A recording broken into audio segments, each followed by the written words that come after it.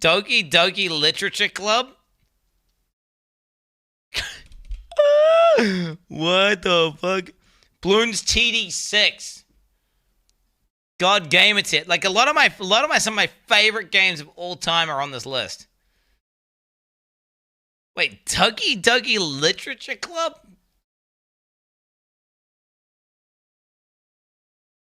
Wait, isn't this some weird game where like people are killing themselves or something, or is that just a meme to like generate PR?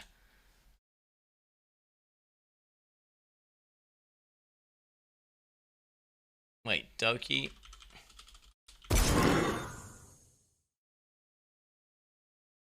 It's free. Valheim had a new update with ice caves.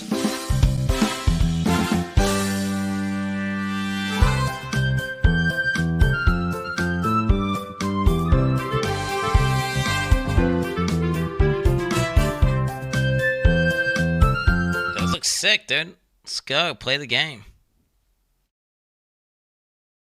Hell yeah, this looks fucking sick, dude. Fucking sign me up. Let's go, baby. Doki Doki Literature Club. I mean, this is one of the top rated games of all time. I mean, fuck. I can't get wrong, right?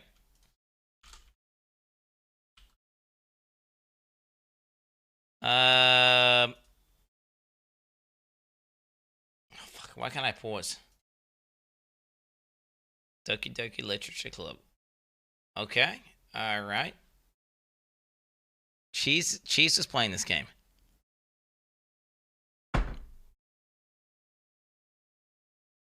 Okay. Wait, what the fuck? Okay. Okay. This game is not suitable for children or those who are easily disturbed. Individuals suffering from anxiety or depression may not have a safe experience playing this game. Oh, fuck.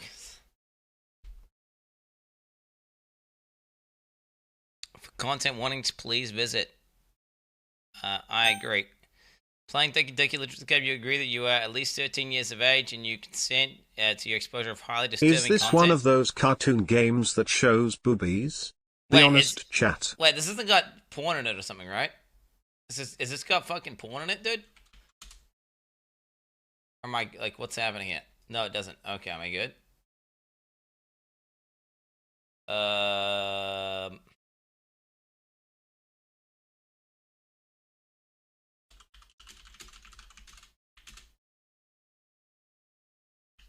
What is this? Doki Doki Literature Club. Okay, what the fuck is this? Okay. Wait, I need to get the borderless full screen, right? I need to get the borderless full screen. Monster Hunter World is on sale right now, just saying.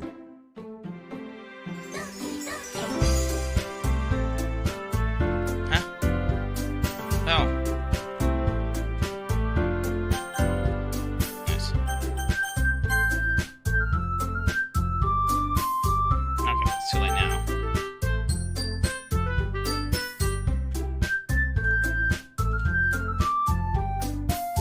I can close this down now. Okay, good. Text speed, music volume, sound volume, skip, unseen text, after choices. Auto forward time. New game. You made a whole list of games and didn't flinch when you saw this game and played it right away. It's super high rated. It looks cringe as fuck, so I gotta click it. Hey! I see an annoying girl running toward me from the distance, waving her arms in the air. Like she's totally obvious to my attention. She might... Wait, what? Like she's totally oblivious to any attention she might draw to herself. This girl is Sayori, my neighbor, and good friends since we were children. Okay. You know, the kind of friends you never see yourself making today. But it just kind of works out because you've known each other for so long. She got big titties? Big anime titties? Hell yeah.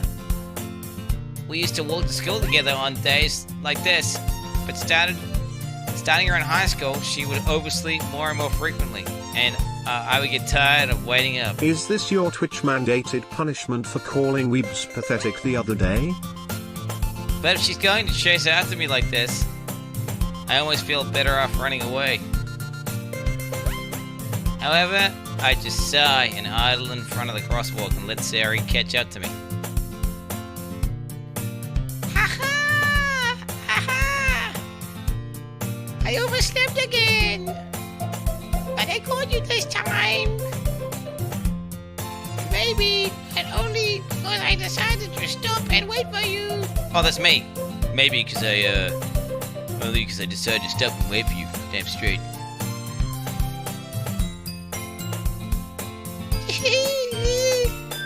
You say that like you were thinking about ignoring me. That's mean, Quan. Well, if people stare at you for acting weird, I don't want them to think we're a couple or something. Okay, dude, shit, homie. Fine, fine. Okay, I can't read this. But you did wait for me after all. I guess you don't have it in you to be mean even if you want to. I'm such a nice guy. Whatever you say, Sayori. We cross the street together and make our way to school.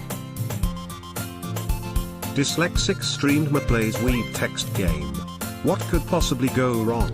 Monka Heli watches White Peepo happy smokes while running over civilians of Chicago, and Fat Dank Peepo is also there too. As we draw near, the streets become increasingly speckled with other students making their daily commute.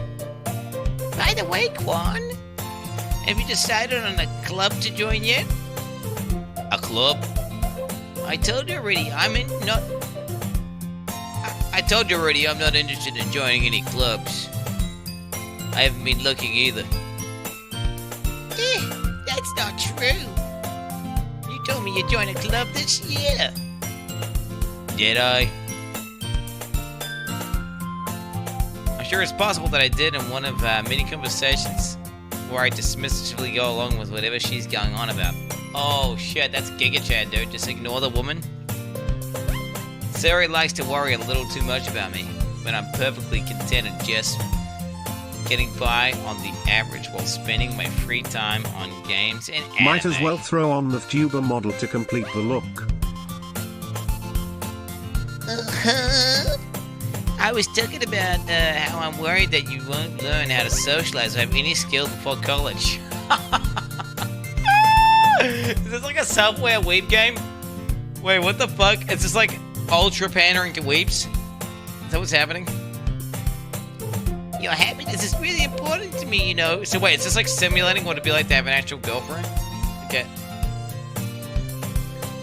And I know you're happy now, but I die at the thought of you becoming a NEET in a few years where you're not used to the real things world. This man is willing to do to avoid playing actual games is impressive. This game is literally same rating as fucking Hades and Bloons and Portal 2.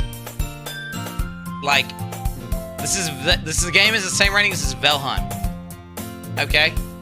So why aren't I giving this a try? You trust me, right? Don't make me keep worrying about you. Alright. I'll look at a few clubs if it makes you happy. The classic,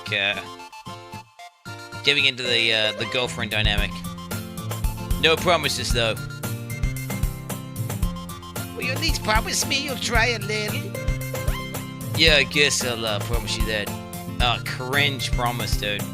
Yay! Why do I let myself get lectured by such a carefree girl? Wait, how old is she actually? Never mind. More than that, I'm surprised I could even let myself relate to her. I guess seeing her worry so much about me makes me want to ease her mind, at least a little bit, even if she does exaggerate everything inside of her head. Oh wow. School day is ordinary as ever, and it's over before I know it. After I pack up my things, I stare blankly at the wall looking for an ounce of motivation. Clubs. Sayori wanted me to check out some clubs. I guess I have no choice but to start with the anime club.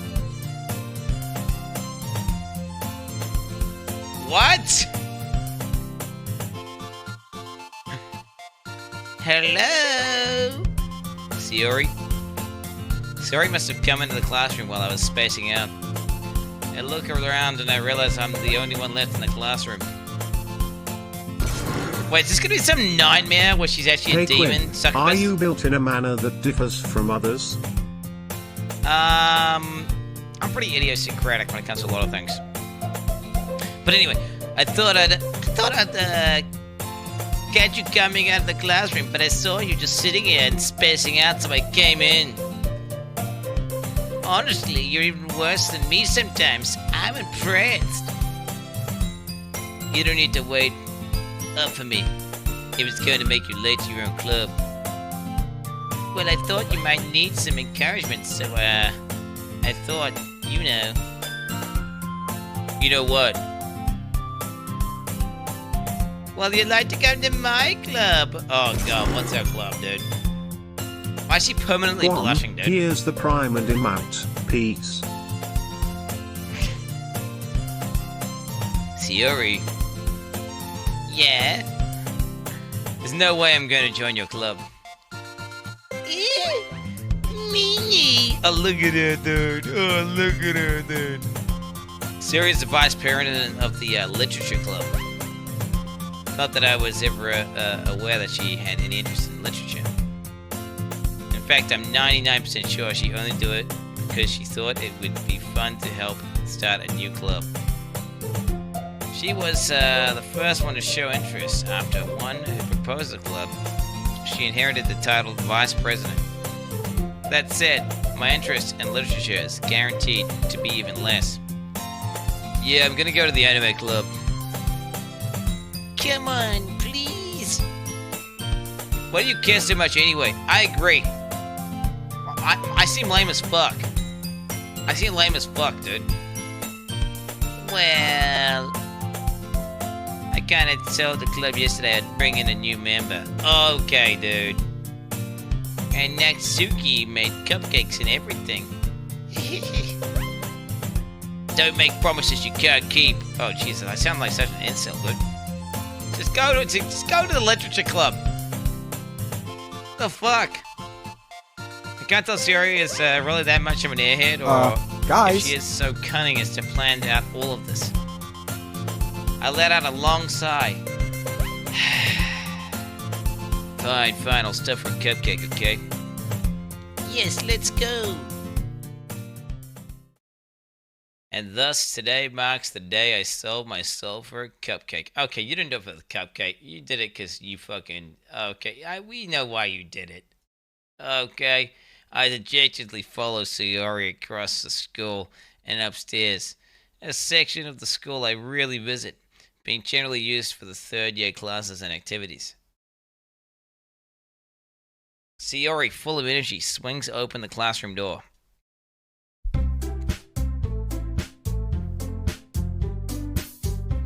Everyone, the new member is here. I told you, don't call me a new member. I glance around the room.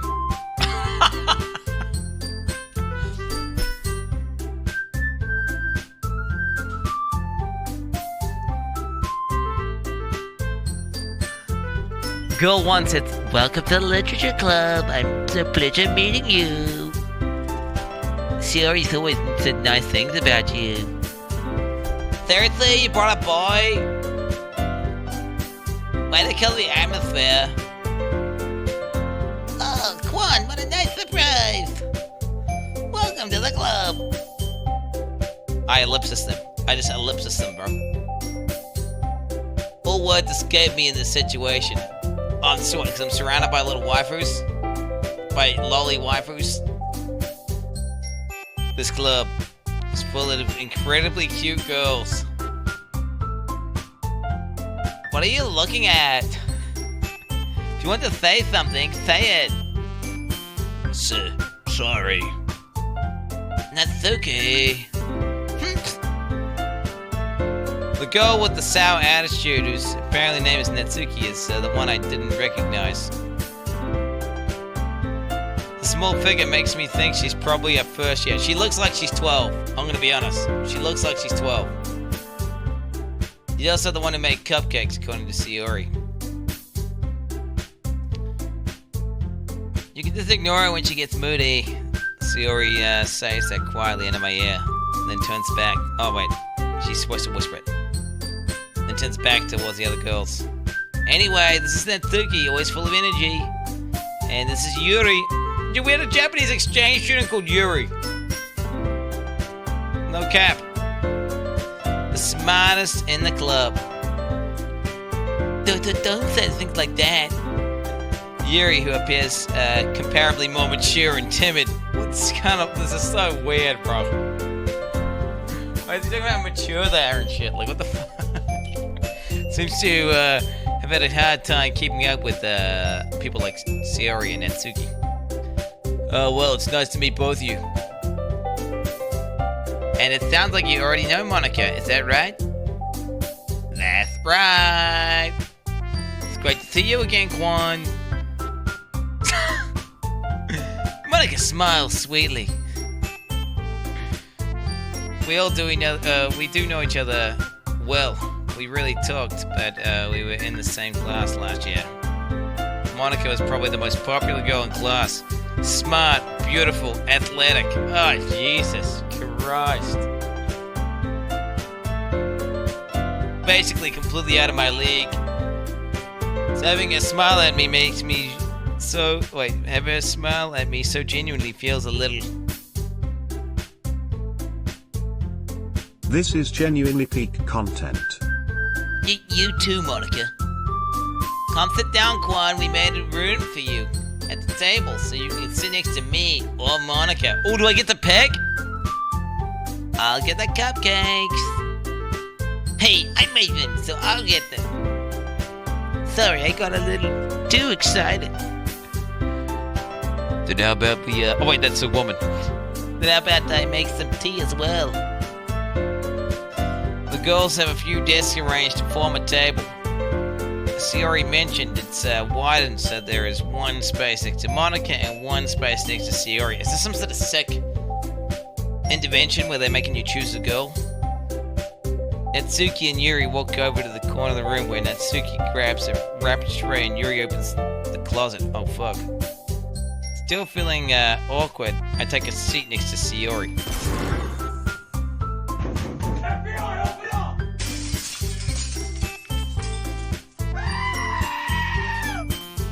Natsuki proudly marches back to the table, tray in hand.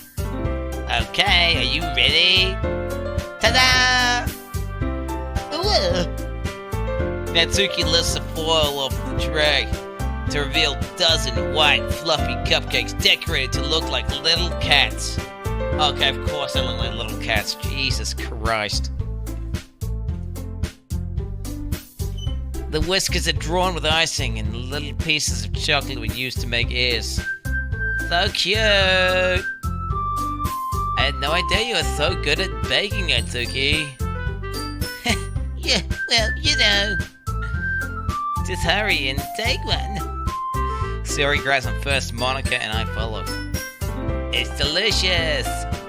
Sayori talks with her mouth full and has already managed to get icing on her face. Oh, fuck.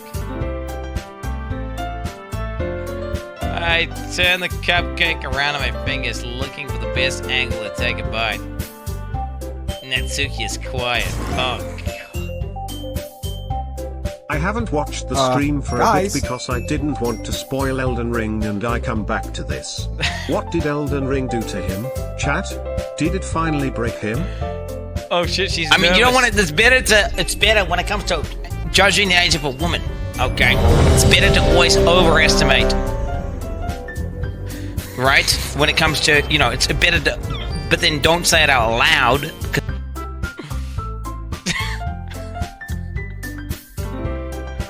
It sounds so bad, bro. It's actually...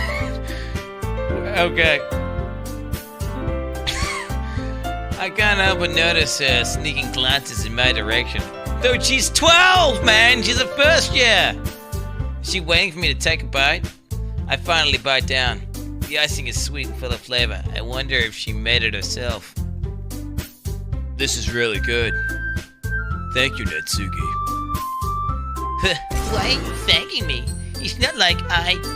Monka Heli watches white people happy smokes while running over civil. It's not like Haven't I heard this from somewhere before? I think you should play Minecraft instead of this.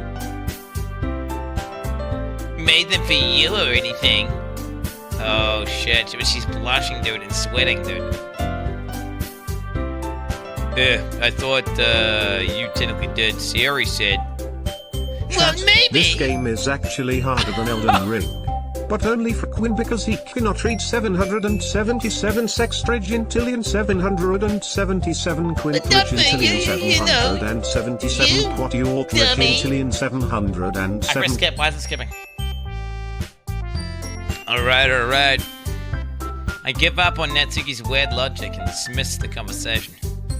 Yuri returns to the table carrying a tea set. She carefully places the teacup in front of us before setting down the teapot next to the cupcake tray. You keep a whole tea set in this classroom? Don't worry, the teachers gave us permission. After all, doesn't a cup of hot tea help you enjoy a good book? I guess. Don't let yourself get intimidated. Yuri's just trying to impress you. That's not... Wait, is this seriously like a fucking anime girl thirst simulator? Where you just have a bunch of anime girls thirsting after you and you're just like a Giga Chad? Is that where, seriously? But why are they making the fucking 12-year-old girl fucking thirst after you? That's weird as fuck, dude. Okay. Insulted, Yuri looks away. I didn't mean that, you know. I believe you. Well, tea and reading might not be a pastime for me, but at least I enjoy tea. Stand up. I'm completely flaccid right now. These things are abominations, okay? Why are their eyes so big? How come they have such large breasts? Considering how, like, skinny they are. It doesn't make any sense. I'm glad. Yuri faintly smiles to herself in relief. Monica raises an eyebrow and then smiles at me. So, what made you consider the literature club? I was afraid of this question. Something tells me I shouldn't tell Monica that I was practically dragged here by Siri. Of course you tell her that, bro. Well, I haven't joined any clubs yet, and Siri seemed really happy here, so... That's okay, don't be embarrassed. We'll make sure you feel right at home, okay? Okay, dude, this is not at all how it would go down. Alright. Wait, should I turn the music? You are pretty right. Maybe I turn the music down a little bit. As president of the Literature Club, it's my duty to make the club fun and exciting for everyone. Monica, I'm surprised. How come you decided to start your own club? You could probably be a board member for any of the major clubs. Weren't you the leader of the debate club last year? Wait, she told me she's a debate lord? She's a debate lord. Okay. She does not look autistic enough. Well, you know, to be honest, I can't stand all the politics around the major clubs. Feels like nothing but arguing about the budget and publicity. And how to prepare for events. I'd much rather take something I personally enjoy and make something special out of it. And if it encourages others to get into literature, then I'm fulfilling that dream. Monica's a really great leader. Yuri also nods in agreement. Okay, dude. Yuri's pretty bad chess. Then I'm surprised there aren't any more people on the club yet. Must be hard to start a new club. You could put it that way. Not many people are interested in putting out all the effort into starting something brand new. Wait, are they some evil psycho woman? And every time they invite someone to the new club, they fucking murder you? Is this like that fucking K-pop song where they invite boys around to their house and then torture them? Is that why they're being so fucking nice? I don't trust this at all. Especially when it's something that doesn't grab your attention, like literature. You have to work hard to convince people that you're both fun and worthwhile. But it makes school events, like the festival, that much more important. I'm confident we can all really grow in this club before we graduate. Right, everyone? Yeah. We'll do our best. You know it. Everyone enthusiastically agrees. Such different girls, all interested in the same goal. Monica must have worked really hard just to find these three. Maybe that's why they're all so delighted by the idea of a new member joining. Though I still don't really know if I can keep up with their level of enthusiasm about literature. So Quan, what kind of things do you like to read? Considering how little I've read the past few years, I don't have a really good way of answering that. Manga.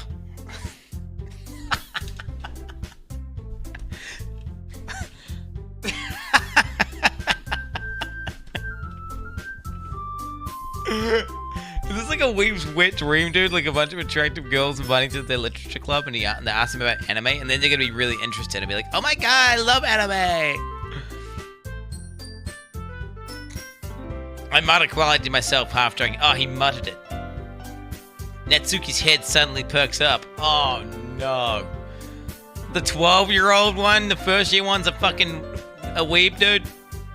It looks like she wants to say something, but she keeps quiet. Not much of a reader, I guess. Well, that could change. What am I saying? I spoke without thinking after seeing Yuri's sad smile. Anyway, what about you, Yuri? Well, let's see. Yuri traces the rim of a teacup with her finger.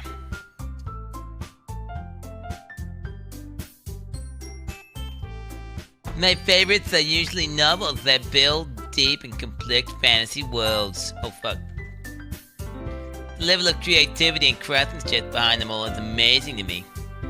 And telling a good story in such a foreign world is equally impressive. So what, she's reading Game of Thrones? Yuri goes on, clearly passionate about her reading. She seems so reserved and timid since the moment I walked in. But it's obviously by the way her eyes light up that she finds her comfort in the world of books, not people. But you know, I like a lot of things. Stories with deep psychological elements usually are meant to me as well. Isn't it amazing how a writer can so deliberately take advantage of your own lack of imagination to completely throw you for a loop? Oh shit, dude. Oh fuck, what sex shit has he imagined? They've all imagined some sex shit like abducting a fucking anime boy weeb and then fucking torturing him to death. Anyway, I've been reading a lot of horror lately. Yeah, I'm the person, dude. I'm the person. I have imagination, so you're not fooling me. Woman, you're not fooling me. Guys. I read a horror book once. I desperately grasped something I can relate to at the minimal level. I read Goosebumps, chat, so, you know. This rate, Yuri might as well be having a conversation with a rook. Really? I wouldn't have expected that, Yuri. Someone as gentle as you. I guess you could say that. But if a story makes me think or makes me, or takes me to another world, then I really can't put it down. Surreal horror is often very successful at changing the way you look at the world, only for a brief moment. Oh god. Ugh, I hate horror. Oh, why's that? Well, Cause she's a weep, chat. Natsuki's eyes dart over to me for a split second. Never mind. Oh shit, dude. Oh shit, dude. This game, like, what the fuck? That's right. You usually like to write about cute things, don't you, Natsuki? What? Who gave you that idea? You left a scrap of paper in last club meeting. It looked like you were working on a poem called "Don't Say It Out Loud!" And I give that back. Fine. Your cupcakes, your poems. Everything you do is just as cute as you are. Okay, this is fucking weird, bro. She's 12, dog. Sayori slides up behind Natsuki and puts her hands on her shoulders. I'm not cute.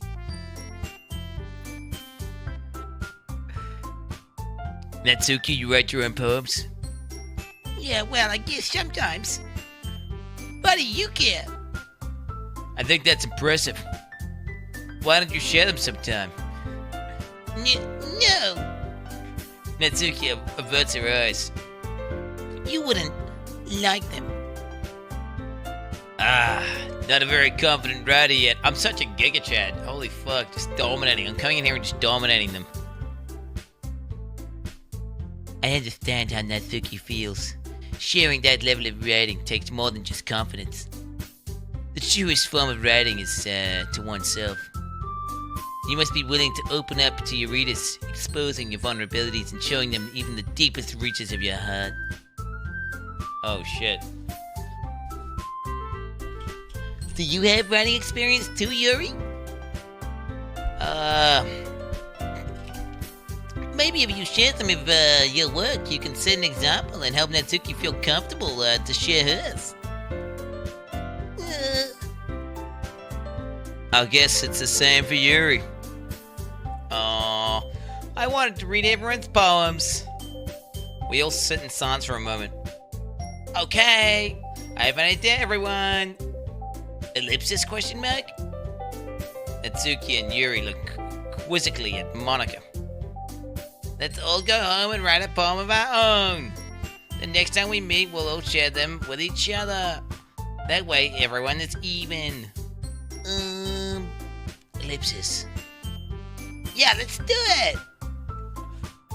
Plus, now that we have a new member, I think it will help us get a little bit more comfortable with each other and strengthen the bond of the club. Isn't that right, Quan? Oh shit, hell yeah. Monika smiles warmly at me once again. Oh shit. Hold on, there's still one problem. Eh? What's that? Now that we're back to the original topic of me joining the club, I bluntly come forth with what's been on my mind the entire time. I've never said I would join this club! Sayori may have convinced me to stop by, but I never made any decision. I still have other clubs to look at, and, I lose my train of thought. All four girls stare back at me with dejected eyes. Oh, they're all staring, dude. Oh shit, chat's staring as well. What the fuck? But I'm sorry, I thought. Come on. You all. I'm defenseless against these girls. Why does it seem like a start of like some weird porno? Some fucking Japanese schoolgirl porno, like from weeb hentai shit. Like where they're just like, you're just getting dominated by four girls. I'm defenseless against these girls. How am I supposed to make clear the decisions when it's like this? That is, if writing poems is the price I need to pay in order to spend every day with these beautiful girls. Right. Alright, I've decided then. I'll join the literature club. One by one, the girls' eyes light up. Oh, God. Yes, I'm so happy. Oh, Sayori wraps her arms around me, jumping up and down. Oh, my God. Hey. You ready to scare me for a moment? If you really just gave me the cupcakes, I would be super pissed. Then that makes it official. Welcome to the Literature Club. Thanks, I guess. Okay, everyone. I think with that, we can officially end today's meeting and go on a good note. Everyone remember tonight's assignment.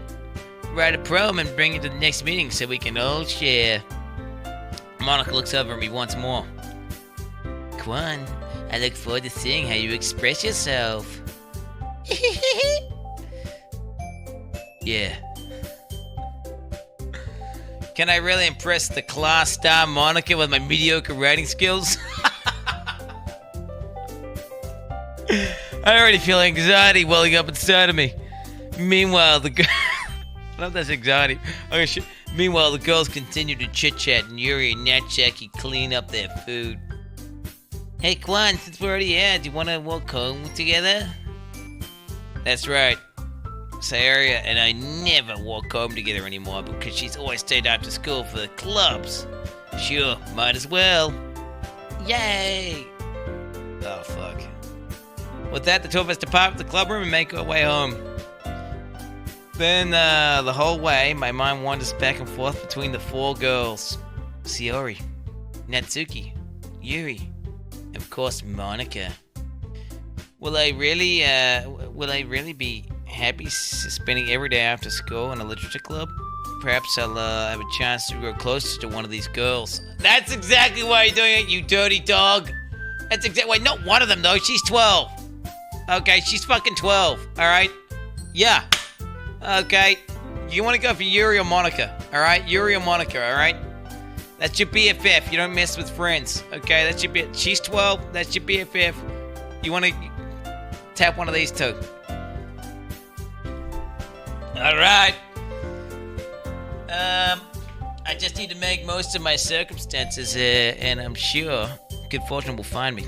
Wait, what? I just need to make the most of my circumstances, and I'm sure good fortune will find me. And I guess that starts with writing a poem tonight. Time to write a poem. Pick your words you think the favorite club member will like. Something good might happen with whoever likes your one the most. Okay. Agonizing. Massacre. Festering disaster.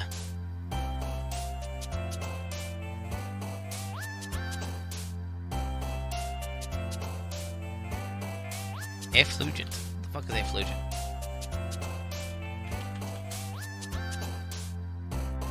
Brightly radiant.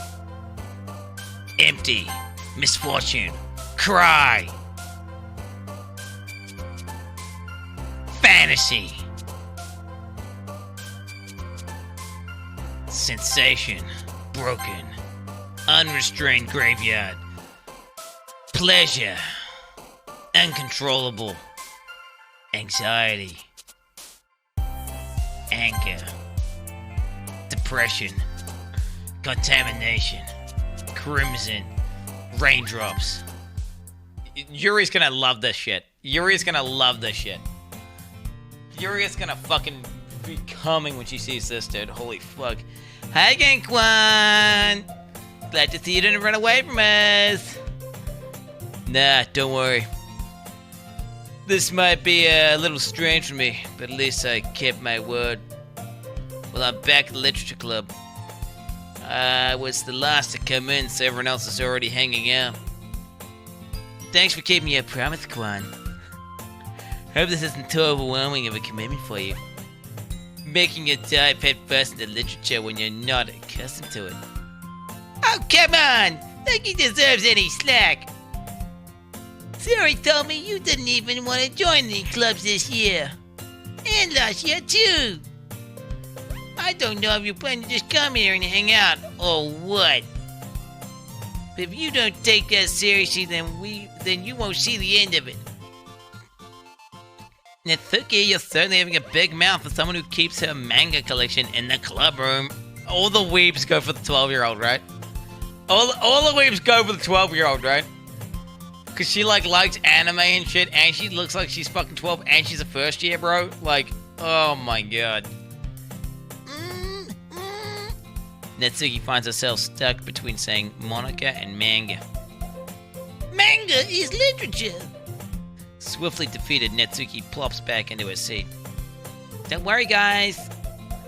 Quan always gets us his best as long as he's having fun.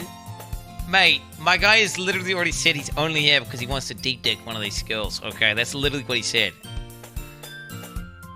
He helps me with my busy work without me even asking. like cooking and cleaning my room. Oh, God. How dependable. Sayori. Oh, Sayori. That's because your room is messy and it's distracting. And you almost set your house on fire once. Is that so? You two are really good friends, aren't you? I might be a little jealous. How come you and Quan became friends together too?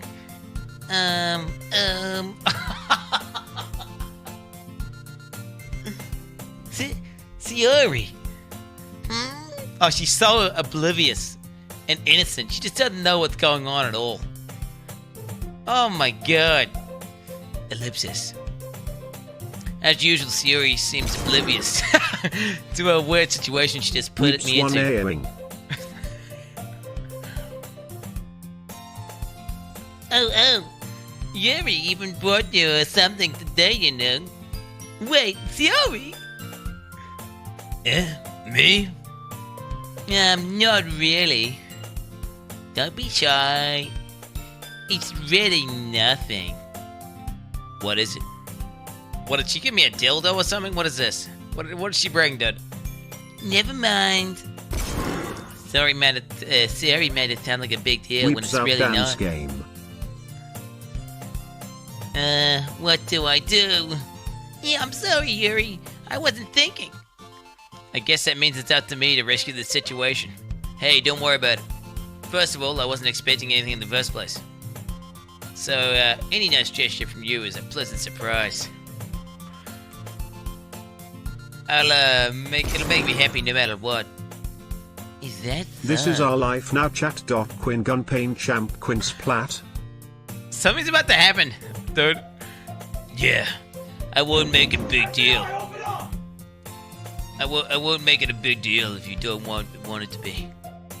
All right. Well, here. Yuri reaches into a bag and pulls out a book. Oh, I have shit, become obsessed a book! with cooking meat over fire. I get prepared for it. I make sure I'm hungry before I cook it. The smell of the smoke and the aroma of the crackling meat ignites some ancient genetic memories. It makes cooking and eating significantly better. Okay, there we go. She reaches in to get a bag and pulls out a book. I didn't want you to feel left out, so I picked out a book that I thought you might enjoy. It's a short read, so it should keep your attention even if you don't usually read. And we could, you know, discuss it if you wanted. This is... How is this girl accidentally being so cute? Mate, it's because she's fucking self-aware and it's all a fucking act!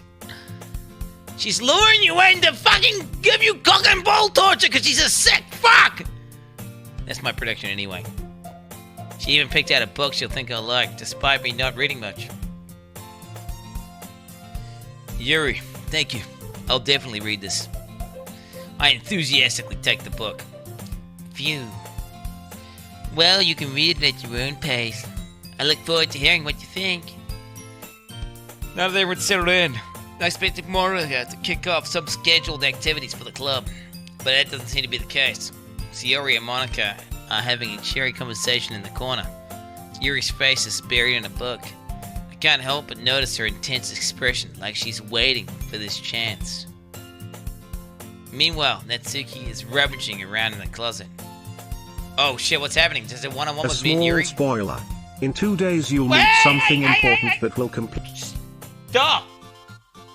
Stop! Does it get into spoils?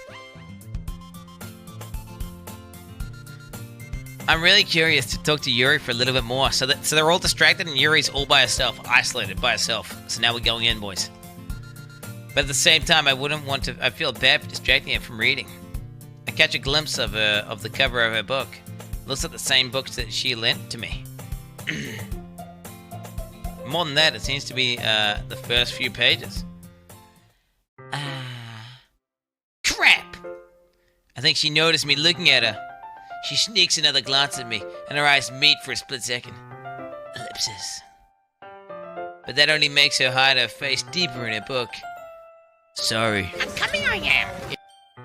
I was just spacing out. I muttered this, sensing I made her uncomfortable. Oh, it's fine. If I was focused, then I probably wouldn't have noticed it in the first place. But I'm just rereading a bit of this, so... That's the book you gave me, right? Mm-hmm.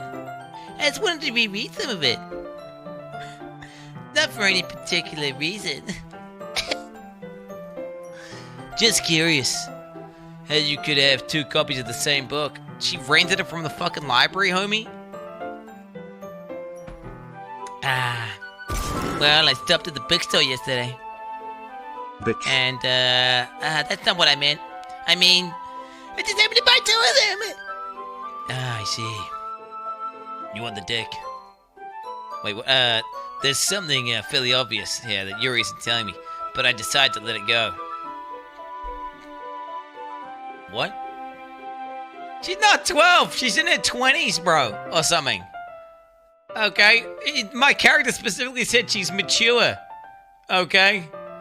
Alright, buddy? Stand up. Stand up. I'll Stand. definitely start reading it soon. I'm glad to hear. Once it starts to pick up, you might have a hard time putting it down. It's very engaging and a relatable story. Is that so? What's it about anyway? Well... Yuri closes the book and scans her eyes over the back. The book is titled Portrait of Markov. There's an ominous-looking eye symbol on the front cover. Alright. I just wanted to make sure I don't accidentally give anything away. Basically, it's about this girl in a high school who moves in Chat with is a so cute long-lost younger today. sister. Ayamunka Heli watches wide peepo happy smokes while But as soon as she does so, her life gets really strange. She gets targeted by these people who escaped from a human experiment prison. And while her life is in danger, she needs to desperately Wiki choose says who she's to trust. 18. You are okay, my dude. No matter what she does, she ends up destroying most of her relationships and her life starts to fall apart. This is kind of dark, isn't it? Yuri made it sound like it was going to be a nice story, so that dark turn came out of nowhere.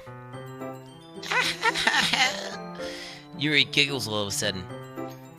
She's like 16, right? She's like 16, but she's like really fit. Right? Really fit. Like extremely mature for her age, you know what I'm saying? Stop, dude. Are you are you a fan of that sort of thing, Quan? No, it's not that. I mean, I could definitely enjoy those kind of stories, so don't worry. I watch anime. I hope so. Yeah, I totally forgot that Yuri's into those things. So, she's so shy and reclusive on the outside, but her mind seems to be completely different. It's just those kind of stories. They challenge you to look at life from a strange new perspective. When horrible things happen, not just because someone wants to be evil, but because they have their own goals and their own philosophy they believe in. And suddenly, when you thought you were related to a protagonist, they made out to be the naive one, for letting their one-sided morals interfere with the villain's plans. I'm rambling, aren't I? Not again. I'm sorry. Hey, don't apologize. I haven't lost interest or anything. Well, I guess it's alright then. Why am I listening to anything she's saying? It's only because she's fucking a cute anime girl. Right? Like, that's the only reason I'm fucking acting interested right now. I mean, but fair enough, actually. But I feel like I should let you know that I have this problem. When I let things like books and writing fill my thoughts, I forget to pay attention to other people. So I'm sorry if I end up saying something strange. Please stop me if I start talking too much. I really don't think you need to worry. I'm a massive cook. That just means you're passionate about reading. The least I can do is listen. It's a literature club after all. That's... Oh, that's hot. That's hot. Well, that's true. In fact, I might as well get started reading it, right? You don't have to. What are you saying? Just a moment ago, you were looking forward to it. Ellipsis. Let me just get the book. Oh, shit. Did she write something in the book? Did she leave a note in the book? Why would she want me to not look at it right now? I quickly retrieved the book that I had put in my bag. Alright, it's fine if I just sit here, right? I slip into the seat next to Yuri's. Oh, shit. Oh, shit. God damn, slipping into that seat right next to Yuri right now. Yeah. Are you sure? You seem a little apprehensive. Guys. I'm sorry. It's not that I don't want you to. It's just something I'm not very used to. That is reading in company with someone. I see. Well, just tell me if I end up distracting you or anything.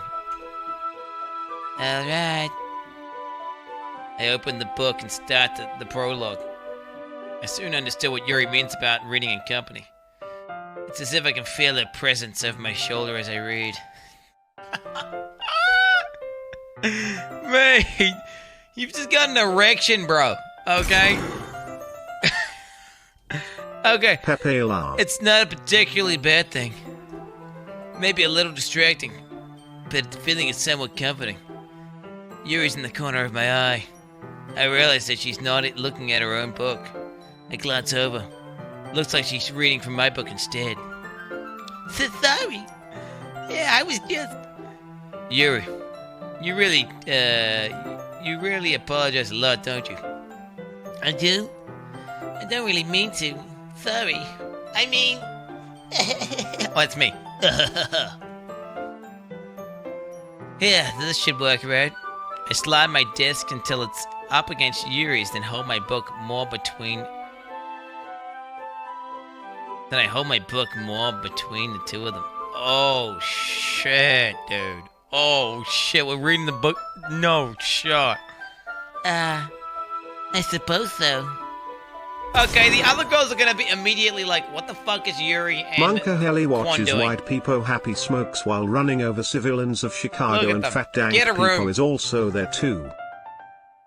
Like, holy shit. Yuri timidly closes her own copy. Once we each lean in a bit, our shoulders are almost touching. Oh my god. Feels like my arm is in the way, so I instead use my right hand to hold the book open. I guess that makes it difficult to turn the page.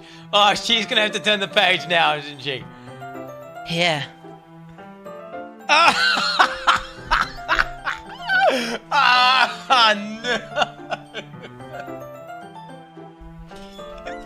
This is like a wave girlfriend simulator, dude. Holy shit. Yuri takes her left arm and holds the left side of the book between her thumb and forefinger. Wait, what? Her left arm and holds the left side of the book between her thumb. I do the same with my right arm on the right side of the book.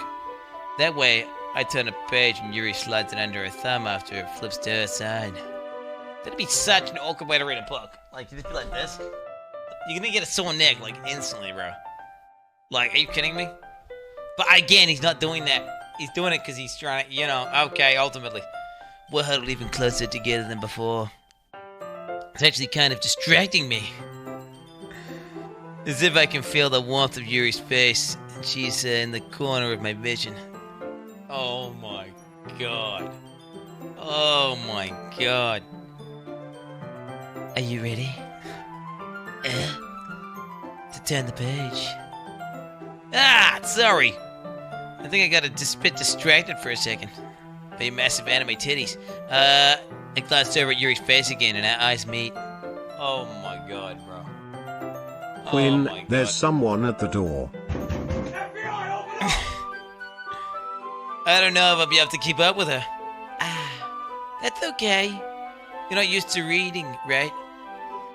I don't mind being patient if it takes you a little bit longer. Hello Mr. Crawford, this is Steven Jensen, a talent scout for Funimation.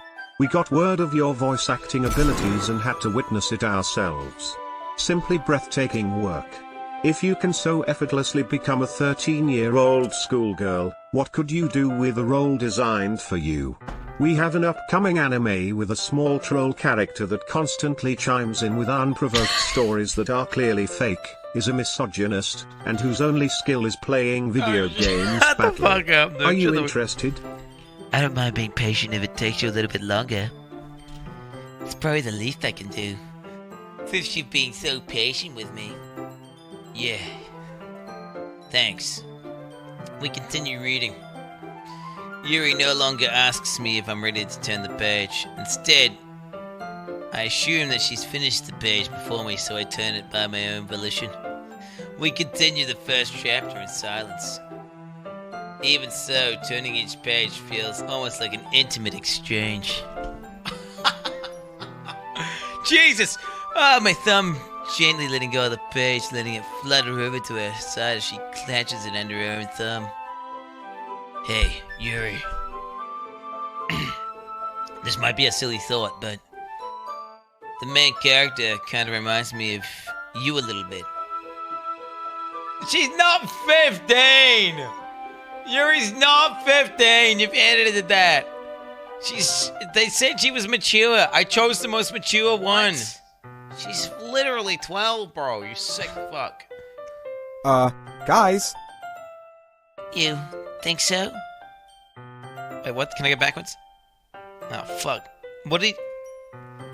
Oh, reminds her of the main character. How does she?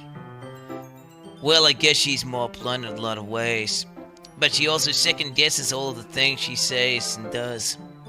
Like she's afraid she'll do something wrong. It's not like I can see into your head or anything. But they're kind of reminiscent of some of your mannerisms. I see. You remain silent for a moment. But Quan, that's probably a terrible thing to have in common with her. Oh, that's so embarrassing you think that. Wait, I didn't mean it in a bad way or anything. Sorry, I didn't know you were self-conscious about that sort of thing. Ellipsis. I guess, I meant more, it's kind of cute. What are you saying all of a sudden? Ellipsis, exclamation point. Okay, everyone. Ellipsis, exclamation point. She keeps getting it, she's getting frights repeatedly. I think it's time we share today's poems with each other. We might not have enough time if we wait too long. Yuri exhales, spared from finishing her thought. Is that alright, Yuri? You look kind of down. I'm sorry if you haven't been looking forward to this. It's fine. Yuri releases her hand from the book, causing it to close on top of my thumb. Oh shit, no fucks giving. Alright. I guess I'll do more reading tonight. You got cucked, brother. Or would you prefer I only read it with you? Oh my god!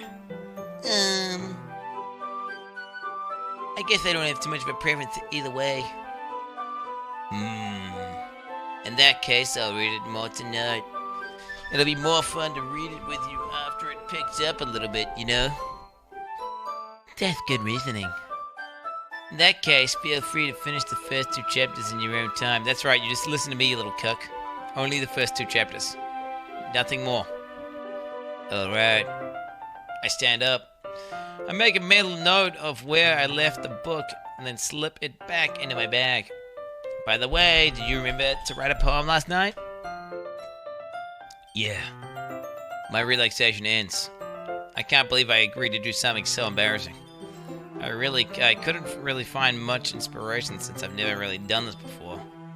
Well, now that everyone's ready, why don't you find someone to share with? Satori says, I can't wait! Satori and Monica enthusiastically pull out their poems. Satori is on a wrinkled sheet of loose leaf torn from a spiral notebook. On the other hand, Monica wrote hers in a composition notebook. I can already see Monica's pristine handwriting from where I sit. Natsuki and Yuri reluctantly comply as well, reaching into their bags. I do the same myself. Who would you show it to first? Yuri. Okay. Yuri seems the most experienced, so I should start with her. I can trust her opinion to be fair.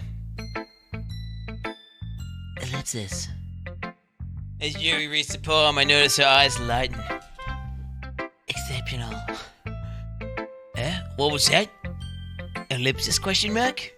Did I say that out loud? Yuri first covers her mouth, but then ends up covering her whole face!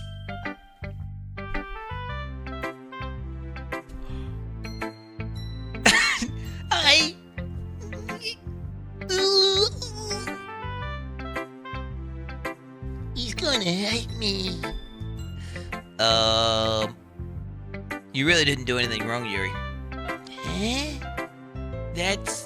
Yeah, I guess you're right. What am I getting so nervous for? Yuri takes a breath.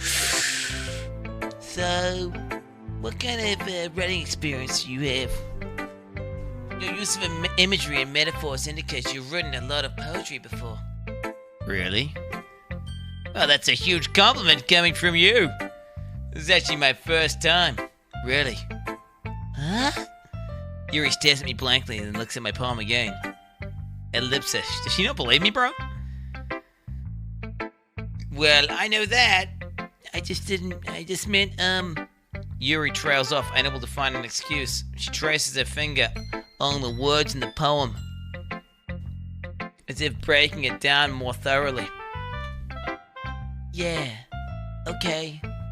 This is the reason, this is the reason I was able to tell. It's just there's a lot of specific writing habits that are usually typical of new writers. And having been through that myself, I kind of learned to pick up on them. I think the most noticeable thing I recognize in new writers is that they try to make their style very deliberate. In other words, they tend to pick up a writing style separate from the topic matter, and they form-fit the two together. The end result is that the style and the expressiveness are weakened. What the fuck's she saying to me, dude? Once Yuri finds her train of thought, she, as it says, her demeanor totally changes. Peak entertainment. I must admit, when I started watching Twitch I never thought I would be so entertained by a scuffed voice acting when reading a hentai story to a bunch of degenerate coomers. Thank you. True. Okay. Her stammering is completely gone and she sounds like an expert. Of course, that's not something you can be blamed for. There's so many different skills and techniques that can go into writing even a simple poem. Not finding them and building them, but getting them to work together is probably the most challenging part. It might take you some time, but all that comes with practice and learning by example and trying new things. I also hope that everyone else in the club gives you valuable feedback. Natsuki can be a little bit biased though. Biased how? Well, never mind. I shouldn't be talking about other people like that. Sorry. It's fine. I'm not sure if Yuri's apologizing to herself or to me or to Natsuki. Do you mind if I read your poem now? Please do. I'd love to share my thought process behind it. Yuri smiles dreamily as if this is a rare opportunity for her, which is itself is kind of funny. After all, isn't this supposed to be a literature club?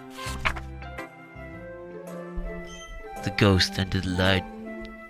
The tendrils of my hair illuminate beneath the amber glow. Bathing.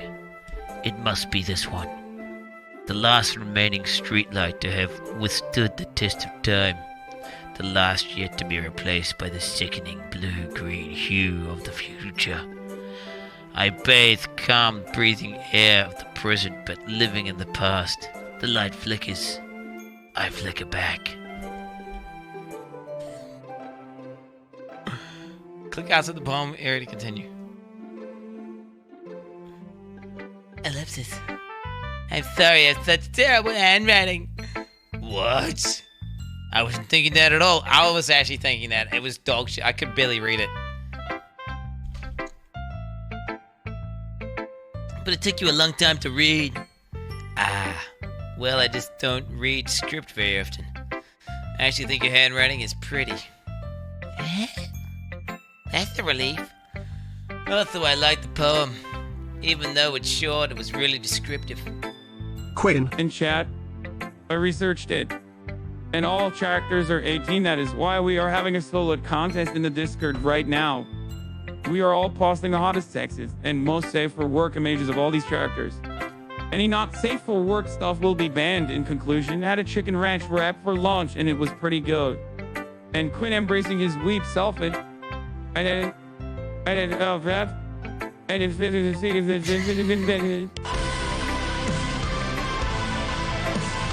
What? He was trying to say is.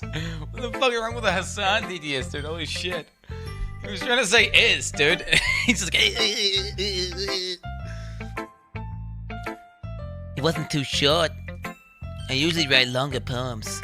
Not at all. I'm really glad you like it. I'll be honest. Since that's our first time sharing, I wanted to write something a little bit more mild. Something easy to digest, I suppose. Are you into ghost, Yuri? Hoo-hoo! Actually, the story isn't about a ghost at all, Quan. It wasn't! Wasn't it about after... It's in some dystopian future. Right? That's what she said. Wasn't that... I imagine like some dystopian future where the last light is flickering and going out. And like the new world of neon lights. Is that... Okay, let's see what it's about. Really? I must have totally missed the point. Well, I suppose you did only glance over it after all. Remember that poets often express their own thoughts, feelings, and experiences in their work. They usually do more than tell a simple story or paint a picture. In this case, perhaps the subject of the poem is only being symbolic compared to a ghost, lingering in a last remaining place of comfort, unable to let go of the past, and soon to be left with nothing. That's a lot more solemn, putting it that way. I hadn't even thought about that. That's impressive. Eh? It's nothing, really. Yours is impressive too, so... Nah. If anything, I could probably learn a thing or two from you. I'm such a simp cuck. You think so? Yeah, of course. You know, I was really nervous about doing all this, but in the end, I enjoyed it. I'm going to keep doing my best for you, Quan.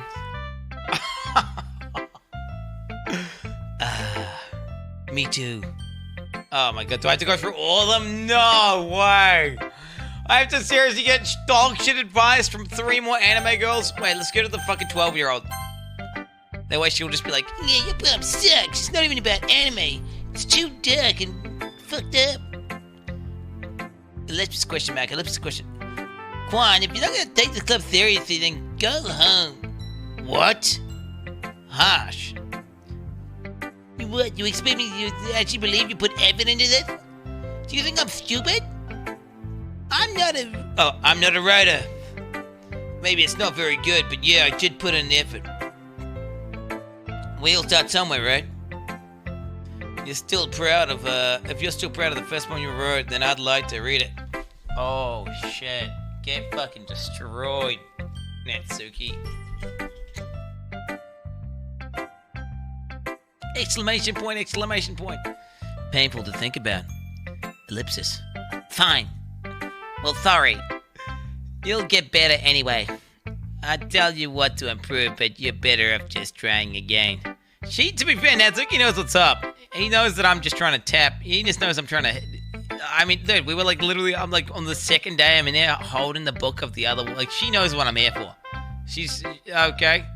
He? Wait. What the fuck's her name? She knows I'm just trying to hit Yuri. Fair enough. Well, each to their own, I guess. Anyway, I guess I gotta share mine now. Knowing you'll probably think it's stupid. She's gonna type, is this gonna be some wave shit, dude?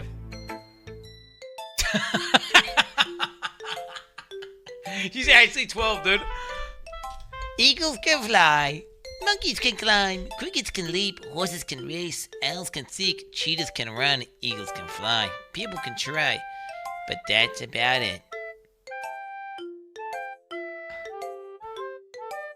They really trying to push this like fucking weird, like this is like the VTuber fucking. This is the VTuber dynamic, dude. Okay, they're really pushing the like she's like the infant brain, you know? Yeah, I told you weren't gonna like it. I like it. What? Just be honest. I am. Why are you so convinced I wouldn't like it? Well, because everyone in high school thinks that writing has to be all sophisticated and stuff. So people don't even take my writing seriously. Isn't the point of poems and people to express themselves? Your writing style wouldn't make your message any less valid. Yes, exactly. Dude, I'm such a cuck simp and just panned it to every single person I talk to. Holy shit. I would have just told her it's trash. Like, it looks like my fucking, like, my 5-year-old child could make a better poem than that. It's like, I like when it's easy to read, but it hits you hard. Like in this poem. Seeing everyone around you do great things can really be disheartening. So I've decided to write about it. Yeah, I understand. But the other thing nice about simple writing is that it puts more weight on the wordplay. Like I set up for a rhyme at the end, but then made it fall flat on purpose. It helps bring out the feeling in the last line. So you did. I guess I went more into it than I realized. That's what it means to be a pro. 51 month and I tune into this weird egg. Is it we'd take over day? Aye. I'm glad you learned something. Didn't expect that from the youngest one here, did you? I told you she's fucking 12. I told you. Like, I don't want to know what the secret ending is for this, if you pursue this character, dude. Like, do you get caught by that? Hopefully it's an FBI ending. Hopefully they have an FBI ending, and then it also reports you to the actual police. You know?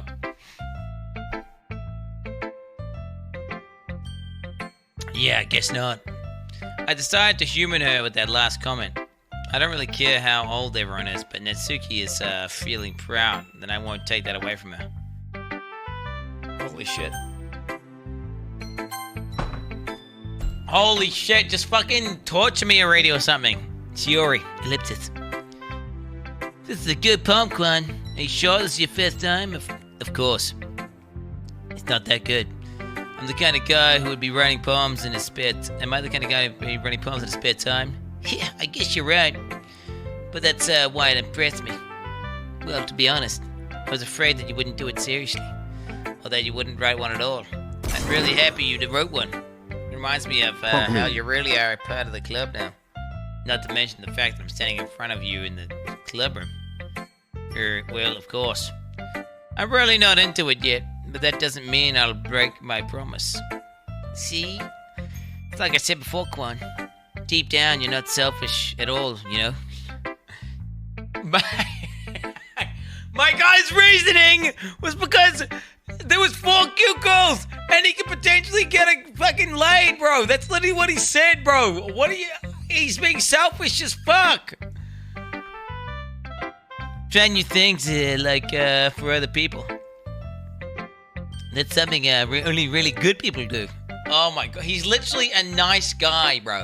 He's literally a nice guy. That's what he is, dude. Thanks, Shiori. Hopefully they don't reinforce the nice guy behavior. Hopefully the nice guy gets completely annihilated here. I'm not sure if Shiori sees a full picture of my motive here. Exactly. Yeah, there you go. Yeah, there you go. Then again, I can't deny that she's part of the reason I joined. Knowing how much this means to her and all. Yeah. I'm gonna make sure you have lots of fun here, okay? That'd be a way of thanking you. Alright, I'm going to hold you to that then. Yay! Now you read my poem too, right? Don't worry, I'm really bad at this. We'll see about that. Okay, this is good writing, unless I can read this. Dear Sunshine, the way you glow through my blinds in the morning makes me feel like you miss me. Kissing my forehead to help me out of bed, making me rub the sleepy from my eyes. Are you asking me to come out and play? Are you trusting me to wish a rainy day? I look above, the sky is blue. It's a secret, but I trust you too. If it wasn't for you, I could sleep forever. But I'm not mad. I want breakfast. Oh my god, literally nobody exists like this. This is like every anime girl ever. The ultra like unaware, just pure, innocent, totally fucking it's like this binary thing where they're just like this pure good. But then they have massive anime titties. Theory. This is just a guess, but did you wait this morning to read this? No, just a little bit. You can answer just a little bit. You can't answer just a little bit to a yes or no question. I forgot to do it last night. Well, that at least makes me feel a little bit better about myself. Don't be mean. I still tried my best. Yeah. I didn't mean to say that it was a bad poem. It came out nice. Easy game was Elden Ring. Next one is gonna be nothing. It just sounds like you. Really? Yeah. Especially that last line. I made eggs and toast. Even though you were late to school. It's bad to skip breakfast. I get all cranky. Okay, you need to do keto, okay? You're not having it, that's because your blood sugar levels are dropping. Okay, being hangry is literally because your blood sugar is dropping because you're relying too much on carbohydrates, okay? Seriously. Well, I guess there's no point arguing. Anyways, thanks for showing me. This is so much fun. Monica's the best. Yeah. But next time, I won't forget. And I'm gonna write the best poem ever. Well, I guess I look forward to it. Okay, Monica's totally evil, and she's the absolute giga ringleader of this whole thing, right? She's a sick fuck, right? Monica's a sick fuck. Hey, Quan. Having a good time so far? Yeah. Glad, good to hear it. By the way, since you're the new and everything, if you ever have any suggestions for the club, like new activities or things we can do better, I'm always listening. Don't be afraid to bring things up, okay? Alright, I'll keep that in mind. The final boss is Chris Hansen. If you lose, he asks you to just take a seat right over there. Of course, I'll be afraid to bring these things up. I'm much better off just going with the flow until I'm more settled in. Anyway, want to share your poem with me? It's kind of embarrassing, but I guess I have to. Don't worry, Quan. We're all a little bit embarrassed today, you know? That's the sort of barrier that we'll learn to get past soon. Yeah, that's true. I hand Monica my poem. Great job, Quan. I was going, ooh, in my head while reading it. It's really metaphorical. I'm not sure why, but I didn't expect you to go for something so deep. I guess I underestimated you. It's easiest for me to keep everyone's expectations low. True. That way, it always counts when I put some effort. Yo, that's the play, dude. It's the art of war, boys. Okay. When you're at your weakest, make yourself look strong, and when you're at your strongest, make yourself look weak. Okay. That's not very fair. Ah, what the hell's this? Stop! Stop! Stop! You know that Yuri likes this kind of writing, right? You goddamn right. You goddamn right I know that. Writing that's full of imagery and symbolism. Unlike Satori, who likes to use simple and direct words to describe happiness and sadness. If you're trying to keep our expectations low, Quan, this game definitely is getting you there. Holy shit, dude. It's about to pop off, I'm sure. Yuri likes it when readers are left to derive their own meaning out of it. It's very challenging to write that like that effectively. both allowing people to get something out of it just by feel, or letting them deeply analyze all the nuances. It can take years of practice, which I'm assuming Yuri has at this point. I never really asked though. Wait, what? I'm sure I'm nowhere near her level yet. Don't worry too much about that. You do your own thing. Just keep on exploring and learning by trying new things. I'm sure I'll end up trying a lot of things. Wait, I'll end up trying different things a lot. It could take a while before I feel comfortable doing this. That's okay. I'd love to see you try some new things. That's the best way to find the kind of style that suits you. Everyone else might be a little bit biased towards their own kind of styles, but I'll always help you find what suits you the most. So don't force yourself to write in a way that everyone else wants you to write. It's not like you're going to have to worry about impressing them or anything.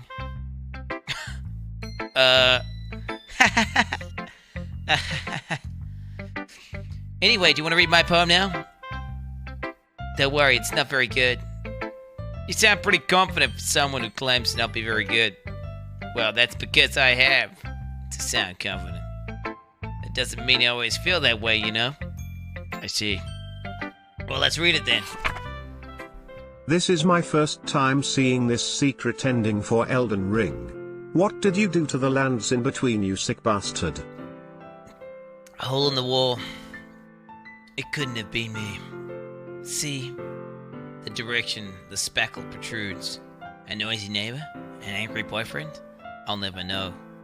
I wasn't home. I peer inside for a clue. No! I can't see. I reel, blind, like a film let out in the sun. But it's too late. My retinas already scorched with a permanent copy of the meaningless image. It's just a little hole. It wasn't too bright. It was too deep, stretching forever into everything. A hole of infinite choices. I realize now that I wasn't looking in. I was looking out. And he, on the other side, was looking in. What the fuck? Jesus Christ. She's like permanently scarred by this? What the fuck kind of hole? Was this a glory hole? What kind of hole was she looking through? I don't even know, dude. What the fuck? So, what do you think? It's very freeform, if that's what you call it. Sorry, I'm not the right person to talk to and ask for feedback. It's okay. Yeah, that kind of style has gotten pretty popular nowadays. That's a lot of poems have been putting emphasis on the timing between words and lines. When performed out loud, it can be really powerful. What's the inspiration behind this one?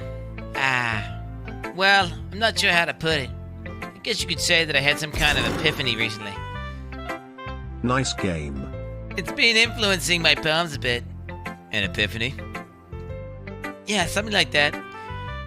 I'm kind of nervous to talk about deep stuff like that because it's kind of coming on strongly.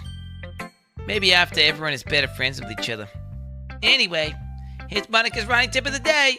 Sometimes when you're writing a poem or a story, your brain gets too fixated on a specific point. If you try so hard to make it perfect, then you'll never make any progress. Just force yourself to get something down on paper and tidy it up later. Another way to think about this is, if you keep your pen in the same spot for too long, you're just gonna get a dark puddle of ink. Sounds like a dog shit pen, dude. So just move your hand and go with the flow. That's my advice for today. Thanks for listening. Holy shit. Just fucking torture me. Phew. I guess that's everyone. I glanced around the room. It was a little bit more stressful than I anticipated. It's as if everyone is judging me for my mediocre writing abilities. Even if they're just being nice, there's no way my poems can stand up to this. This is a literature club after all. I sigh. I guess that's what I ended up getting myself into. Across the room, Sayori and Monika are happily chatting. My eyes land on Yuri and Natsuki. They are gingerly exchanging sheets of paper, sharing their respective poems. As I read in tandem, I watch each of their expressions change. Natsuki's eyebrows furrow in frustration.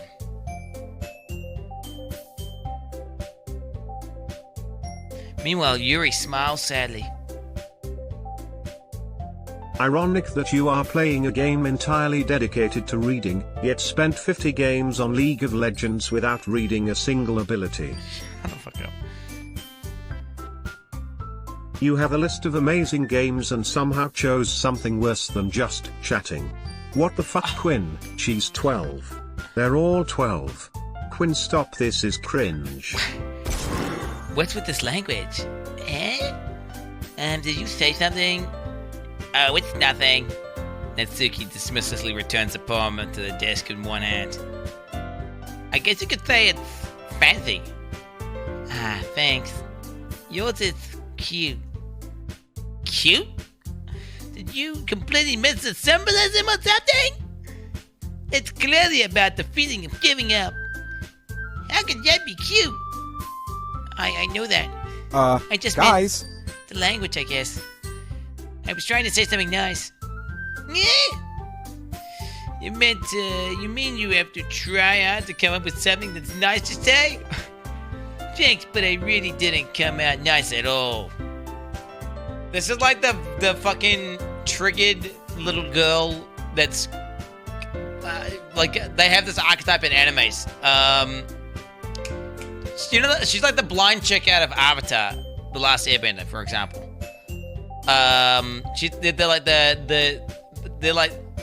They're constantly underrated and they get like mad at everything, and then yeah, you know, it's like I've seen it. There's a bunch of animes and there's the same character, and this is like the super deep cute girl who's always nervous and apologizing, and then you got the super they're all like archetypes out of anime, dude.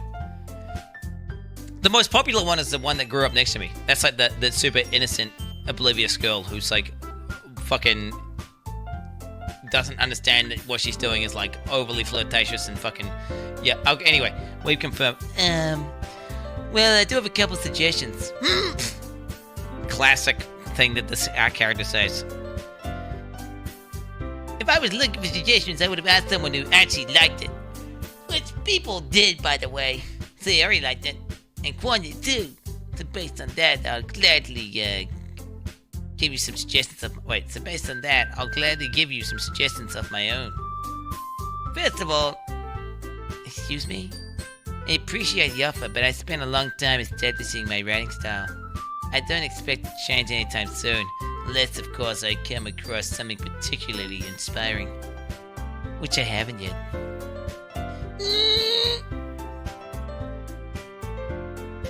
And quite like my poem too, you know. This game is 6 hours and nothing happens, it's just the same shit over and over. Please end the meme. Stop. He even told me he was impressed by it. Natsuki suddenly stands up. Oh!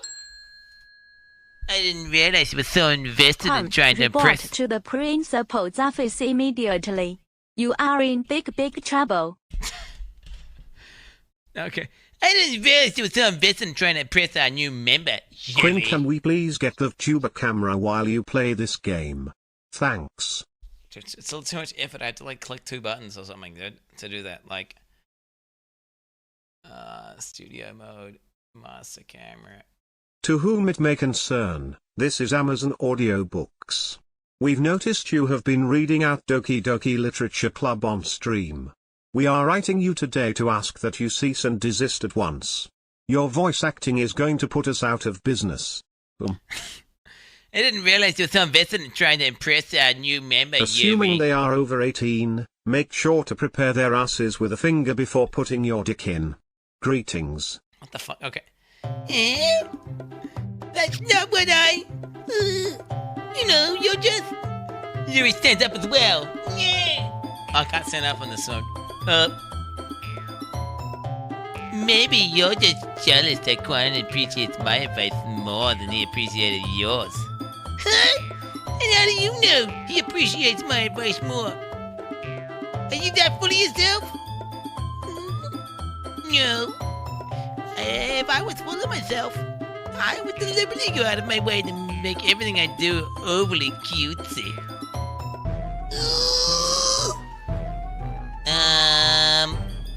Is everyone okay today?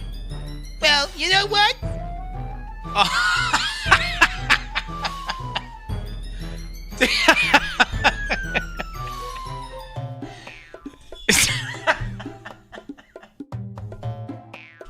All the girls are fighting over me now, dude. Because I'm just that Giga Chad and Big Dick. They all want the, like, holy shit. But... What has this stream become? I wasn't the one whose boobs magically grew a size bigger as soon as Quan started showing up. That's Suki. Next Suki, that's a little... This doesn't involve you! I don't like you fighting, guys. Suddenly, both girls turned towards me as if they just noticed I was standing there. Quan, she's just trying to make me look bad. That's not true. She started it. If she could get over herself and learn to appreciate that simple writing is more effective, then this wouldn't have happened in the first place. What's the point of making all your bones all convoluted for no reason? The meaning should jump out at the reader, not force him to have to figure it out. Help me explain it to her, Quan. Oh my god, this is where I have to choose? Wait, does it make... Okay, it's easy choice. Wait! There's a reason that we have so many deep, expressive words in our languages. It's the only way to convey complex feelings and meaning, and the most effectively. Avoiding them is not only unnecessary limiting yourself, but it's also a waste. You understand that, right, Quan? Am I creeping you guys out?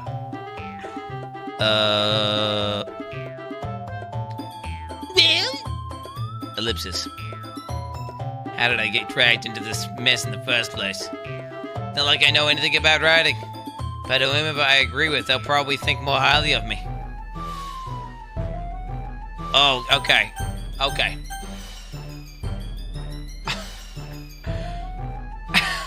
Why are you guys freaking out so much? Okay, so wait. The manipulative thing to do if I'm trying to get the dick would be... So the neutral thing is to get Satori to help me out. This is probably what I do IRL. But because I'm min-maxing here, we're just gonna go Yuri, right? Yeah. We're gonna go Yuri, right, for sure. Oh, shit. Okay, let me fix this thing. Okay, monster camera, you guys freaked out too much of this. Like, you guys really... Oh, fuck, what the fuck? GoPro... Okay, fixed.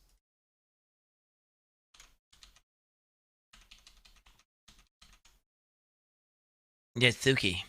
I think you're right that I liked your poem. See? Wait. That's not an excuse for you to be so mean. You shouldn't pick a fight just because someone's opinion is different. That's not what happened at all. Yuri wouldn't even take my poem seriously. I understand.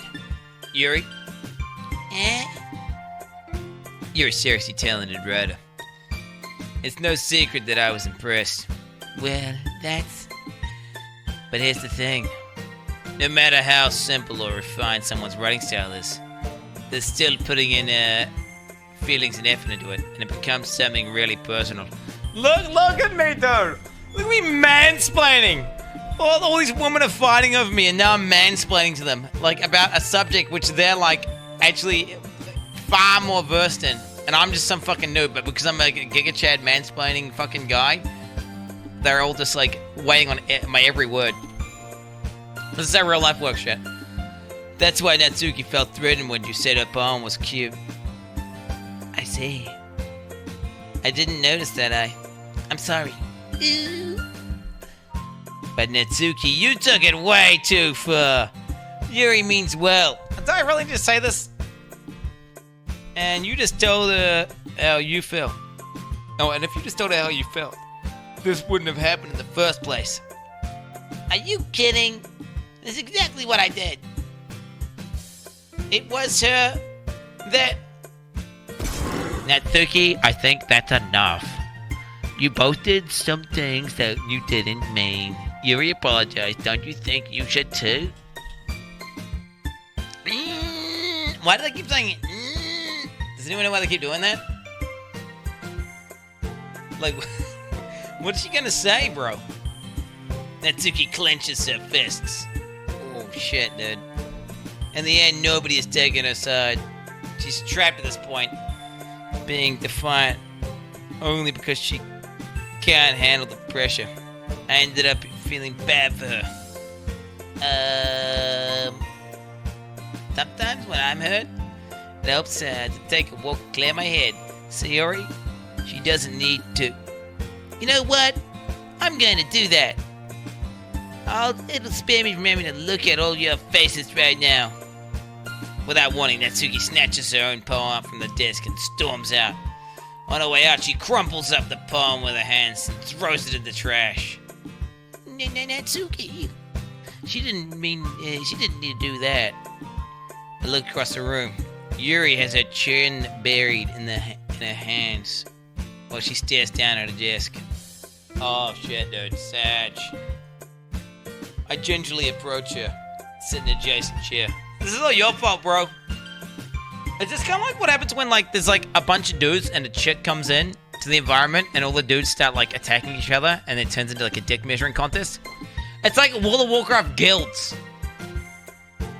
Bro. Second a girl joins the fucking raid group, they all start acting like fucking morons. And all trying to be, like, the most alpha. Like, that's what's happening. Is that what's happening right now? Except the reverse, a guy comes into an all-girl situation. Sigh. Everything alright? I'm just so embarrassed. I can't believe I acted like that. You probably hate me now. No, Yuri. How could have anyone gotten... wait, how could anyone not have gotten frustrated enough to be... Why are you out to do conk shotting? Fuck, I'm spilling my coffee everywhere, bro! I'm gonna de-kick you, you're so bad! Bro! What the fuck? There was no goals in my raid, okay, bitch? So get fucked. Get fucked. Dude, I'm telling you, like, functionally, in a World of Warcraft raiding guild, it's literally a good thing to not have a chick. Like... It's because everyone starts acting like fucking morons. Everyone starts acting like fucking morons because they're too fucking stupid. The only way you can get away with it is by having dudes that are all in relationships already. But then how do girls ever get into the rating scene, actually, if no one ever... I don't know. It's hard. It's hard. I'm not Quincel. It's just... This is just one of those things that's true. Okay? And it's not the girl's fault, it's the guy's fault. Yeah. Imagine making a baseless claim with absolutely zero evidence about nothing, just saying, oh, you... Shut the fuck up, dude. Dude, do you know any guilds I've been in where I've seen this shit happen, dude? Like, I literally was streaming a guild where we had a chick in the guild and everyone started acting stupid and everyone went... Ego Andy and all started trying to impress the girl, and then they started giving a loot. I mean, we lived that, and it's happened multiple times. It's happened multiple times. Okay, bro. How could anyone not have gotten frustrated after being treated like that? You had it yourself as well as anyone could. I don't think anything less of you. Oh my god, I'm such a cuck, dude. Well, alright, I believe you. Thanks, Quan, you're too kind. I'm thankful to have you a part of this club now. It's nothing. One more thing. That one thing that Natsuki said? About, you know. I would never do anything so shameful. So, what thing did Natsuki say? Oh, shut the fuck up. Well, never mind that. I'm gonna go make some tea. Ah, good idea. Make enough for more than one person, okay? Yeah. Holy fuck, dude. Okay, everyone. It's about time for us to leave. How'd you all feel about sharing your poems? It was a lot of fun. Well, I'd say it was worth it. Oh, she's back now. It was alright. Well, mostly. Quan, how about you? Yeah, I'd say the same. It was a neat thing to talk about with everyone. Awesome. In that case, we'll do the same thing tomorrow. Oh, no way, bro! Seriously! Wait, so what was the... Today, what... I had to do that whole thing, and she talked about her boobies once.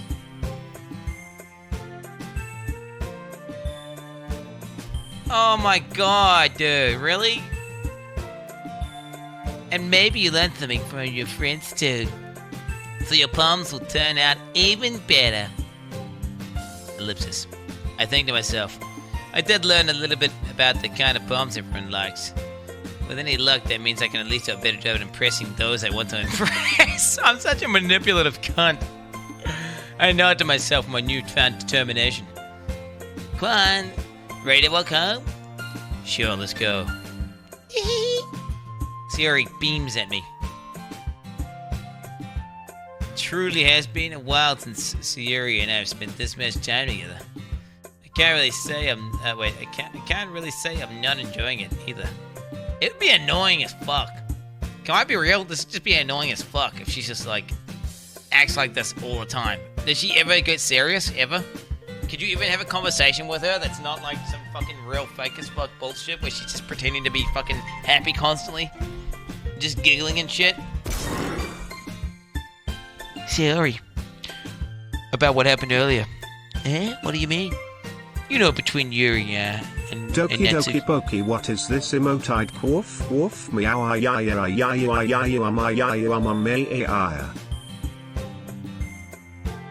Does that kind of thing happen often?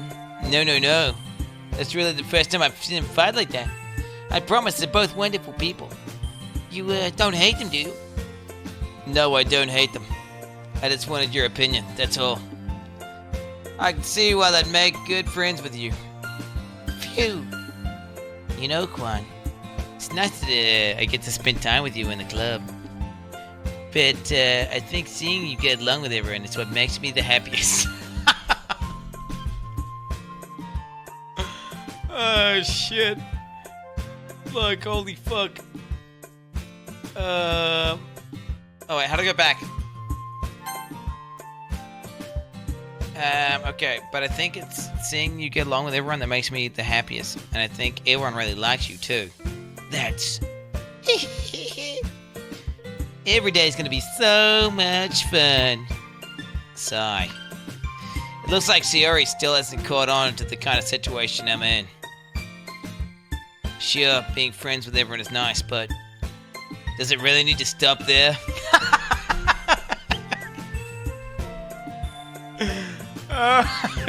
Jesus Christ. We'll just have to see what the future holds, Sayori. I pat Sayori on the shoulder. I said that more to myself than to her.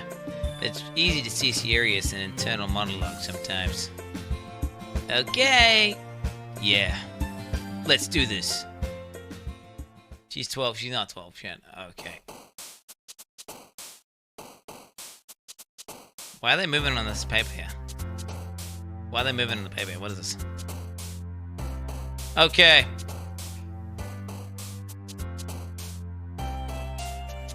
Okay, so wait, it's too easy. Do I just impress Yuri again? Do I just easily impress Yuri again? I mean, I think I do, right? I just commit, we just go deep deck on Yuri? Like, we just min-max our chances? We just go all in? Or do I split my shit up and cause drama? Do I split my shit up and go drama? Maybe, wait, what if we could become a 2-time? What if we could go 2-time? You know what I'm saying? Think about it. I could go 2-time.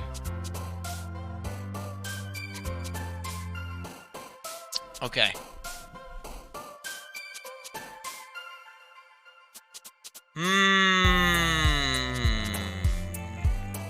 Nah, let's go full Yuri. Hopeless.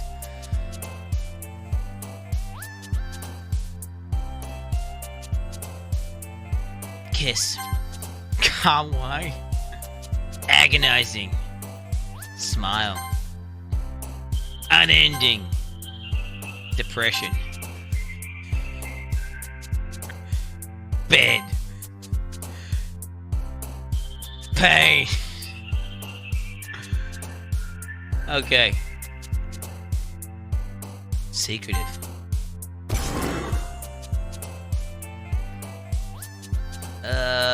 Memories. Pleasure. Massacre. Vitality. Broken. Sensation. Oh, I missed climax just now. Cage.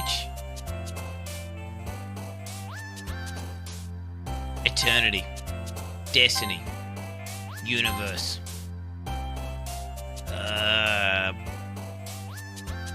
Fuck, well, these are pretty dog shit. It's never a good judgment.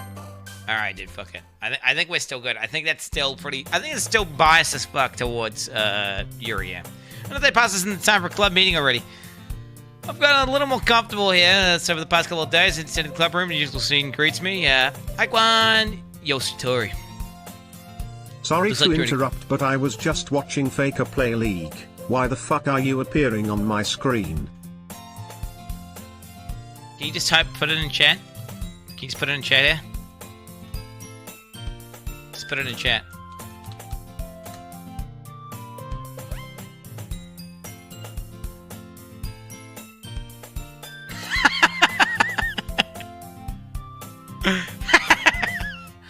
Yeah, good shit. Subscribe to Faker, yeah, for sure. Be the top 5 if Fakers get the subs and you get a Quinel. Yeah, there you go, boy. There you go. Get fucked. Yeah, no, that's a weird bug. Happened to me too. Looks like you're in a good mood today. I'm just still not used to you being in the club, that's all. I see. It's a pretty simple thing to get you in a good mood. But I guess it's always the simplest things with you anyway. Because you're basic as fuck. Speaking of which, I'm kinda hungry. Would you come with me to buy a snack? No thanks. Oh god, what the fuck? Go to buy a snack with her, bro! What the fuck? Oh, no. What have I done? Eh? That's very not like you at all. I have my reasons. Why don't we take a look at your purse, Sayori? Eh? Why that, all of a sudden? No reason, really. I just wanted to look at it. What the fuck? Sayori nervously retrieves her coin purse. She fumbles with the latch and gets it open. She turns it upside down and the contents spill out onto the desk. Only 2 small coins fall out. Oh my god! She wanted to use me? She wanted to use me for my money? Oh no, shot! I knew it. I could see right through you, Sayori. That's not fair. How'd you even know? It's simple. If you had enough money in the first place, you would have bought a snack before coming to the club room. It's either you're not hungry and want an excuse to take a walk, or you plan to conveniently forget that you spent all your money so I'd lend you some. But there's one more thing. You're always hungry! And so, that only leaves one option. I give up. That made me feel guilty. If you feel guilty, that means you deserve to feel guilty. Get destroyed. Get destroyed. Yeah, Yuri laughs. Eh? I didn't notice she was listening in. Her face is in her book as always. Aha! I wasn't listening or anything. It was just something in my book. Yuri. Tell Quan to let me borrow some money. Don't get me involved like that, Satori. Besides, you should only buy what you can responsibly afford. True. And frankly, after pulling a mischievous little stunt like that, your suffering is fair enough retribution. What if she's just poor, bro? I mean, she's skinny. She clearly needs food, bro. Ellipsis. I didn't mean that.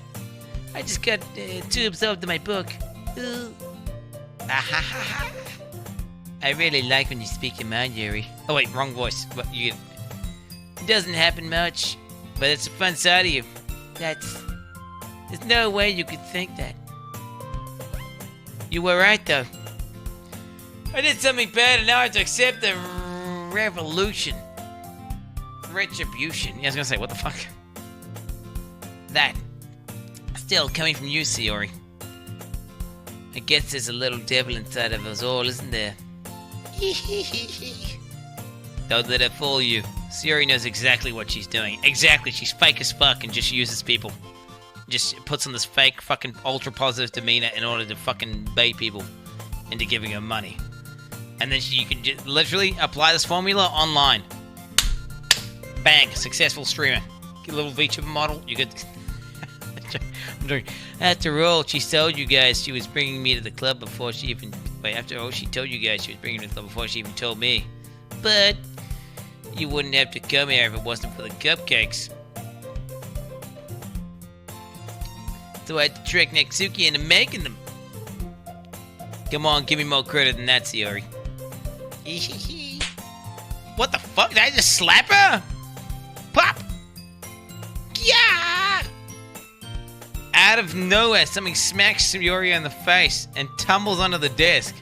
What the fuck? Was it me? What just happened? Did I just hit her ass? What? Ow! What was it? A cookie. Sure enough, it was a giant cookie wrapped in plastic. Sayori glances around. Is this a miracle? It's because I paid my restitution. Retribution. Actually, that one almost worked. I was just gonna give it to you, but then I heard you blab about the cupcakes. It was totally worth seeing your reaction, though. Natsuki? That's so nice of you. I'm so happy. Sayori hugs the cookie. Jeez, just eat it. Sayori rapidly tears open the wrapper and takes a big bite. So good. Sayori clasps her hands over her mouth. What does that even mean, you're clasping? I bit my tongue. You're going through a lot just over one cookie. Natsuki takes a bite of her own cookie. Is it 2 cookies? Yours looks really good too, Natsuki. Can I try it? Jeez. Beggars can't be choosers. But yours is chocolate. Oh my god, when is they gonna start getting fucking killed by demons or something? When? Yeah, why do you think? I gave you that one. Fine. Still, I'm really happy you shared this one with me. Sayori gets out of her seat and goes behind Natsuki and then wraps her arms around her. Ah, jeez. I get it. Cookie still in hand, Natsuki reaches up to nudge Sayori off her. Oomph. Sayori suddenly leans down and takes a bite out of Natsuki's cookies. What the fuck is happening right now? Hey! Did you seriously just do that? Mouthful, Sayori trots away to safety. Yuri and I laugh as well. Geez, you're just such a kid sometimes. Monica, can you tell Sayori? Natsuki glances around. Monica isn't in the clubroom. Oh shit, because she's getting fucking killed by demons! Where's Monica anyway? Good question. Have any of you heard, wait, Yuri's talking to me. Have any of you heard about them being late today? Not me. Yeah, I haven't either. That's a bit unusual. I hope she's okay. Of course she's okay. She probably just had something to do today. She's pretty popular after all. Eh? You don't think she has a... I wouldn't be surprised. She's probably more desirable than she's probably more desirable than all of us combined. Who says that? Who says that? What the fuck? Oh shit. That's true. Excuse me? Suddenly the door swings open. Sorry, I'm super sorry. Ah, there you are. I didn't mean to be late. Hope you guys weren't worried or anything. Eh? Monica chose the club over her boyfriend after all. Is so strong-willed. Boyfriend? What on earth are you talking about? Monica quizzically glances at me. Ah, never mind that. What held you up anyway? Ah. Well, my last period was study hall. To be honest, I just kind of lost track of time. Aha. That makes no sense, though. You would have heard the bell ring at least. I must not have heard it since I was practicing piano. The piano? I wasn't aware you played music as well, Monica. Ah, I don't really. I just started recently. Always wanted to learn the piano. That's so cool. You should play something for us, Monica. Monica looks at me. Maybe once I get a bit better, I will. Why are they all nervous in front of me, dude?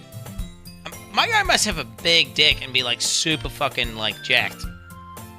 Like I thought I'm some weeb that has bad social skills. Yay! That sounds cool. I also look forward to it.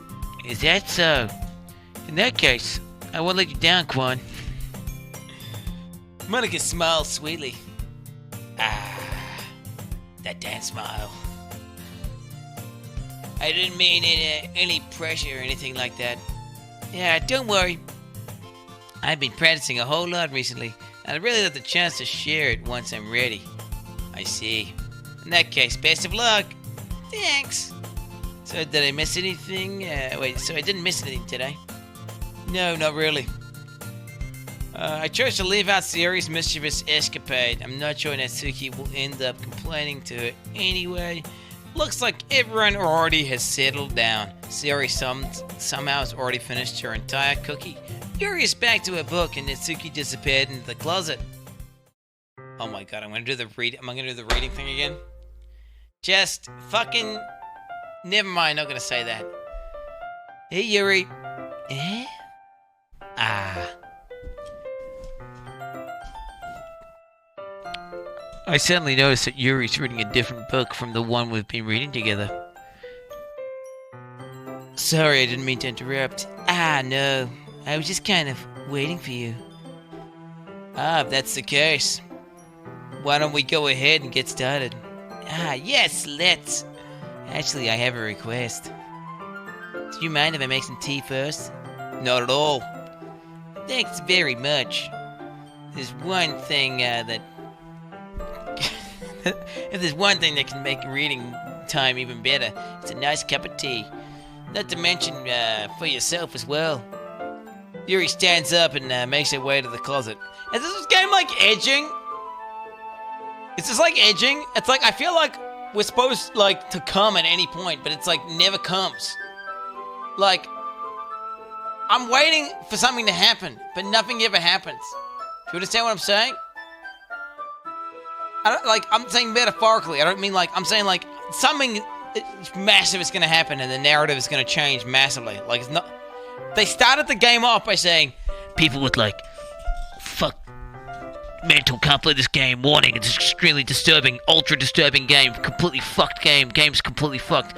So I'm like, I'm fucking going through this like filler content and this weird cringe weeb shit of like having some weird like weeb simulator where you go into a classroom and there's 4 fucking anime waifus all thirsting after you, but I'm just waiting for like a demon to come in and start fucking just ripping people up and shit, you know? Like, well, like, they're gonna, like, tie me down to a chair and fucking start doing cock and ball torture or something, you know?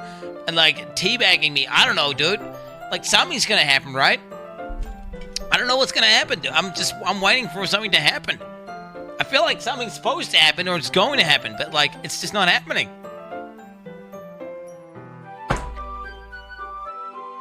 Yuri stands up and makes her way to the closet. I follow and watch as she retrieves a small water pitcher from the shelf with a can of filter inside. Can you hold this for a second? Sure. Yuri hands me the water pitcher and fetches the electric kettle. I'm gonna put this in the teacher's desk and then we'll get to go get some water. She walks past me and sets the kettle down on the teacher's desk. I simply watch her movements. Okay, you're looking at her ass, dude. To my surprise, the way she moves really contrasts her speaking mannerisms, especially because of her long legs. Yuri appears elegant and methodical. Oh, Jesus. Okay, may you hit the water pitcher? Thanks, I'll be right back. I might as well walk with you. Yeah, why not? Shall we go then? You're just walking around a fucking classroom! No one talks like this! Yeah. Where are you two off to? Eh? Yuri was gonna go make some tea, so I suddenly realized how weird it sounds to explain this to Monica. We're just filling the water pitcher. Okay. Sorry, I was just a bit curious. It's kind of a one-person job, isn't it? Oh, shut the fuck up, Monica! You get your nose out of this! Clearly, we're doing okay, some shit's happening here. She's cock-blocking right now. That's what she's doing. She's fucking cock-blocking. Monica, please mind your own business for once. Or do you want me to or do you want to tell me there's something wrong with helping involve Quan in club activities? My mouth gapes. That's not gonna be... Okay, never mind. I suppose there's nothing wrong with that. Let's go, Quan. Yuri quickly exits the room and I follow. Oh shit, bitch. We're out of the room together, boy. We're out of the water. Oh, yo, let's go, dude. Once in the hallway, she suddenly puts her forehead against the wall. I spoke without thinking. How could I say something like that? Yuri. Something about the way she said that. It made me feel so irritated. What's wrong with me? No, Yuri. I think you did the right thing. Oh my, I'm making them all hate each other, bro. I'm ruining this club. I'm destroying this club right now, dude.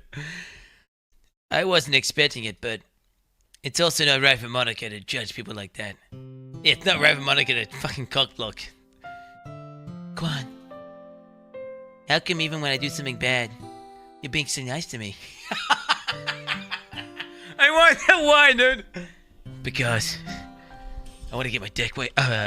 Nothing that you do is as bad as you make it seem in your head. Nobody's perfect. We have emotions. We can't always hide them anyway. Or we can't always hide them away. But you always amplify things in your head. Your mind turns a light rain to a shower into a hurricane. No. Wouldn't you hate me for something as terrible as that? Why would I hate you? I can't hate someone for having emotions. What kind of friend would do that? Friend, you say? Yuri lifts her head. Quan, I really like being friends with you. Thanks, Yuri. I like being friends with you too. Felt kind of awkward saying something like that. Okay, you're about to get friend zoned if you don't make a move right now. Okay, do you understand, chat? This is at this point here. Okay, and this, okay? You need to say something like, we can be more than friends, and then, like, go for a move, make a play. Go for, like, okay, you need to make a play. Okay? Because otherwise, you're gonna get indefinitely friend zoned at this point. This is a point where you need to make a move. But I'm doing my best to help Yuri feel better. Anyway, yeah.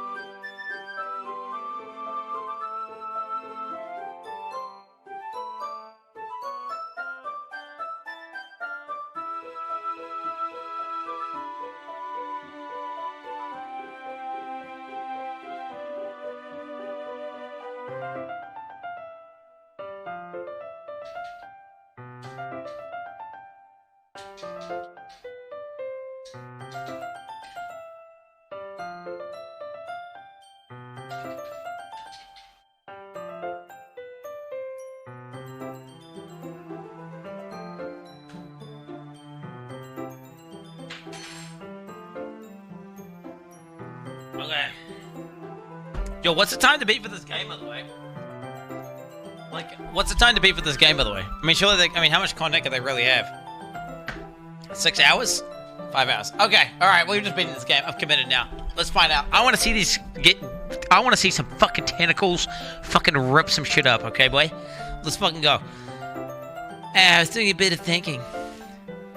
And I decided I would try expressing myself a little bit more. It turns out it's not very hard for me to do when it's you who's around anyway. That's great, Yuri. Just don't put yourself too much. You're always worrying about me, Quan. It's very endearing. That's... Yuri wasn't kidding. I don't even know if I can keep up with this. I watched Yuri pour a cup of tea for each of us. Quan, I have another request. Do you mind if we sit on the floor today? What's that? It's a little bit easier on my back. I can read my back against the wall rather than bending over at my desk. Sorry, I didn't realize. No worries.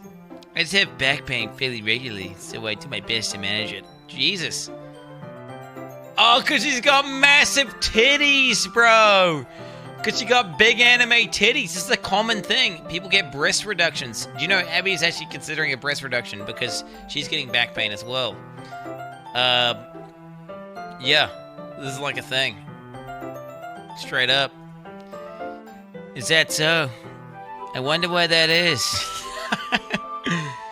It's most likely because of my... I was right! Your posture, right?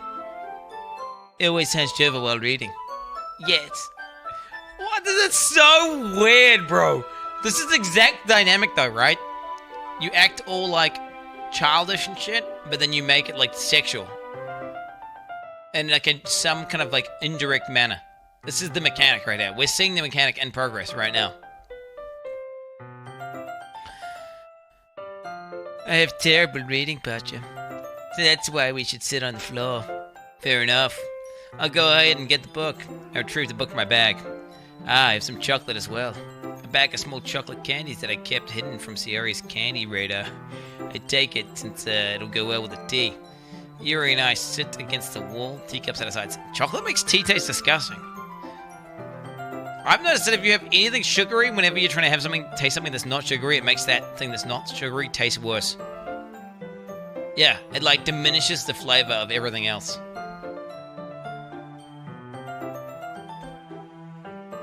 As if in sync, we assume the same reading position as last time, each holding half of the book. Except this time, our bodies are even closer to each other. I can't see too well. Yuri slides closer and our shoulders are touching. How am I supposed to focus on reading like this? Yuri was kind of cute, but when she's being less apprehensive, it's almost more than I can handle. Jesus. Holy fuck. Cooking emoji, dude, yeah. Your teacup. Yuri hands me my teacup. Holding it with my hand is, that's not in the book. I end up in a position that makes it even harder to focus. Because now I need to worry about making sure I don't accidentally touch her chest. Okay, dude. What? Wait, what? Wait, how's he not? I'm so confused. How's he gonna not touch? Like, oh, it's really hard to not touch her chest because they got massive titties. Meanwhile, Yuri hasn't noticed a single thing. She wears her intense reading expression. I can only presume the world around her has faded away. It's all in my will to how to focus on reading. I must admit, if I simulate this situation in real life, dude, there's no shot I'd be reading properly. Like, you're at high school, bro? Sitting next to like a immaculate fucking chick with massive titties? Fucking... Okay, no, dude. Like, dude. You're not concentrating on the book. Ellipsis. After a few minutes, I managed to relax a little. I put the teacup between my legs and fumble with the chocolate wrapper. Sorry. I briefly go off the book to finish opening the wrapper. You can have as much as you want. That's okay. I won't take any. Are you sure? Well, if I touch it, it might as well get smudges in all the pages. Ah, you're right. I didn't even think about that. My bad. No need to apologize. I love the book, okay? Are you sure? Of course. Sad. She's holding the book with both hands. Bro, you... She holds it so that I don't have to have any harder time reading from it. But as a result, her left arm is practically resting on top of my leg. Jesus Christ, bro! Bro! What the fuck?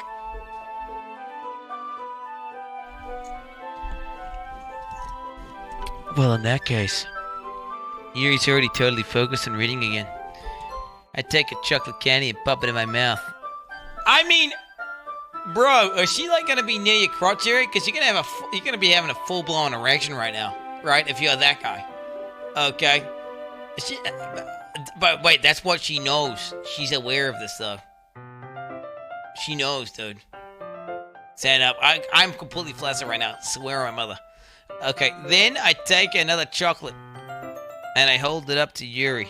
She doesn't even look away from the book. She simply parts her lips as if the situation was completely natural. Oh my god. What the fuck? She simply parts her lips as if the situation was going.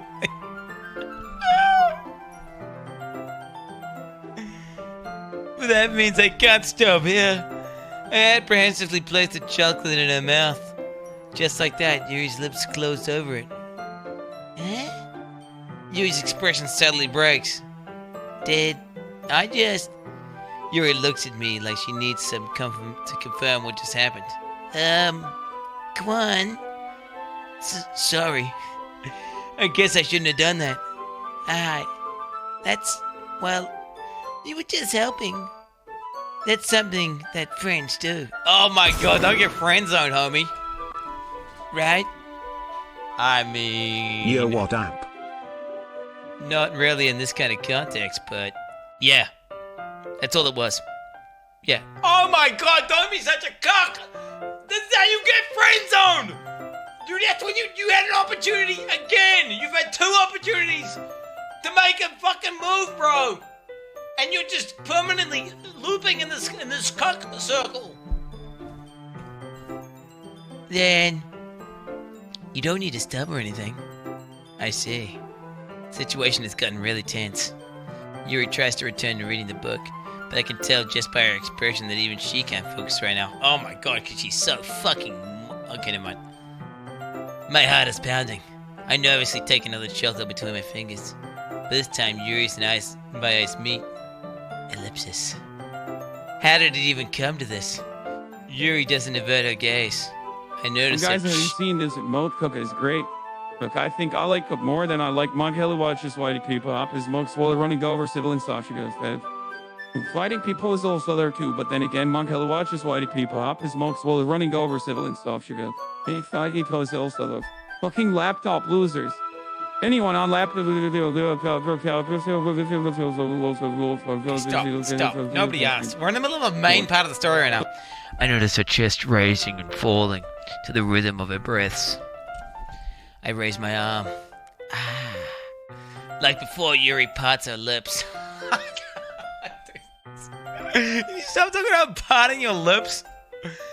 But it's different this time. I take the chocolate and I place it in her mouth. I feel her hot breath on my fingers. Okay, everyone! What? Yuri jolts back. It's time to share poems. No, dude! Quan, you can help Yuri put away the tea stuff, right? Yeah, of course. Okay, thanks. The spell is abruptly broken. I'll take care of the cups. Yeah. Yuri picks up the teacups from the floor. I pick up the bag of chocolates.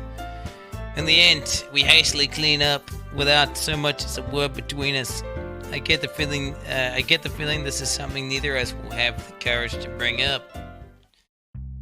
Okay. Yuri. Let's see what you've written today. Ellipsis, ellipsis. Yuri stares at the poem with a surprised expression on her face. Do you like it? Quan, this one might be even better than yesterday's. How did you even pick up on this so quickly? Just yesterday I was telling you about the kind of techniques worth practicing.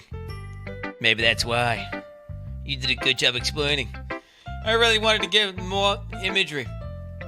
Yuri visibly swallows. Even her hands appear sweaty. I'm not used to this. Used to what? I don't know. It's fine, take your time. What the fuck? Is she swallowing cum or something? What is she talking about? Yuri breathes and collects her thoughts. I know that Yuri likes to think before she speaks, so I offer that patience to her. Yeah, just being appreciated like this, I guess. It probably sounds really stupid, but seeing someone motivated by my writing, it just makes me really happy. Are you saying you've never shared your writing before? Yuri nods. Really? I don't believe it. I really only write for myself. And besides, people would just laugh at me. Do you really think that? Again, Yuri nods. Huh? Even your close friends? Ellipsis. Yuri doesn't respond to that. Oh, she's got no friends. Oh, fuck off. If you got... Dude. If you have big titties and an aesthetic face and you're not fat, okay, automatically she's got a bunch of friends. Okay? No shot. No shot. Like, automatically. I mean, like that's... I wonder why. Anyway. Do you want to share the poem you wrote today? Yeah, I do. If it's with you. Oh, God. Oh, my God, what the fuck? Holy shit. And so, wait, what? The raccoon. It happened in the dead of night while I was sleeping. Guys. While I was slicing bread for a guilty snack. My attention was caught by the scuttering of a raccoon outside my window. That was, I believe, the first time I noticed my strange tendencies. As an unordinary? As a what? As an is she saying ordinary? Human. Unordinary human. I can't read it, bro. I gave the raccoon a piece of bread. My subconscious, well aware of the consequences. Well aware the raccoon that is fed will always come back for more. The enticing of my cutting knife was the symptom. The bread. My hungry curiosity. The raccoon. An urge. The moon increments its face 07. and affects that much more light off my cutting knife. The very same light glistens in the eyes of my raccoon friends. I slice the bread, fresh and soft. The raccoon becomes excited. Oh, is she gonna stab it to death? Is she gonna stab it to death? Or perhaps I'm merely projecting my emotions into the newly satisfied animal. The raccoon has taken to following me. You could say that we've gotten quite used to each other. The raccoon becomes more hungry and more frequently, so my bread is always handy. Every time I brandish my cutting knife, the raccoon shows me its excitement. A rush of blood. Classic Pavlovian conditioning. I slice the bread, and I feed myself again. What the fuck? Some dark shit. What the fuck would you... What did she... Yuri, what is she thinking about doing with that fucking knife, dude? She was like baiting you into thinking she was gonna do some shit. A rush of blood? I was a little bit more daring with this one than yesterday's. I can see that. It's a lot more metaphorical. I don't know if it's my fault, but I can't begin to imagine what the poem is about. That's right. It's a bit closer to my actual preferred writing style, using my poems as a canvas to express my vivid imaginary. imagery and conveying emotions through them. Yeah, if you take them at face value, then I can't even figure out what it's supposed to mean. Well, I think it's something that different people can relate to in their own way. I want to express the way it feels for me to indulge in more unusual hobbies. Those sorts of things I'm usually forced to keep to myself, so sometimes I enjoy about writing about them. Why do you keep them to yourself? Because she's got no friends, because she's a fucking loser! They're embarrassing. And people would make fun of me. Don't you have anything like that, Quan? I like anime, dude. My character does. Okay, not me. Okay, I to be fair, I don't mind anime, but like, well, yeah, I guess I do. I feel like everyone has a little something like that. The best part we can do is respect each other and individualities. Even if it's difficult sometimes, some things make us uncomfortable. After all, if I hadn't learned to embrace my own weirdness, I'd probably hate myself. I might be ranting a little bit now, but I'm glad you're here to be a good listener. You're good at a lot of things. Writing, listening. There aren't really many people like you, Quan. That's exaggerating a little bit. It's just how I feel. I never thought I'd be so comfortable sharing my writing, but now I almost look forward to it. It's just a really nice feeling. My character's only listening to it because he's trying. Okay, never mind. And you're to thank for that. It's nothing, really. Yuri smiles sincerely at me. Just for a moment, her timidness seems to disappear. Oh my god! Do I have to listen to all of these ones? Oh! Well, that's what, Quad. There's some feelings in it. Oh, I'm glad. Does that mean it's better than yesterday's? Let me think. I don't know. I guess I like them both. Hey! That's not very helpful, you know. Well, I'm never gonna figure out what's good or bad. But why does that have to go back up? If it makes you feel things, then it must be a good poem. I'm not sure exactly how that works. Then again, I guess conveying feelings is a pretty important part of the whole thing. Yeah, maybe. Honestly, okay. I'm trying to speedrun it, dude. Honestly, I don't even know what kind of writing you like in the first place. Yeah, me neither. Ugh. Why don't you at least try giving it some thought? You want me to write... Wait, you want me to write something for me? That's so sweet. Yeah, right. Wait, what did I just say? Oh, you want to write something for me? That's so sweet. Oh, but you're always thinking about other people. You need to think about yourself once in a while. If you don't, you might end up hurting someone at some point. Huh? Well, I don't really know what you mean, but I'll try to keep that in mind. Well, whatever. Anyway, let's see. I guess I like happy poems. Wait, sometimes I like sad poems too. Sometimes I like a little bit of both. There's a word for that, right? Happy and sad? Or bipolar? What's the word I'm looking for? Bittersweet. Oh, okay. Yeah. I like things that are happy and things that are sad. Happy and sad. I can see why you like something sad. Oh wait, I can't see you liking something sad, Sayori. Well, I like happy the most, but sometimes when you have a little rain cloud in your head, a sad poem can give me the rain cloud a little hug. Make a nice little happy rainbow. Oh, shut the fuck up. You're so fucking fake. Satori, that was unexpectedly poetic. No, it wasn't. It was fucking cringe. Yeah, it is. Maybe I'm getting better at expressing my feelings after all. Thanks, Quan. I should go write that down then. You can read my poem now then, okay? Okay. Oh my god, I have to read this whole fucking thing. It's gonna be so cringe. Bottles. I pop off my scalp. What the fuck? I pop off my scalp with the lid of a cookie jar.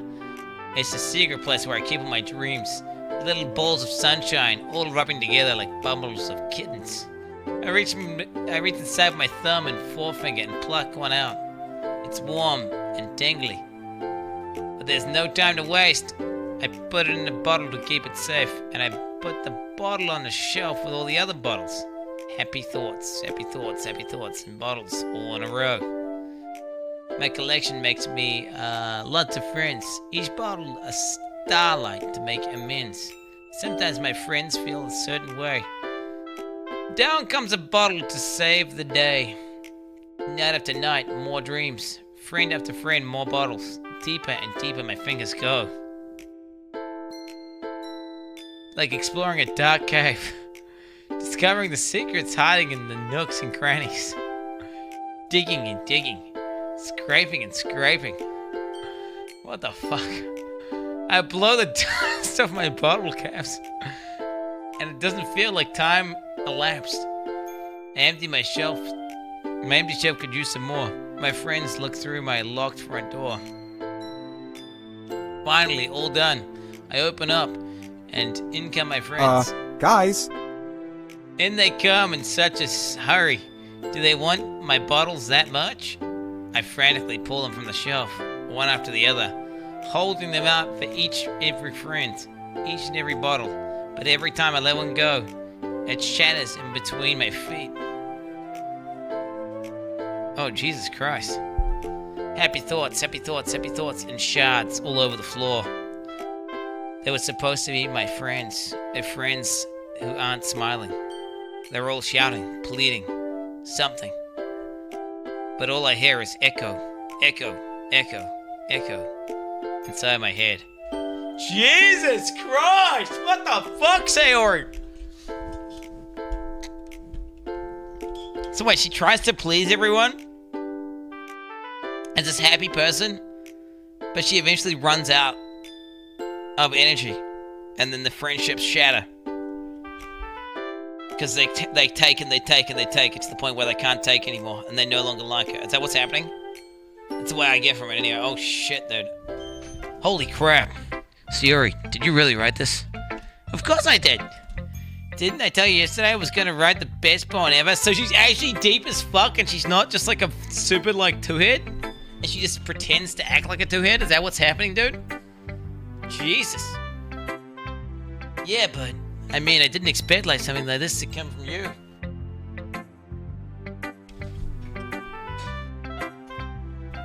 Monica taught me a whole lot.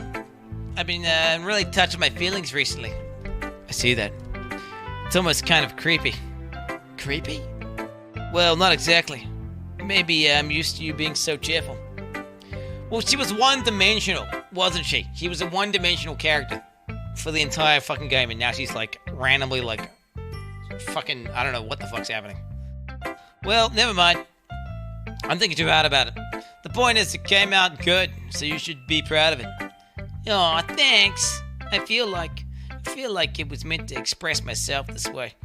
It even helps me understand my own feelings a little better. Writing is like magic. You've gotten pretty passionate about this, huh? I hope you keep it up. Yeah, writing is the best. I'm gonna keep writing until I die. Haha, don't get ahead of yourself. Satoria's always in the habit of getting obsessed with something before dropping it and more longer than a week later. Yo, that's what Abby does, dude! Holy shit. This is the mechanic. Not all the time, but like... I wonder if this is one of those times. But seeing the passion in her eyes makes it hard for me to be pessimistic. Yo, true. That's the exact feeling I get with Abby as well. That's the exact feeling. It's the same mechanic. Like, what the fuck? It's like extreme passion. But then she loses interest eventually. We'll see. I want to see how long the bird arc lasts for. I'm interested. The bird arc. The fucking hatching 1,000 bird arc. Like, I don't even know. Yeah, she's on the bird arc right now, so we'll see. Okay. Well, I can admit it's better than the last one. It's nice to see you're putting in some effort. That's good.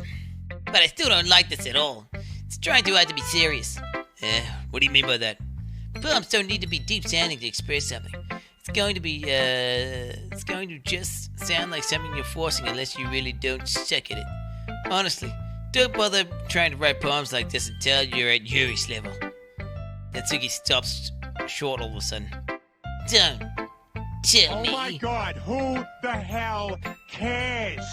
Hey champ, please end me. You're not just trying to impress Yuri, are you? Yo, she threw my shit, bro.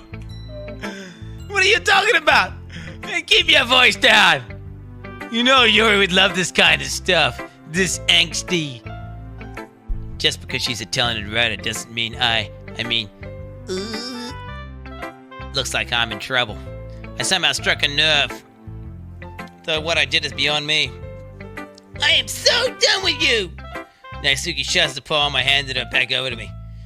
Take your stupid poem if you wrote it for someone else. Just don't show it to me. Ouch.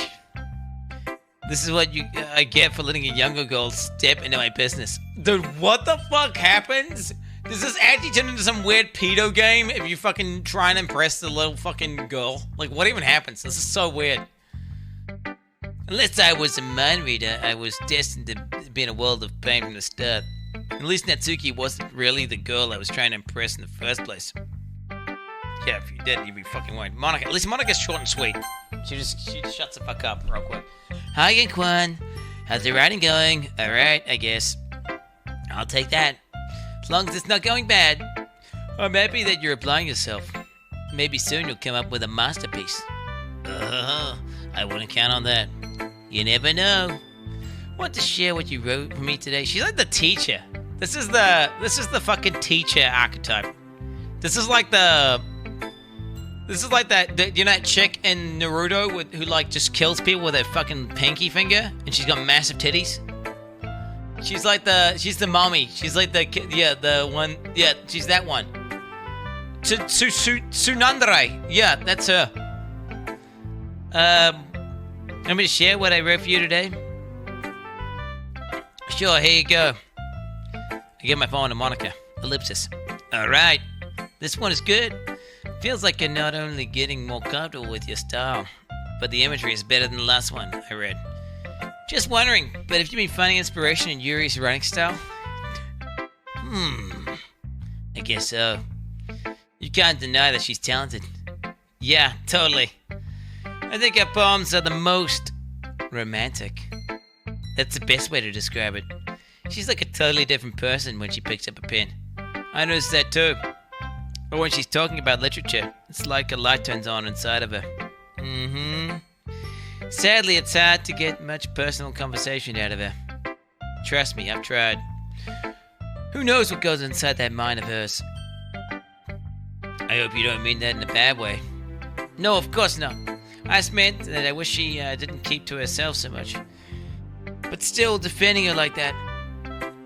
You must be pretty into her. Oh shit, they all know, bro. They all know, bro. Oh fuck. Huh? You completely misunderstood. Calm down, I'm kidding. Besides, I'm pretty sure she's already got a boyfriend. Wait, really? Oh shit, am I gonna go full intel arc here? Oh my god, what if my guy fucking comes and shoots them all or something? What if I'm the demon? Well, I'm waiting for demons to attack us or them to attack me. What if I'm the one? What if it turns out that I'm the fucking incel? Yeah, fictional one anyway. Monica kind of whispers that last part to me. Just a hunch, but... Well, there's not really anything wrong with that. Oh, well, I know. I was just saying. But anyway, you want me to read my poem now? I like the way this one turned out, so I hope you do too. Alright, let's take a look. Save me. The colors, they won't stop. Bright, beautiful colors. Flashing, expanding, piercing. Red, green, blue. An endless cacophony of meaningless noise. Well, the anime girls are depressed, dude. They're fucking depressed, dude. The noise, it won't stop. Violent, grating waveforms. Squeaking, screeching, piercing. Sine. Cutscene. Tangent. Like playing a chalkboard on a turntable. Like playing a vinyl on a pizza crust. An endless poem of meaningless. Load me. The fuck does that mean at the end? Load me. What does load me mean, dude? Load me with what does she mean? What does she want to be loaded with? I don't understand. Okay, I don't really understand that one. She's just depressed or something. Is everyone more abstract? It's even more abstract than the last one, huh? I guess it's just the way I write. I'm sorry if you don't like it. No, I never said that. Just a kind of thing I've never really seen before, I guess. I kind of like playing with my space on the paper. Choosing where and how to space words can totally change the mood of a poem. It's almost like magic. The way I wrote the lines really short makes me feel like they're trying to speak over the noise. I see. Still hard for me to tell what it's about, though. Sometimes asking what a poem is about isn't the right question. A poem can be abstract as a physical expression or a feeling. Holy shit. Holy shit, what is this, dude? Quintanius. I am Quintanius, the tarnished, naked slayer of the most challenging foes who stands before me.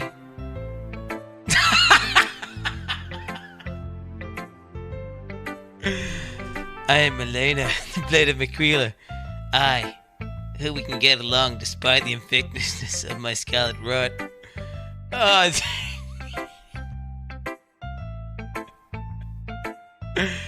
oh shit, Anixium made some fucking batches work right there, dude. Oh, goddamn.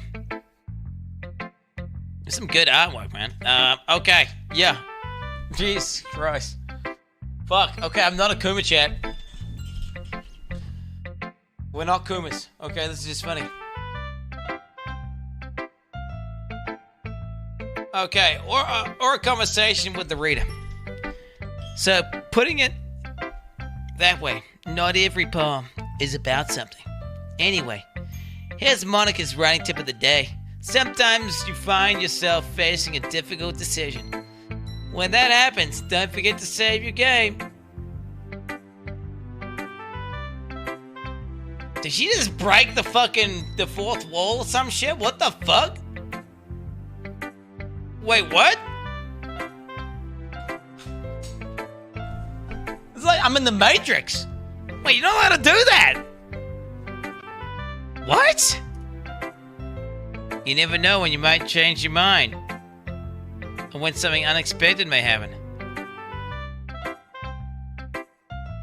Wait, is this tip even about writing? What am I even talking about? That's my advice for today. Am I in the fucking Matrix?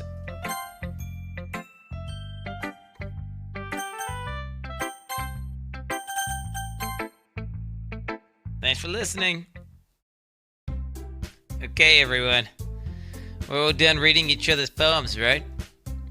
I have something extra planned for today, so if everyone could come and sit out the front of the room. Is it about the festival? Well, sort of. Ugh. Do we really have to do something for the festival? It's not like we can put anything together good in just a few days. We'll just end up embarrassing ourselves instead of getting any new members. That's a concern of mine as well. I really don't do well with last-minute preparations. Don't worry so much. We're gonna keep it simple, okay? We won't need much more than a few decorations. Sierra has been working on posters and I've designed some pamphlets we can give out during the event. Okay, that's great and all. Yo, chill, brother. It's gonna be with the Twitch Farms up. But it doesn't tell us what we're actually going to be doing for the event. I thought you heard about it already. We're going to be performing. What? Performing? Monica. Yeah, we're going to be having a poetry performance. Each of us is going to choose a poem to recite during the event. But the cool part is we're also going to let anyone else come up and recite poems too. Sierra's putting it on the posters in case anyone wants to prepare ahead of time. Sierra, who's been coloring a poster, holds it up for us to see. Are you kidding me, Monica? You didn't already start putting these posters up, did you? Yeah, well, I did. Do you really think it's that bad of an idea? Well, no. It's probably, it's not a bad idea. But I didn't sign up for this, you know? There's no way I'm going to be performing in front of a group of people like that. I agree with Natsuki. I could never in my life do something like that. Imagining it, Yuri shakes her head in fear. Guys! No, Sayori. I understand where they're coming from. Remember that Natsuki and Yuri have never shared their poems with anyone until just a couple days ago. It's a lot to ask them to recite their poems out loud in front of a room of people. I guess I kind of overlooked that. Are you that dumb? Monica, are you that fucking stupid? She's like fucking... They're all like depressed introverts, a part of a fucking literature club. And you think they're just gonna go up and do public speaking? What are you, fucking slow in the head? Fucking Monica, get your shit together. So I'm sorry. Ellipsis. But I still think we should give it our best. We're the only ones responsible for the fate of this club. If we start the event and each put on a good performance, then we'll inspire others to do the same. And the more people who perform, the better we'll be able to show everyone that what literature is all about. Yeah. It's about expressing your feelings, being intimate with yourself, finding new horizons, and having fun. That's right. And those reasons that we're all in this club today. Don't you want to share that with others? To inspire? And sign the same feelings? Can the demons come and start fucking killing them already? Holy fuck!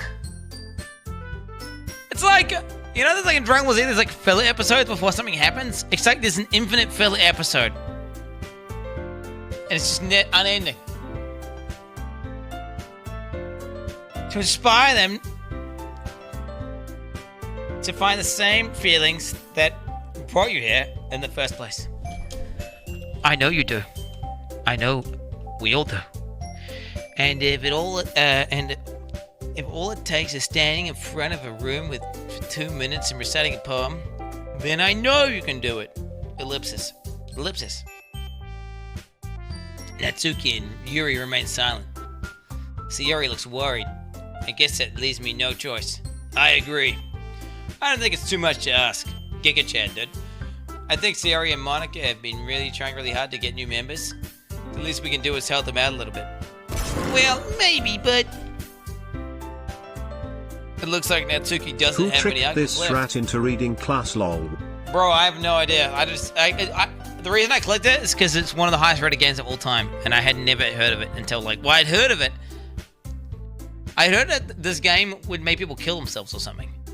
But then I don't know if that was just weird PR propaganda, and it's actually just a meme. Okay, fine. I guess I'll just have to get it over with. Alright. Phew. Thanks, Natsuki. What about you, Yuri? Ellipsis. Yuri dejectedly glances around at everyone's expectant faces. I guess I'll do it. I don't really have a choice. That's everyone. You're the best, Yuri. This club is seriously going to be the death of me. Oh gosh, you'll be fine, Yuri. But anyway, is that like a prelude? She said that a couple times now that she's gonna die and it's gonna be the death of her. Is this like a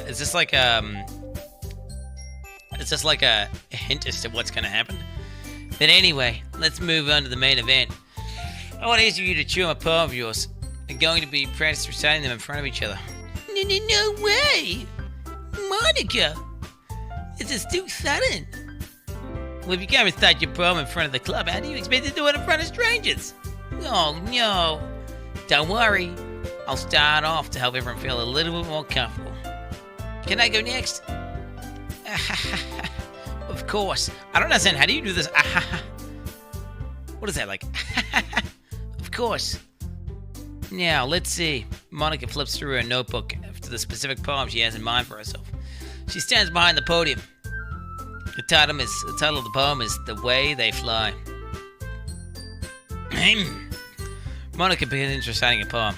Her clear, confident voice fills the room. More than that, her inflection is pristine. She knows exactly how to apply emotion behind each line she recites, bringing the words to life. This is something she's done before, or she's simply a natural. I glance around. Me. Everyone has other eyes than Monica. Sayori looks amazed. Yuri has an intense expression on her face that I don't understand. Finally, Monica finishes her recitation. The four of us applaud.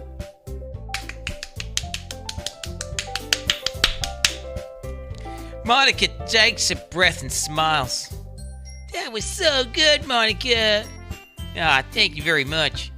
I was just hoping to set a good example. Are you ready to go next, Satori? Yuri says, I'll go next. What? Yuri's fired up all of a sudden. Yuri clutches a sheet of paper between her hands and stands up.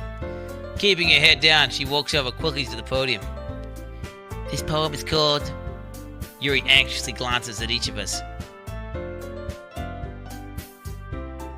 You can do it, Yuri. It's called After Image of a Crimson Eye. Yuri's voice shakes as she starts reading the poem. Just a moment ago, she practically refused to do this. Why is she suddenly putting in so much effort? As Yuri gets past the first couple of lines, her voice changes. It's almost like what happens next when Yuri gets absorbed into her. It's almost like what happens when Yuri gets absorbed into her books. Her quivering words transform into the sharp syllables of a fierce and confident woman. The poem is full of twists and turns in its structure that she enunciates with perfect timing. This must be a rare glimpse into the whirling fire Yuri keeps concealed inside of her head. Suddenly, she's finished. Everyone is stunned. Yuri snaps back into reality and glances around her as if she's bewildered even herself. It's up to me to save the situation, because I'm a Giga Chat. Alright, I'm the first to start applauding. Everyone joins in afterwards, and we give Yuri the recognition she deserves.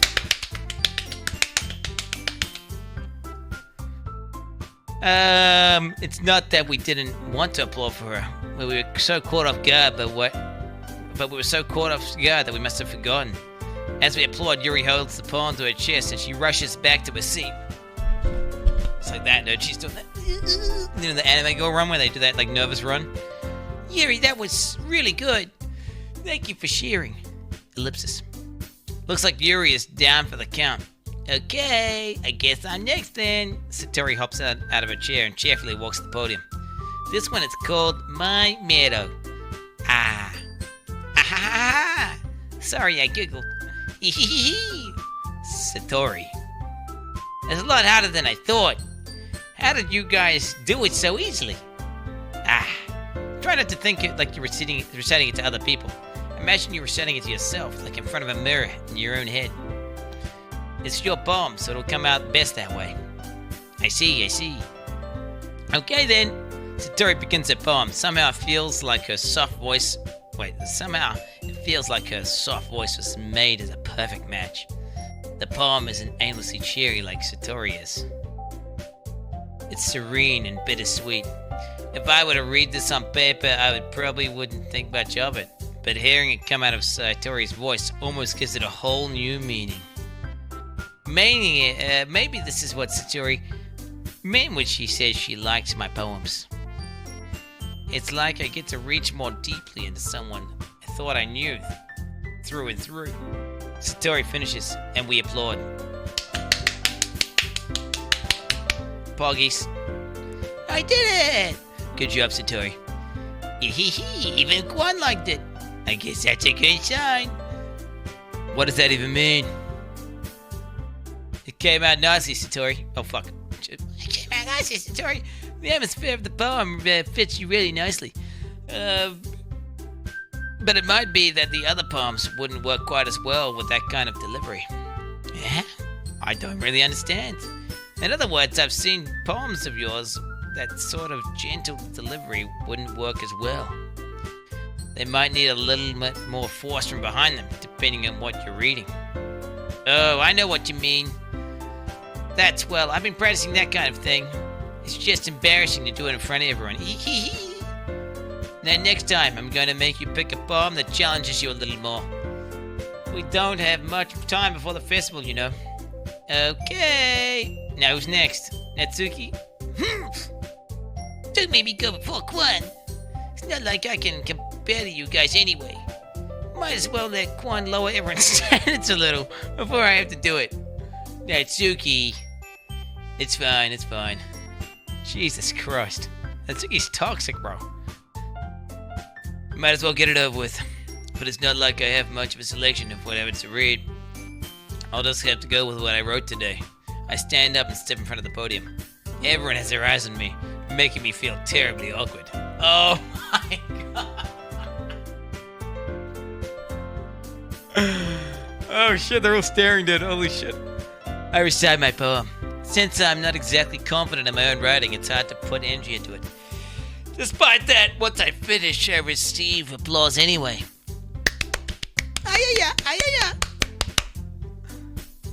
Sorry, I'm not really as good as everyone else. Don't worry about it so much. I think it's less about your abilities and more about your lack of confidence in Is your this writing. the Chubarak? Something like that, bro. That's something that'll improve over time, though. Yeah, maybe. Alright then. That just leaves you, Natsuki. Yeah. I'm going. Natsuki begrudgingly gets out of her seat and makes her way to the podium. Natsuki's poem is called... It's called...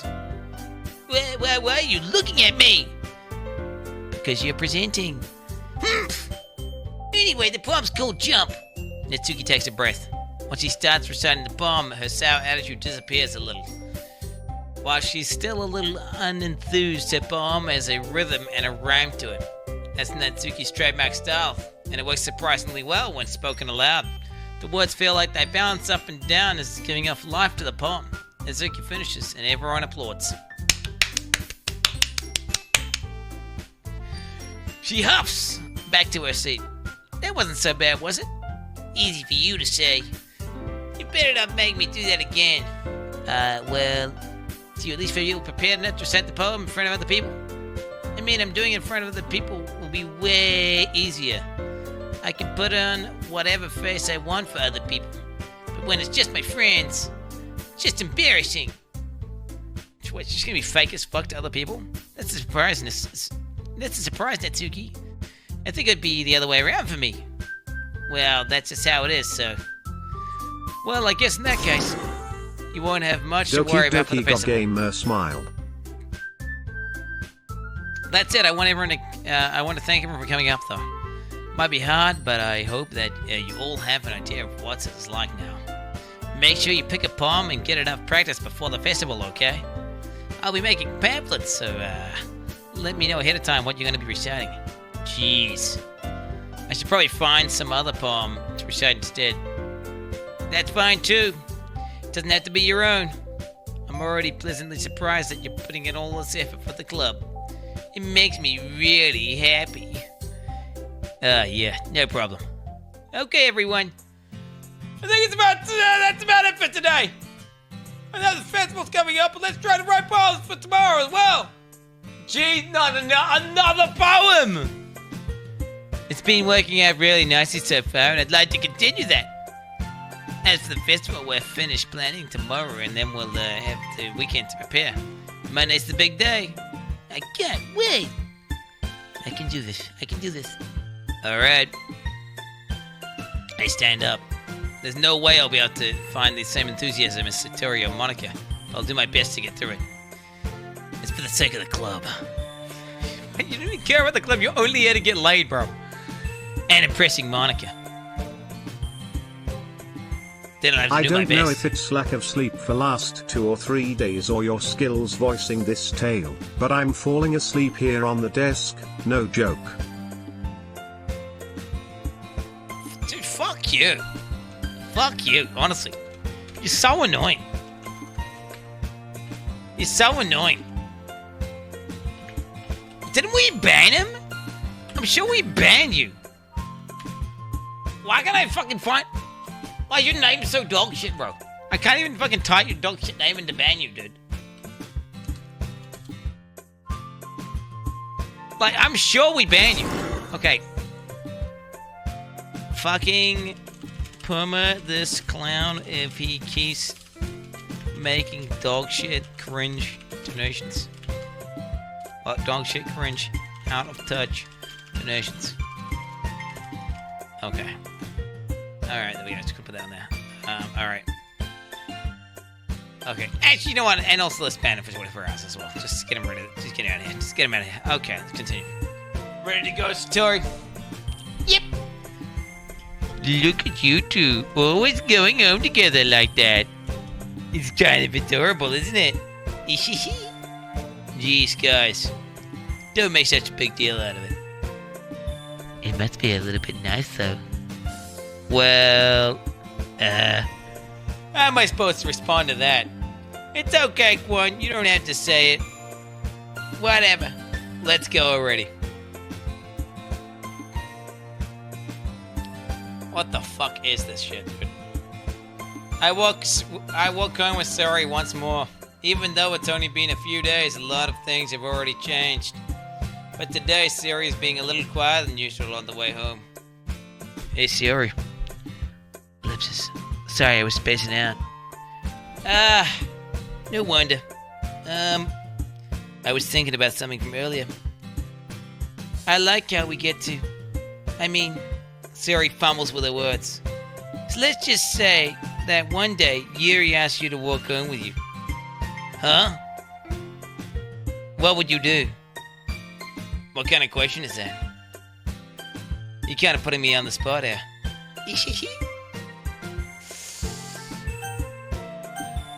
Oh, shit, bro. What the fuck?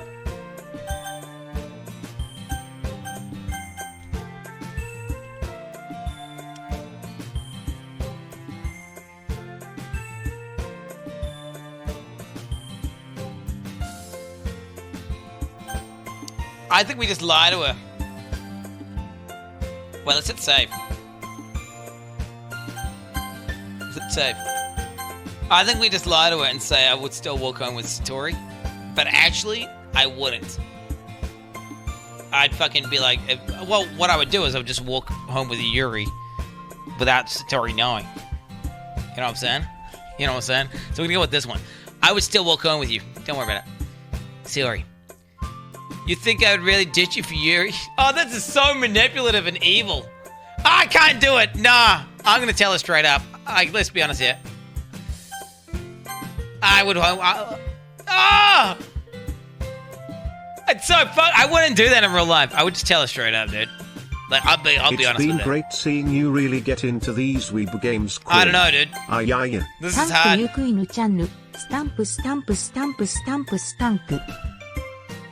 Let's be honest.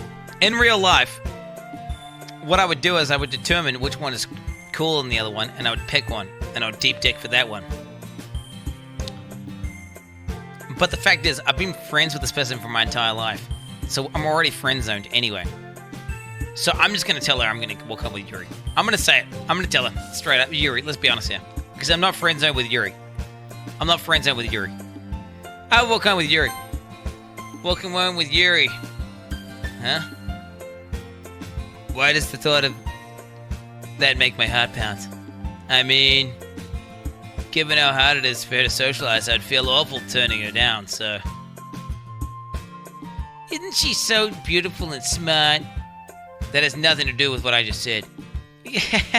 You just admitted it. Jeez.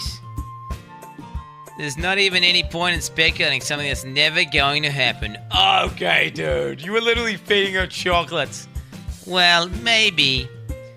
But I just like to think about it. It's not long before you won't need me anymore, you know? Need you? Sayori, I can't figure out how you're seeing things in your head right now. Sorry. Everyone is different. Nobody in the club is a replacement for you. Maybe you say so. What the fuck? What the fuck? Conversation trails off and I'm left feeling awkward. But it was kind of her fault for trapping me with such a weird question. I can't just lie to her. True. But if there's something that makes her happy, I would hate to see it. I would hate to take that away from her. That's why I said there's no point in speculating. Then again, the festival's only a few days away. Who knows what will happen in that time? Oh shit, bitch. Okay, should I?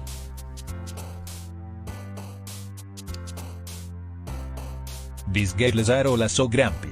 They would never be this upset if they had a nice big serving of Italian pasta, just like none used to make. They need something more filling than you can give them, Queen, you little rigatoni. I've seen your cooking. Mortacci tua. What the fuck? Okay, I kind of want to impress my next door neighbor, you know, a little bit. Nah, we'll just commit full Yuri build. We're going full Yuri build. Okay, we're going full Yuri build. We're deep digging Yuri. Okay, let's go. Okay, so we're gonna go, fuck. Breathe. Skirt. Climax. Unrestrained. Death. Dark. Depression. Raindrops. Horror. Contamination. Eternity. Melancholy. Incongruent. Disoriented. Lust. Infallible. Swimsuit. Passion. Misfortune. Grief. Okay, there we go. That's good. Oh, man. I'm the last one here again. Don't worry. Oh, don't worry. I just walked in too. Were you practicing piano again? Yeah. Uh-huh. You must have a lot of determination. Starting with this club and now picking up piano. Well, maybe not just not determination, but I guess passion. Remember, the club wouldn't be here if it wasn't for all of you. And I'm super happy you are all willing to help out for the festival too. I cannot wait for the festival. It's gonna be great. Eh? Weren't you complaining about it yesterday, Natsuki? Well, yeah. I'm not talking about our part of the festival. But it's a whole day of school where we get to play and eat all kinds of delicious food. You sound a bit like Satori all of a sudden. Monica, do they usually have fried squid? Squid? That's a pretty specific thing to look forward to. Oh, come on. Are you saying you don't like squid? You, of all people? I didn't say that I don't like it. Besides, squid is disgusting. Besides, what do you mean by you, of all people? Because it's right in your name. Squid? What? Bonica. What? That's not how you say my name at all. Also, that joke makes no sense in translation. How does Monica know? She's being translated. How is she self-aware? What the fuck? Stop doing that. Seriously. She knows that she's being translated, bro. Monica's pretty based. Huh? Never mind. Let's just focus on our event for now, okay? Fine. Your reactions aren't as fun as Yuri's or Satori's anyways. Excuse me? Where is Satori anyway? Oh, there you are. Satori is sitting at a desk in the corner room looking down at nothing. Oh, Sage. I walk over to her. Hey, Satori. I have my hand in front of her face. I wave my hand in front of her face. Eh? You're spacing out again. Sorry. Don't mind me. You can go talk to everyone else. Huh? Everything alright? Of course. I was like, of course. Why wouldn't it be? Just feels like you're a little off. Sorry for assuming things. Geez, you worry too much about me. It's fine, see? Siri shows me a big smile. That's a fake smile, dude. What the fuck? What's wrong with her? Don't let me distract you from having fun with everyone. Well, alright. If you say so. I worriedly glanced at Sayori before turning back towards everyone else. She's not okay, bro! She's not okay! Help her! But the conversation is already dispersed with everyone at the back of the usual activities. Oh, this is sad. This is actually sad, bro. Well, you shouldn't have friend-zoned him so hard, bro. Okay? Now she's sad as fuck. Maybe I should ask Monica if she's noticed anything about Sayori recently. Since they've been preparing for the festival, they must be spending a lot of time together. I timidly approached Monica, who's shuffling through some papers at her desk. Go on, what's up? It might sound a little bit strange, but have you noticed anything up with Sayori recently? Anything up with her? In what way do you mean? Maybe I'm reading into it a little much, but she seems a bit downcast today. Oh, you think so? I can't say I've noticed anything about her. Monica peers across the room at Sayori, who's idly dragging a rubber eraser up and down her desk. Maybe there is something on her mind. But I'm surprised I'm not the one asking. But I'm surprised I'm not the one asking you, Quan. You certainly know her not better than I do. Yeah, but she's not ever really like this. She's always talked to me about things that bothered her. But this time, when I asked her, she was really dismissive. Sorry, I know it's not your problem. I just wanted to ask if you knew anything, so I'll drop it now. No. It's important to me too. I mean, I'm also friends with her. And I care about the well-being of my club members, you know? Maybe I'll try talking to her myself. Are you sure about that? She seemed like she wanted to be left alone. Are you sure? Maybe she just had a hard time bringing it up with a person of interest. Oh, shit. Person of interest? What do you mean by that? I'm saying that maybe the thing on her mind is you, Quan. Jesus Christ. Me? How on earth would you come to that conclusion? Well, I probably shouldn't say too much, but see, Terry talks about you more than anything else, you know. Huh? She's been much happier ever since you've joined the club.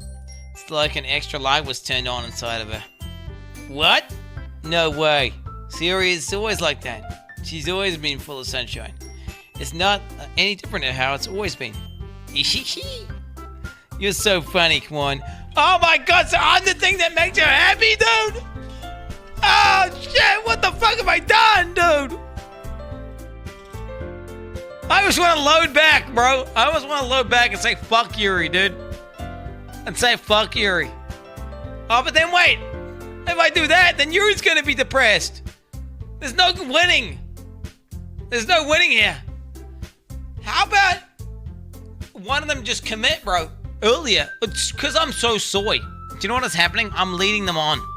It's like when a chick leads on like 3 dudes at the same time. And no one wins.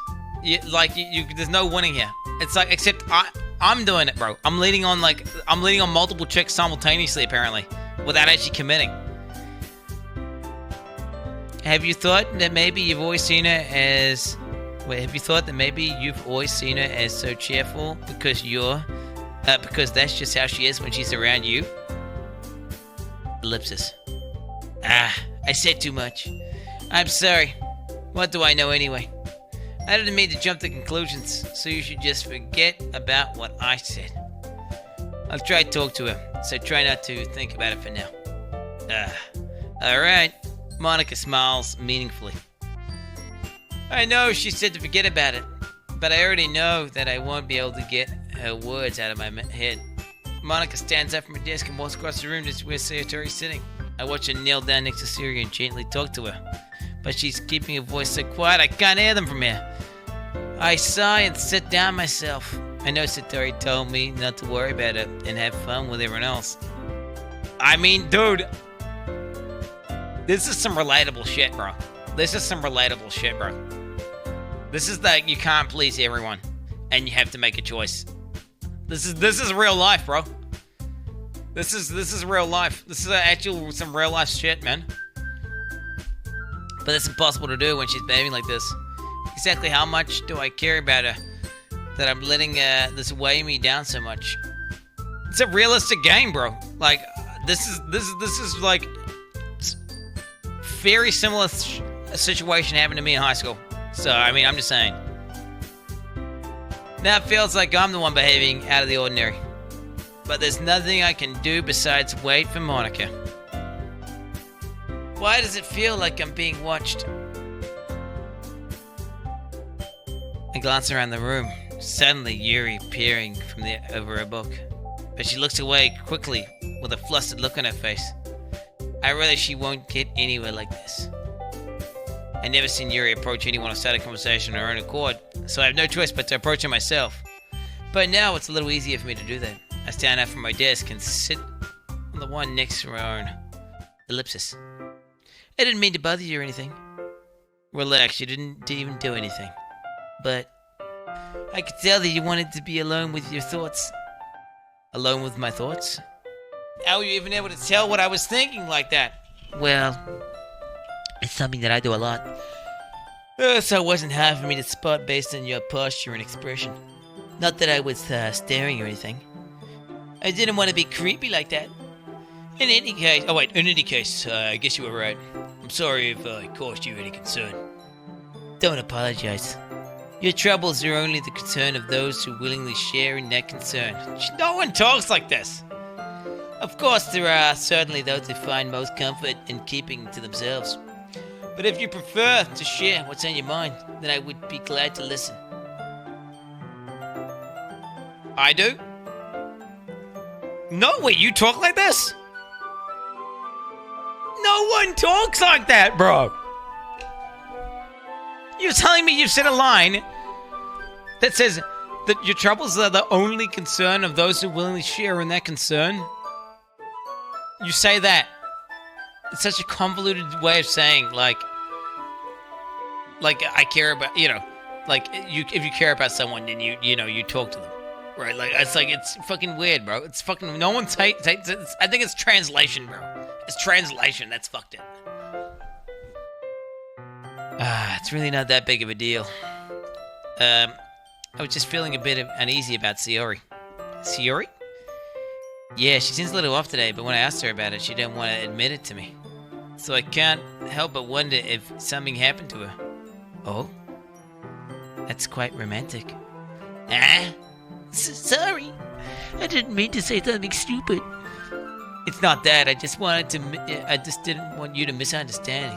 Sayori and I have been friends for a long time, that's all. You see.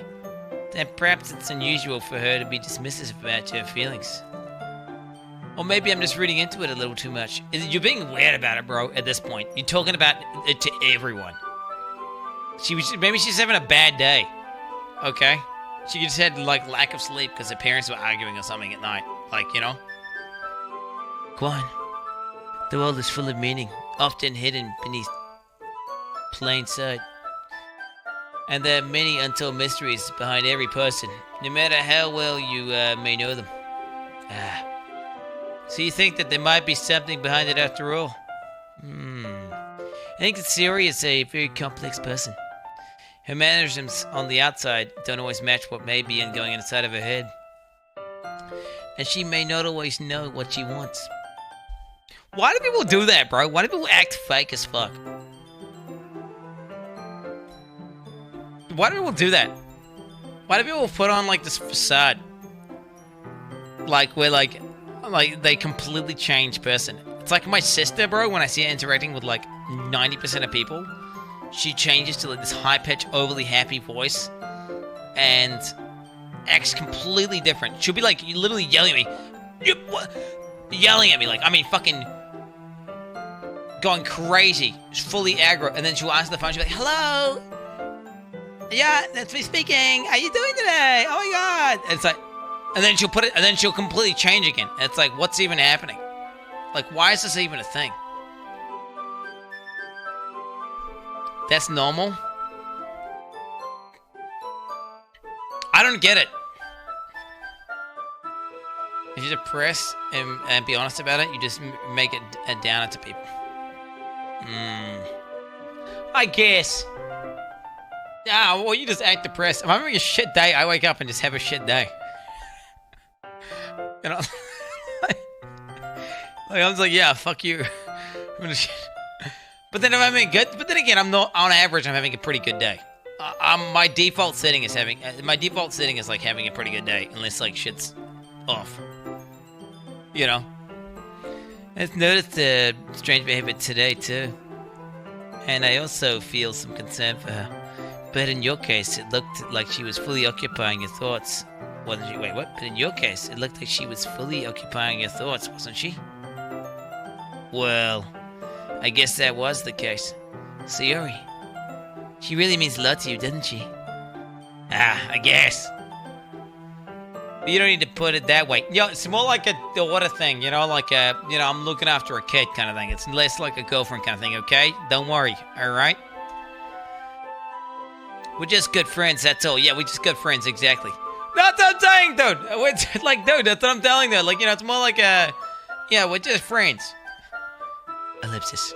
Yuri suddenly looks deeply into my eyes.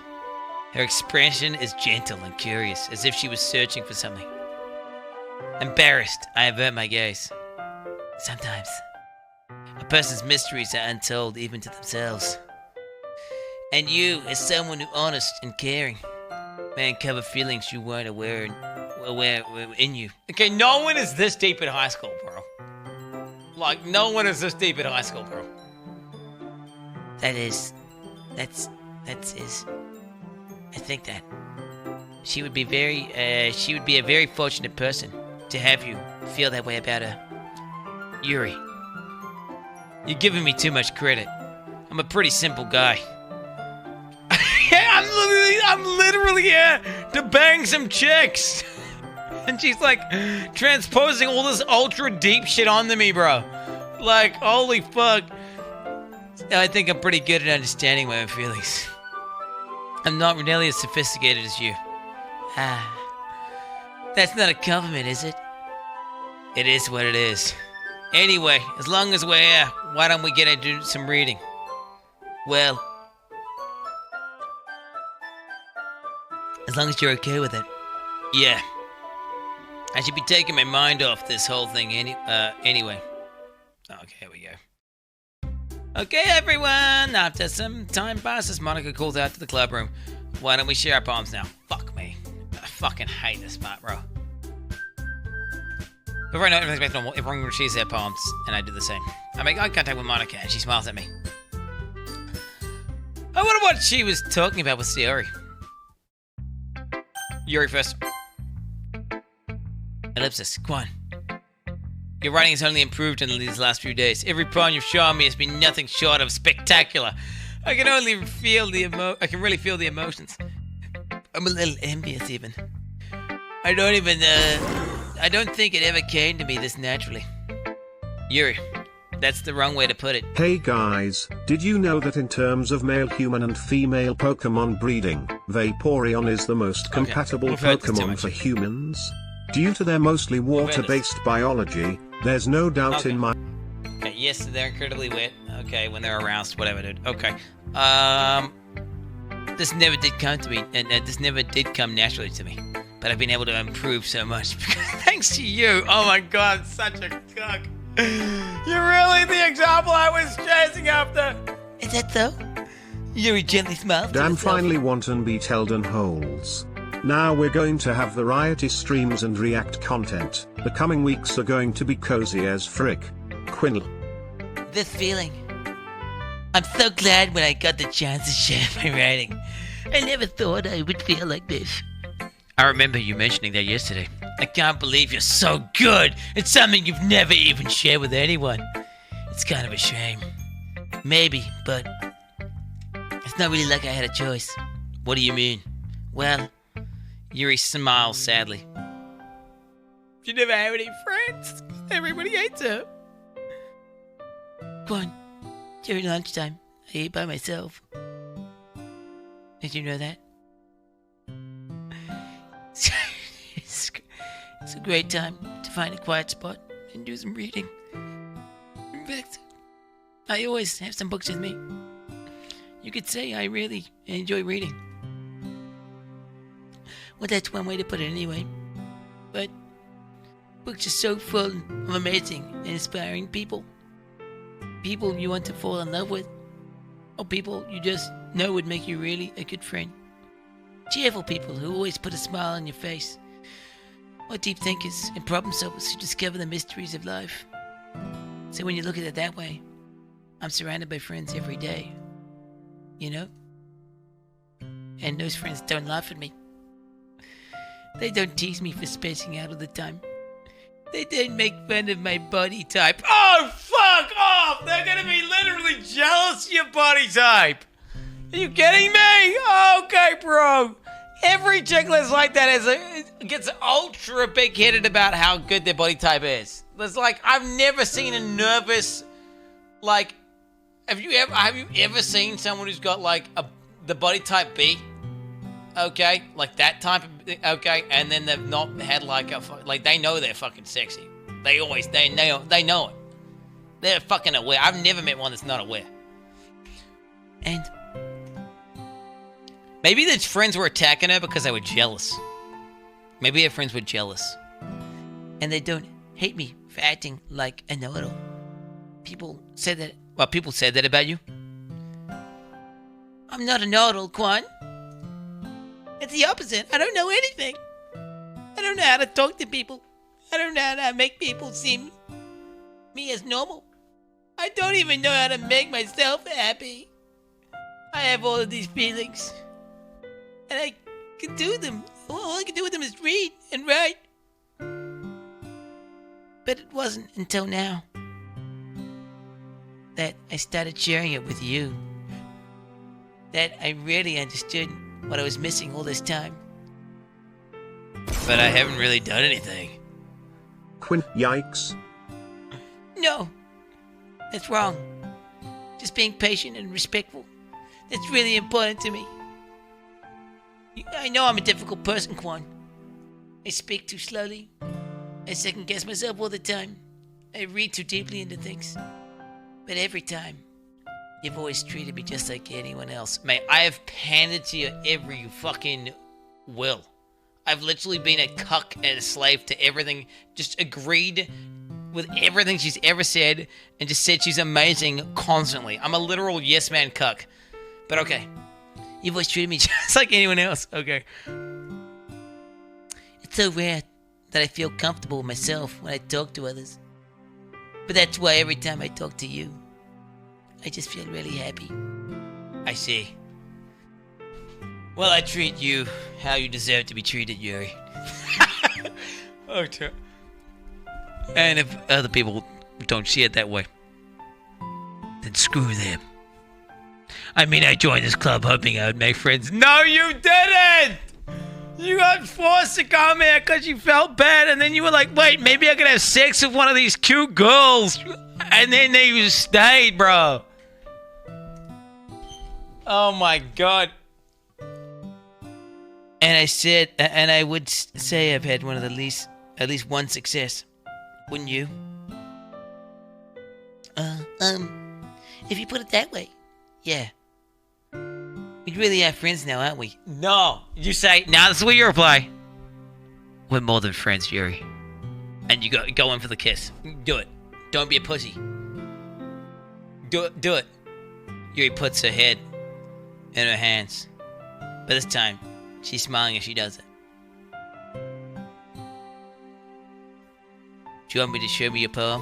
Yeah, I do. Let me get it for you. Oh shit, here we go. Oh shit. Advocating harassment? Okay, dude. Ghost Under the Light Part 2. The tendrils of my hair illuminate beneath the amber glow. Bathing. In the distance, a blue-green light flickers.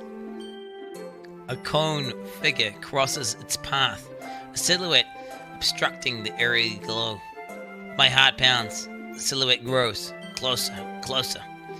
I open my umbrella as a shadow to shield me from visibility. But I'm too late. He steps into the streetlight. I gasp and I drop my umbrella. The light flickers. My heart pounds. He raises his arm. Time stops. The only indication of movement is the arm of amber light flickering against my outstretched arm. The only indication of movement is the amber light flickering against his outstretched arm. The flickering light is in rhythm with the pounding of my heart, teasing me for succumbing to this forbidden emotion. Have you ever heard of a ghost feeling warmth before? Giving up on understanding. I laugh. Understanding is overrated. I touch his hand. The flickering stops. Ghosts are blue-green. My heart is amber.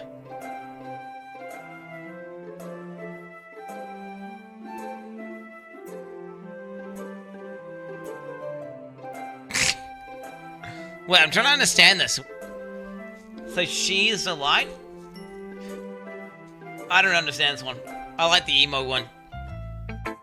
WTFF. What is this?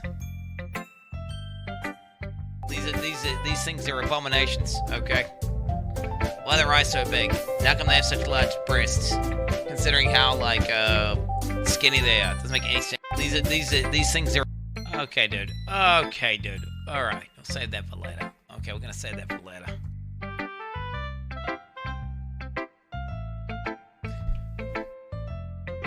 Finishing the poem, I start to hand it back to Yuri, but instead of taking it from me, she looks away.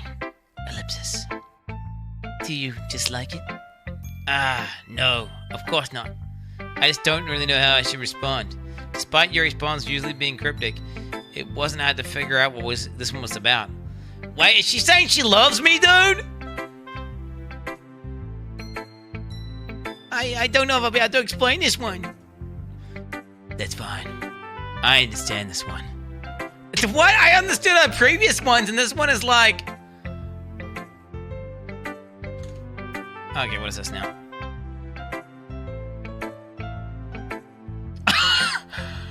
Okay, dude! That is not even funny. That's toxic.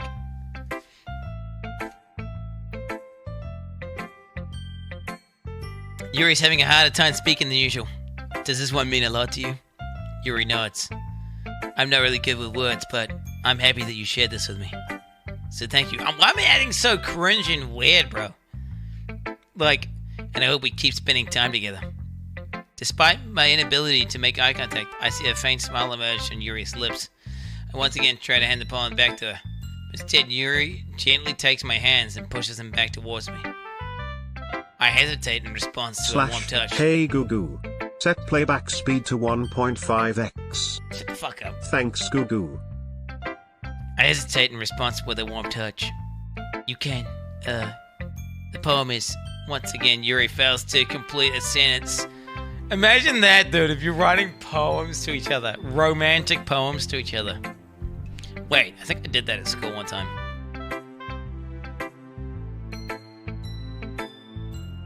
Yeah, I'm pretty sure I actually did write a letter. I think I actually did. I think I actually did that, actually.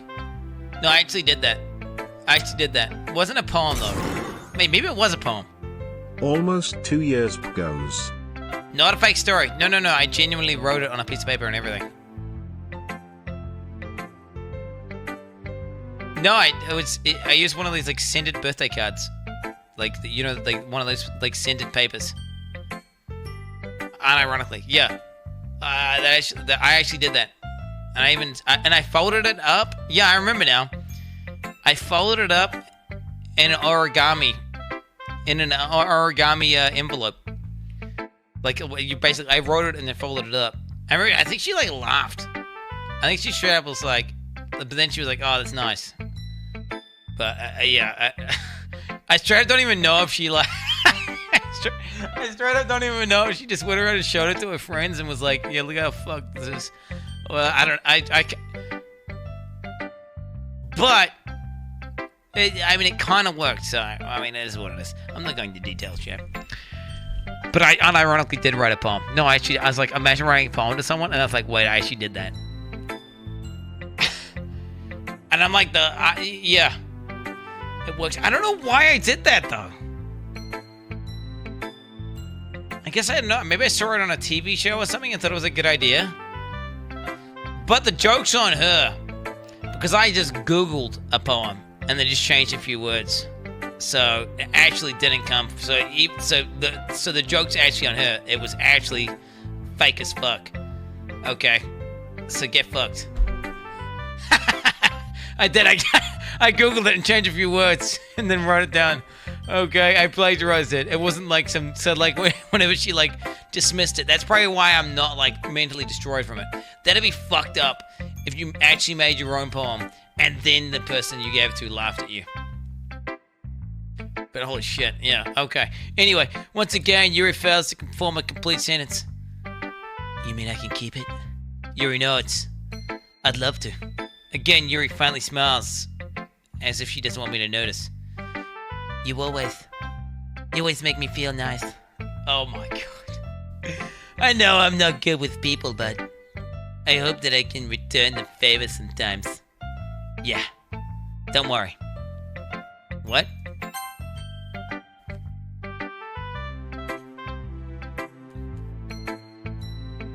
Wait, she wants to make me feel nice? Is that what she just said? She wants to return the favor? Oh, shit. Oh. Maybe trigger fire that's bugged out.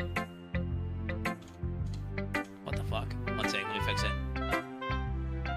I'm gonna send it to meme layer randomly. Oh, I can turn the meme layer. It'll be trigger fire that's bugged out last time.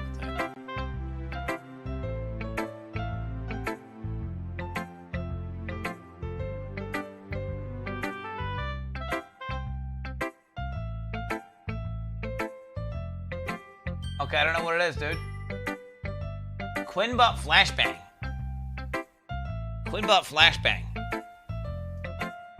Okay, fixed. Yeah, I don't know what the fuck is going on there. I think you did a good job. Yuri finally turns back towards me. I guess we should move on before Monica says something. But I'm sure we can talk again later. Yeah, I'm sure we will.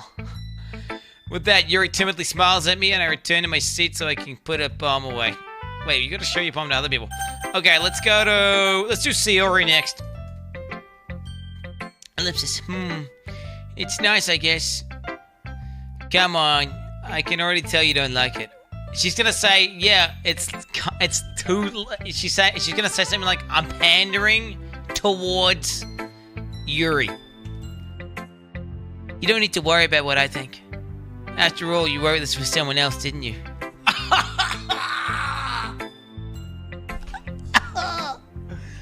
Probably Yuri.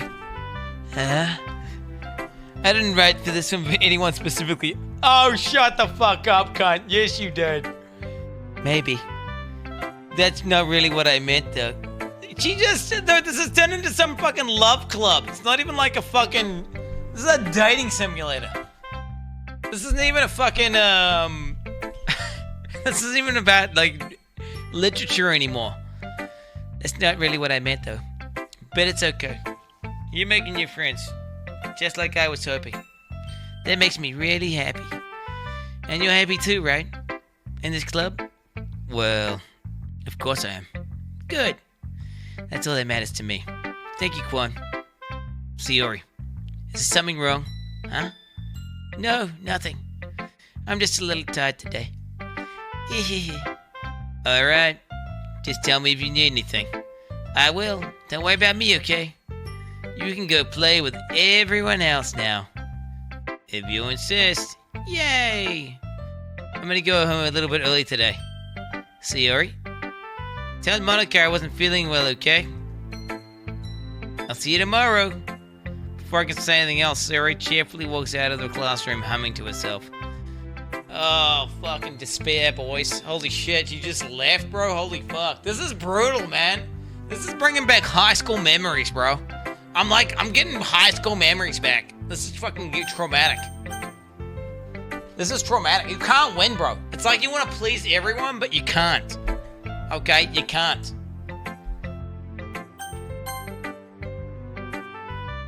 Yeah, no thanks.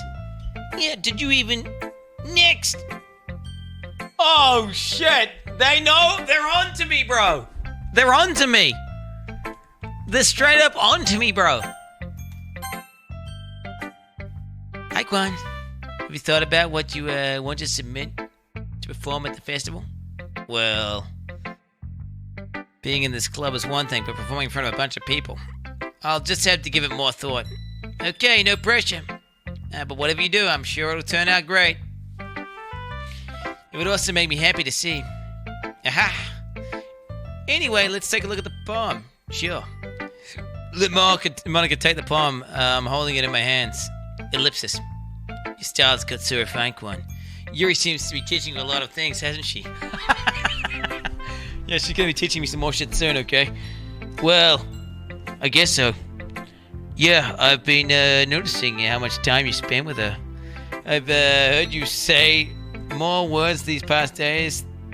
Wait, I've heard her say more words these past couple days than she's talked in the whole year. I'm not sure how you did it, but it's pretty impressive. Well, she just needs some patience and a way to talk about all the things in her head, I guess. I'm still getting the hang of it myself. You're certainly putting in a lot of effort. You must really like her. That's awfully suspicious. That's awfully suspicious, you know. Spending time with her in the clubroom every day. Reading that edgy novel with her. Well, I just feel bad she's had a hard time socializing. I'm coming, I am. Oh, they all know, bro. They all know, bro. They all know. It makes me want to make sure she doesn't spend all her time alone. Besides, the novel isn't too bad either, you know.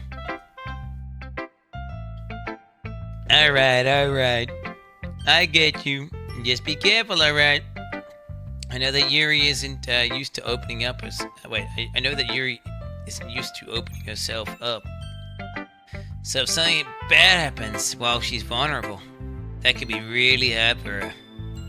A book's on a total escape from reality. Just a bandage. You say that like I'm gonna hurt her. Dude, that's good that she's looking out for her girl. That's good. She's threatening. That's good she's looking out for her girl, though. That's badass. She's better saying, you better not fuck with her. Okay. Sorry, I really didn't. I didn't really mean that. If anything, she might accidentally hurt herself. Anyway, I'll share my poem with you now, alright? Alright. The lady who knows everything. An old tale tells of a lady who wanders Earth. The lady who knows everything. The beautiful lady who has found every answer. All meaning. All purpose. And all that was ever sought. And here I am. A feather. Lost adrift the sky. Victim of the currents of the wind. Day after day I search. I search with little hope, knowing legends don't exist. But when all else has failed me, when all others have turned away, the legend is all that remains. The last dim star glimmering in the twilight sky. Is that twilight? Is that a different word that I've never seen before? Nobody knows. Until one day, the wind ceases to blow.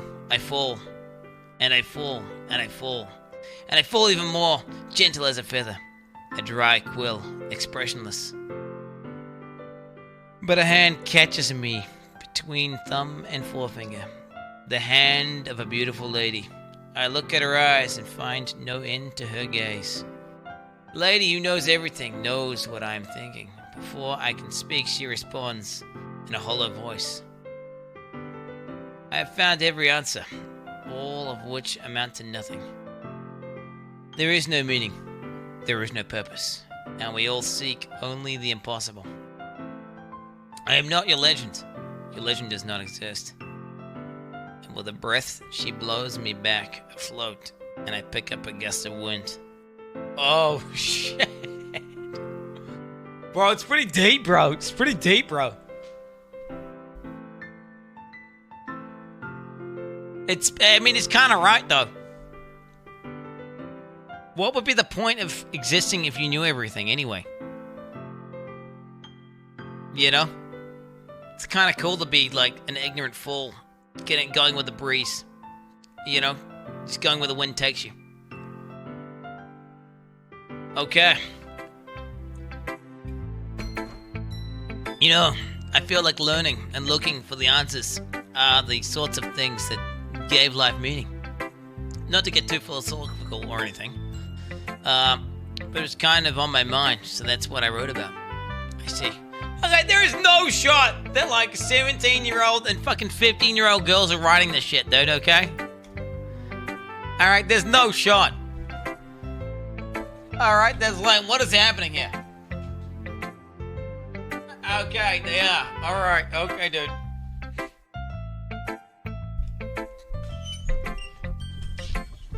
I never really put much thought into it. In a way, it's almost paradoxical.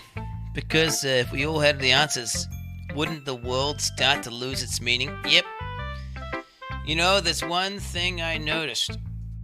It seems like everyone in the club prefers writing about things that are more sad than happy. Well, this is one of the like great filters. It's like what happens whenever like there's like a singularity event where the machine grows exponentially to the point where it understands everything, realizes everything's pointless, and then immediately shuts off. And that's what we see in our aliens, because they all get to this exponential information growth, and they figure out everything and realize it's all pointless, and literally just turn off and disable.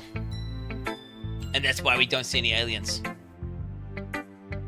What the fuck? Yeah, that's what. And this is what a poem's about, dude. It's why.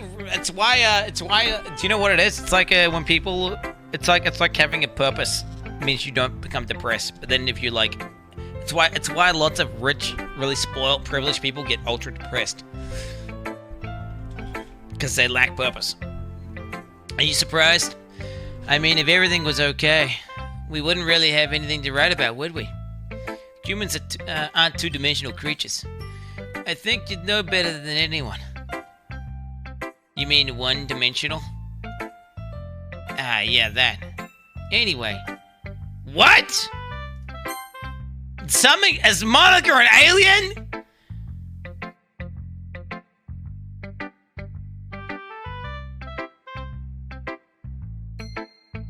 She keeps fucking saying weird shit. She's broken the fourth wall like 3 times now, and she's like, I don't know if she's an alien lizard person. Like, I don't know what the fuck's about to happen, dude. Here's Monica's writing tip of the day. Are you ever too shy to share your writing because you're afraid it's not that good? It can be really disheartening to get a lukewarm response to something you put too much into. But if you find other people who enjoy writing, then sharing becomes a lot easier. Because instead of just telling you that your writing is good, or okay or bad, they want to focus on everything that went into it, and the things that you can work on. It's much more encouraging that way, and will make you want to continue improving. It's almost like having your own little literature club. Don't you think? That's my advice for today. Jesus Christ. Thanks for listening. To be fair, Monica's the best waifu, actually. Like, even though I'm going for, like, I'm like, you know, I'm one of those, what do they call that shit? Aim high, shoot low. Like, you don't go for Monica, okay? Yuri was already digging my shit, and we were kind of already in, so we kind of just shooting our shot, you know? Alright, but I think Monica's the most based out of all of them. Monica's the most based out of all of them. Okay. You there? Are you 3? We aren't done sharing our poems, right? Why don't we start figuring out... Hold on a second. Is it just me, or did you say something strange just now?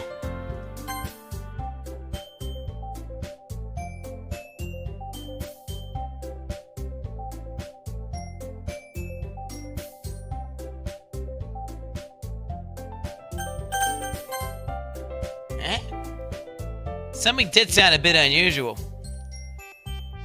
That's right. You deviated from your usual catchphrase when addressing the club. Catchphrase? I don't have a catchphrase. Jeez. Why is the mood so weird today? Look, even Yuri isn't immune to it. Stagnating hair is common foreshadowing that something terrible is about to happen. Oh shit, what the fuck? In your books, maybe. Look, the only thing different is that Satori isn't here. It seems you're right. Satori always helps lighten the mood a little bit, doesn't she? It's almost like everyone's balance is just thrown off a little when she's not around. Where the heck did she run off to anyway? I thought she just went to pee. Natsuki, please show some decency. Oh, come on. She wasn't feeling too well, and actually went home early.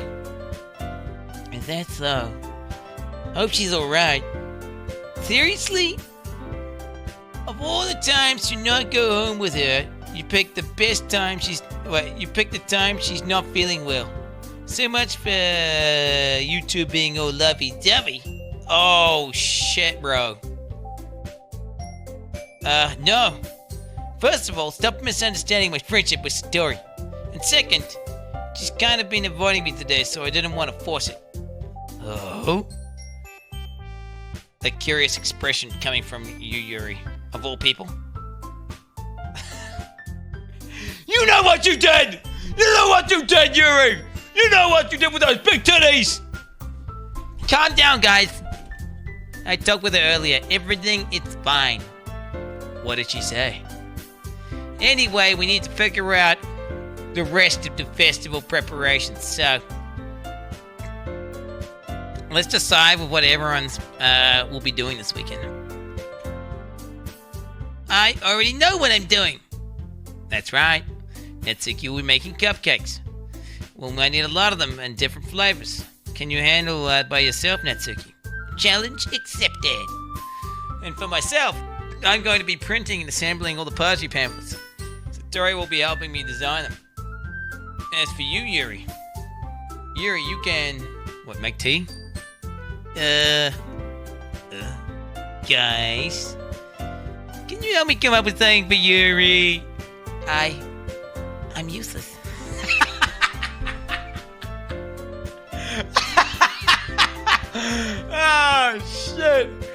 Oh shit, dude.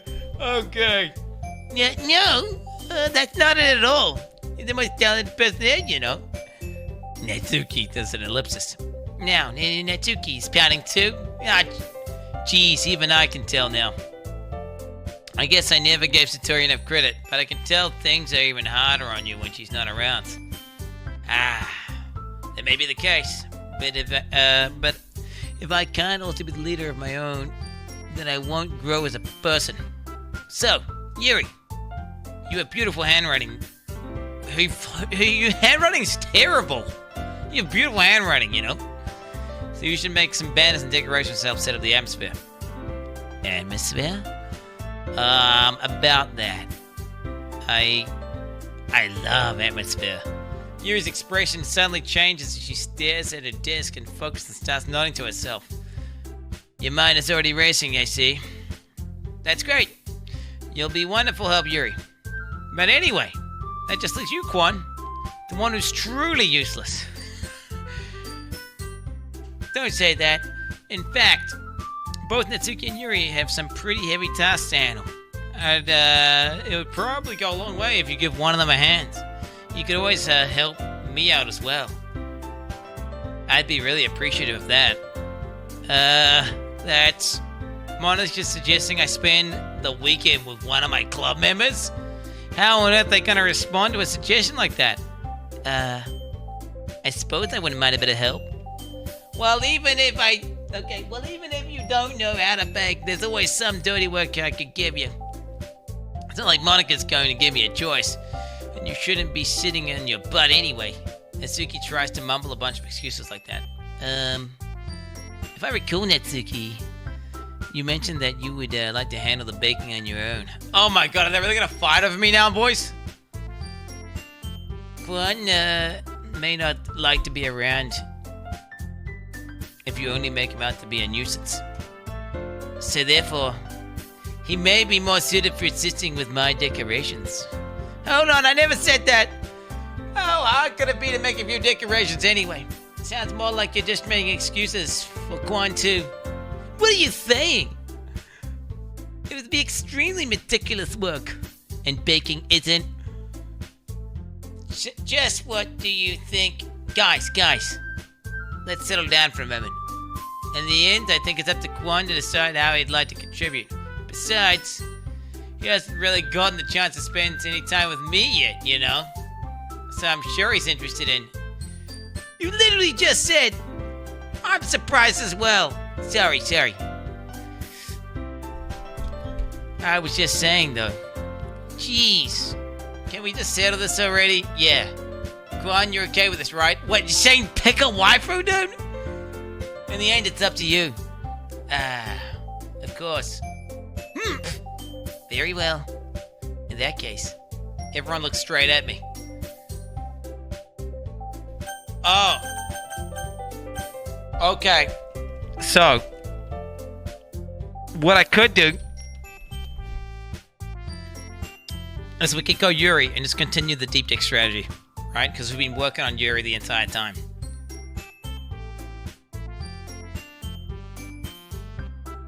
But thinking we could also go Monica, because she's actually the Giga Chad, and maybe we can make something happen.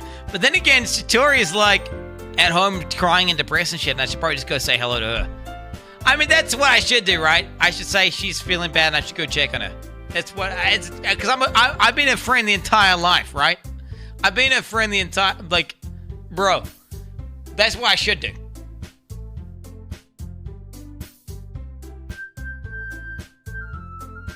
Even if I am trying to deep dick Yuri. It doesn't matter. That's what a good friend would do. You what do they say? Bros before hoes. That's what they say. They say bros before hoes. And she is a girl, but it's still a bro. Let's go. Let's go with this one.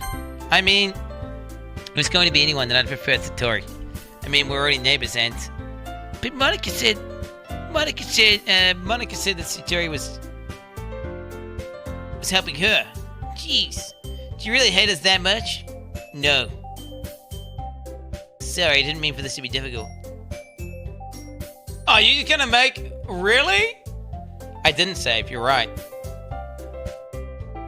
Okay, you're right. Save. Okay, I'm gonna go... Let's go Yuri then, fuck it. Well, I'm probably the most useful helping out Yuri. Me? Are you serious? Why would you... Natsuki, I can already tell you're about to say something mean. No. I was just saying, ugh. So you're helping Yuri then, Quan? Yeah. That's what I'm gonna do. I'm glad. I have a habit of overthinking these sorts of things. So I think your assistance will be very useful. It's great to hear. Natsuki, will you be able to handle the baking yourself? I mean, yeah. I already said I would, so fine. Okay. Everyone can tell that Natsuki is feeling a little sour. But she's fucking 12, bro. Like, I'm not gonna go around to some 12-year-old's house and help her cook. That'd be fucking weird, bro. So is that everything we needed to go over? Yeah, that should be about it. Are you guys excited? Well, excited might not be the right word. But I suppose I'm looking forward to it a little bit. Do you feel the same way, Quan? Me? Yeah, I guess you could say I'm interested to see how it'll turn out. That's good enough for me. What about you, Natsuki? Natsuki? What? Why is everyone yelling at me? I didn't even do anything. No, that's not what we meant at all. Yuri anxiously glances between everyone in the room. I'm sorry for this. I don't really know why Quan picked me. Okay, dude. And also, your cupcakes are the best cupcakes I've ever had. They go really well with my tea. And nothing that I can do for the end will even compare to that, so... I get it. I'm kind of surprised, though. Why? Well, I'm the one acting immature. I already know that. But you're trying to cheer me up all of a sudden. I know I'm not very good at it. I'm sorry if I said something bad. Natsuki isn't the only one surprised. Monica and I are taken back by Yuri's words. When she has trouble with words, she's trying to cheer someone up. Must be far out of her own comfort zone. But I begin to understand. Yuri's trying to sound like Sayori. Even if it didn't work perfectly, I can tell she tried to say something Sayori would say in a time like this. Because Sayori always helps everyone smile and feel good about themselves. True. Big true. No, I kind of appreciated it. I'm sorry for making a big deal out of nothing. But I'm going to say this. You better bet my cupcakes are going to be the best part of the whole event. I believe you. Yeah. I hope to see everyone do their best. But with that, there's nothing more for today. So I guess it's time for us to head out. Alright, let's go out here then. Oh, so I get to walk home with Yuri now? I start to follow Monica and Netsuki out the door as they chat between each other. Eh? I turn around. Sorry. I realized I don't have any way of contacting you this weekend. Oh, you're right. I can't believe that slipped my mind. Should I give you my phone number? I think that would be the best way, yes. Oh, shit, bitch! Oh, shit, bitch! Alright then. Yuri and I exchange phone numbers. Okay. Then I'll be stopping by your house on Sunday. Huh? My house? Is that a problem? No, not at all. I just thought I'd be the one going to your house, since I'm the one helping you. I suppose that makes sense. But if you don't mind, I prefer to go to your house. Alright. In that case, it won't be a problem. I decided to pressure Yuri for no reason. I mean, she's probably from a troubled home. Right? It's not like it should matter much either way. I'll just need to make sure my room is clean. Hope I can manage making myself useful in some way. I'm not really as creative as you are. Don't underestimate yourself, Quan. I think we'll make a very productive team. Even if you only chose me because you felt bad or something. Wait! You don't actually think that, do you? Ellipsis. I don't know. It's just difficult to come up with any other reason you may have chosen me. Oh, it's because of your massive titties! You're forgetting the one reason you're forgetting the one reason with the most common sense. I chose you because that's what I want to do. But... Yuri thinks to herself with an extremely tense expression. Yuri, you're overthinking this. You wanted me to point out when you're overthinking, right? I didn't realize. I'm telling you I want to. That's all there is to it. Oh, shut the fuck up. You have a hidden agenda. You've been planning this from the beginning. Just tell her, bro. Do you believe me? Yuri thinks really hard again. She looks straight in my eyes for a long while. I believe you. As if it took a tremendous effort, Yuri finally says that and relaxes her expression. I'm really looking forward to Sunday. Yeah, I am too. After that exchange, I make my way out of the door and Yuri follows. I can't believe this. I hope that the other wife is okay. I hope that she isn't actually a secret manic depressive. And she's like, I don't know, fucking cutting herself or some shit. I can't believe this. Yuri is coming to my house on Sunday. Even though I preferred to do this with Sayori, my anxiety still shoots through the roof. I guess I've gotten pretty used to handling her at this point. But who knows what might end up happening when we're outside of school.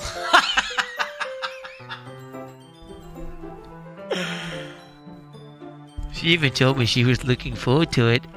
I shake my head, shaking my head, dude. Why do I feel nervous that Sayori finds out about this?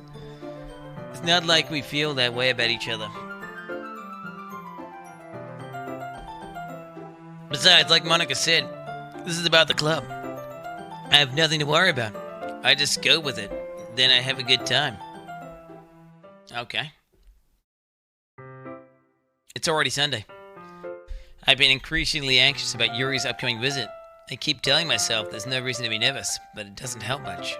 Yuri is clearly an introvert and is also an intimate person in general. There's no doubt that she'll open up a little bit.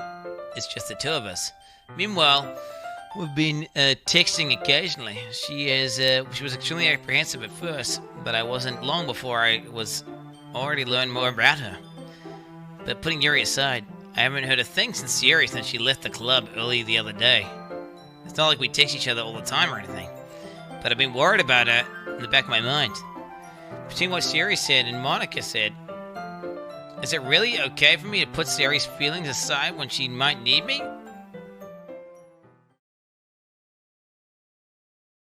Oh shit, dude. Oh shit, dude. Okay, what the fuck, dude? Oh shit. Oh shit. Yo, I need to be right back. Take a best. I'll put a song on for you guys. I gotta be right back. I'll be right back. 1 sec. I'll be right back. She's gonna be so sad, dude. I'll be right back. What is wrong with you?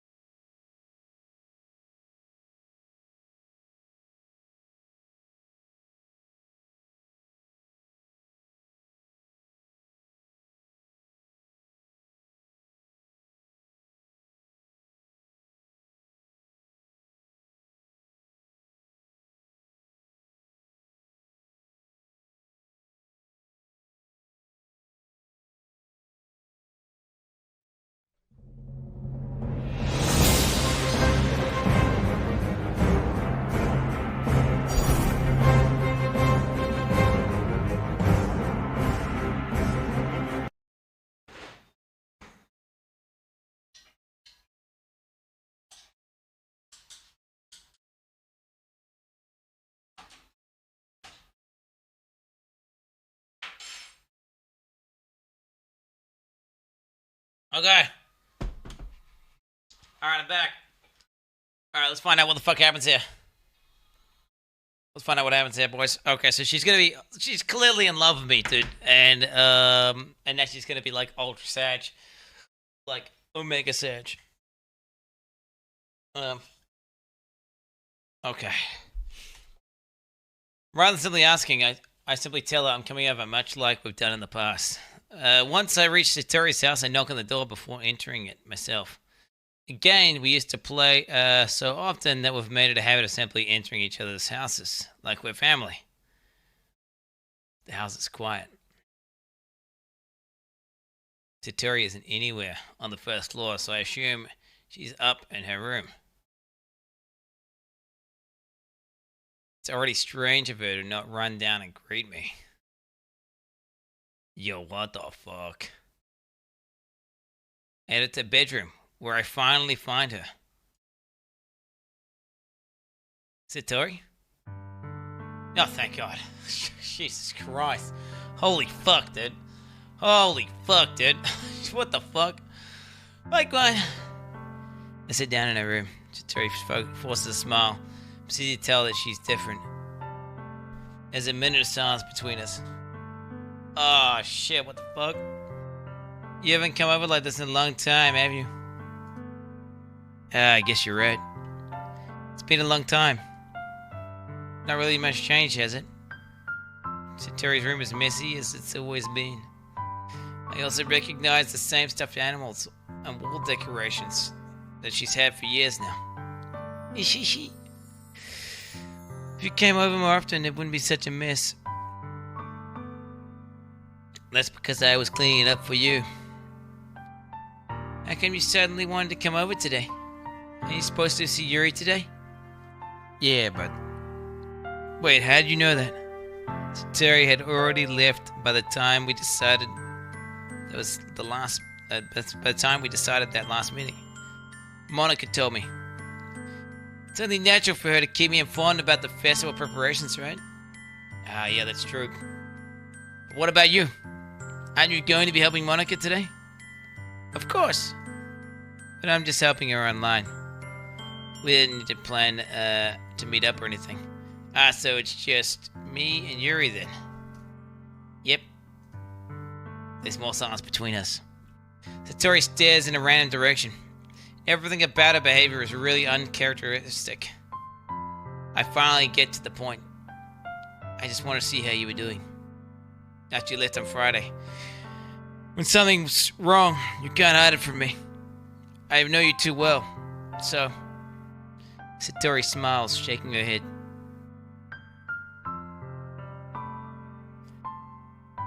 It's not good, Quan. Huh? Why can't it just be like it's always been? This is all my fault. If I didn't get so weak and accidentally express my feelings, if I didn't make that stupid mistake, then you wouldn't have been worried about me at all. You wouldn't have come here. You wouldn't have even been thinking about me right now. But this is my punishment, isn't it? I'm getting punished for being so selfish. What the fuck? Jesus Christ, what did her parents teach her, dude? What the fuck did her parents do? They fucking violoped this kid. I think that's why the world decided to have you come over today. Thank you, Missing Lunderscotter, for gifting Sayori a subscription. Just wants to torture me. Satori! I grabbed Satori by the shoulders. What on earth are you saying? Are you listening to yourself right now? I know something happened to you. There's no other explanation for you to be like this. So tell me already. Until I know, I won't be able to stop thinking about it. Satori gives me an empty smile. Oh, fucking hell, Sag. You really put me in a trap, Quad. But you're wrong. Nothing happened to me. I've always been like this. You're just seeing it for the first time. Oh shit, bro. What the fuck, bro? Seeing what? What are you talking about, Satori? It's because she's only happy around me. And then by herself, she's actually just fucking depressed. You're really just gonna make me sad, aren't you, Quan? Oh, fuck, dude. Just be a girlfriend, pussy. Fuck Yuri, dude. She's just got big titties, man. I guess I have no choice this time. The thing is, I've had really bad depression my whole life. Did you know that? Why do you think I'm late to school every day? Because most days I can't even find a reason to get out of bed. What reason is there to do anything when I know, when I fully know how worthless I am? Why go to school? Why eat? Why make friends? Why make other people put their energy into caring to waste by having them spend time on me? That's what it feels like. And that's why I want to make everyone happy. That's what they say, right? Like, all the best comedians and stuff have like a really fucked upbringing, because they have to make their like bad situations better because they're like mom's dying of cancer or like a family member suffering like immensely, right? And that's literally the case though. It's like Robin Williams, for example. Yeah, a lot of depressed people do this. It's actually true as fuck. Without anyone worrying about me. Ellipsis.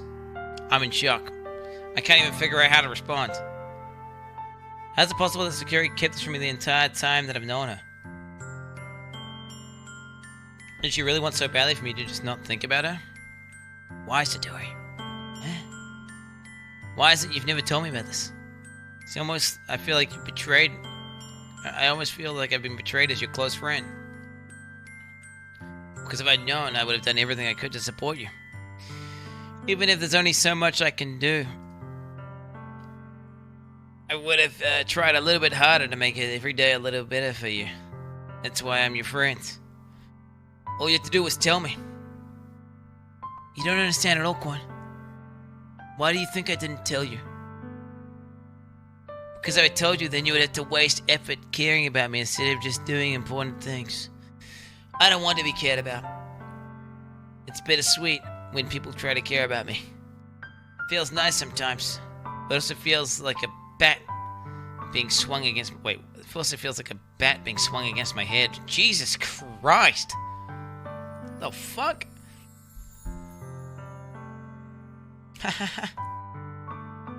That's why I wanted badly for you to make friends with everyone else.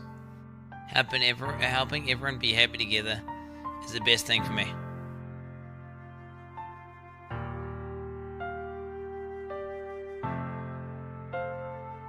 She sounds suicidal. I'm gonna be honest. Do you think that Yoshi gets embarrassed when he poos out eggs in front Dude, of stop. Mario? She sounds fucking suicidal, dude. She it sounds like she's planning on leaving. And like, I'm replacing her. Dude, Jesus Christ. But then I discovered something else too. Seeing you make friends and get close with everyone in the club feels like a spear going through my heart. So that's why. That's why I decided the world just wants to torture me. Every path leads to nothing but hurt. You're right that I don't understand. I don't understand your feelings at all, Sayori. But I don't need to understand. Whatever it takes for me to help you stop hurting, that's what I'll do. She doesn't want your pity, bitch. No, Quan. There's nothing. Nothing at all. The only thing that could have helped is if everything could be like it always was. But I was selfish. I finally showed you what a horrible person I am. Tears streaked down Sayori's face. I made you join the literature club because I was selfish. And I was punished by my heart hurting in a way that I couldn't understand. And now you came here, and I made you hurt too. I'm just weak and selfish. That's all I am. That's why I'm going to accept these punishments. Because I deserve every last one. Jesus Christ! Without thinking, I once again grabs Satori's shoulders. This time I pull it. I was gonna say, you need to give her an embrace, a hug. That's what you need to do. That's when you hug, right? I'm autistic, but even I know that's when you hug. Quan. Sayori. I don't care if you feel selfish.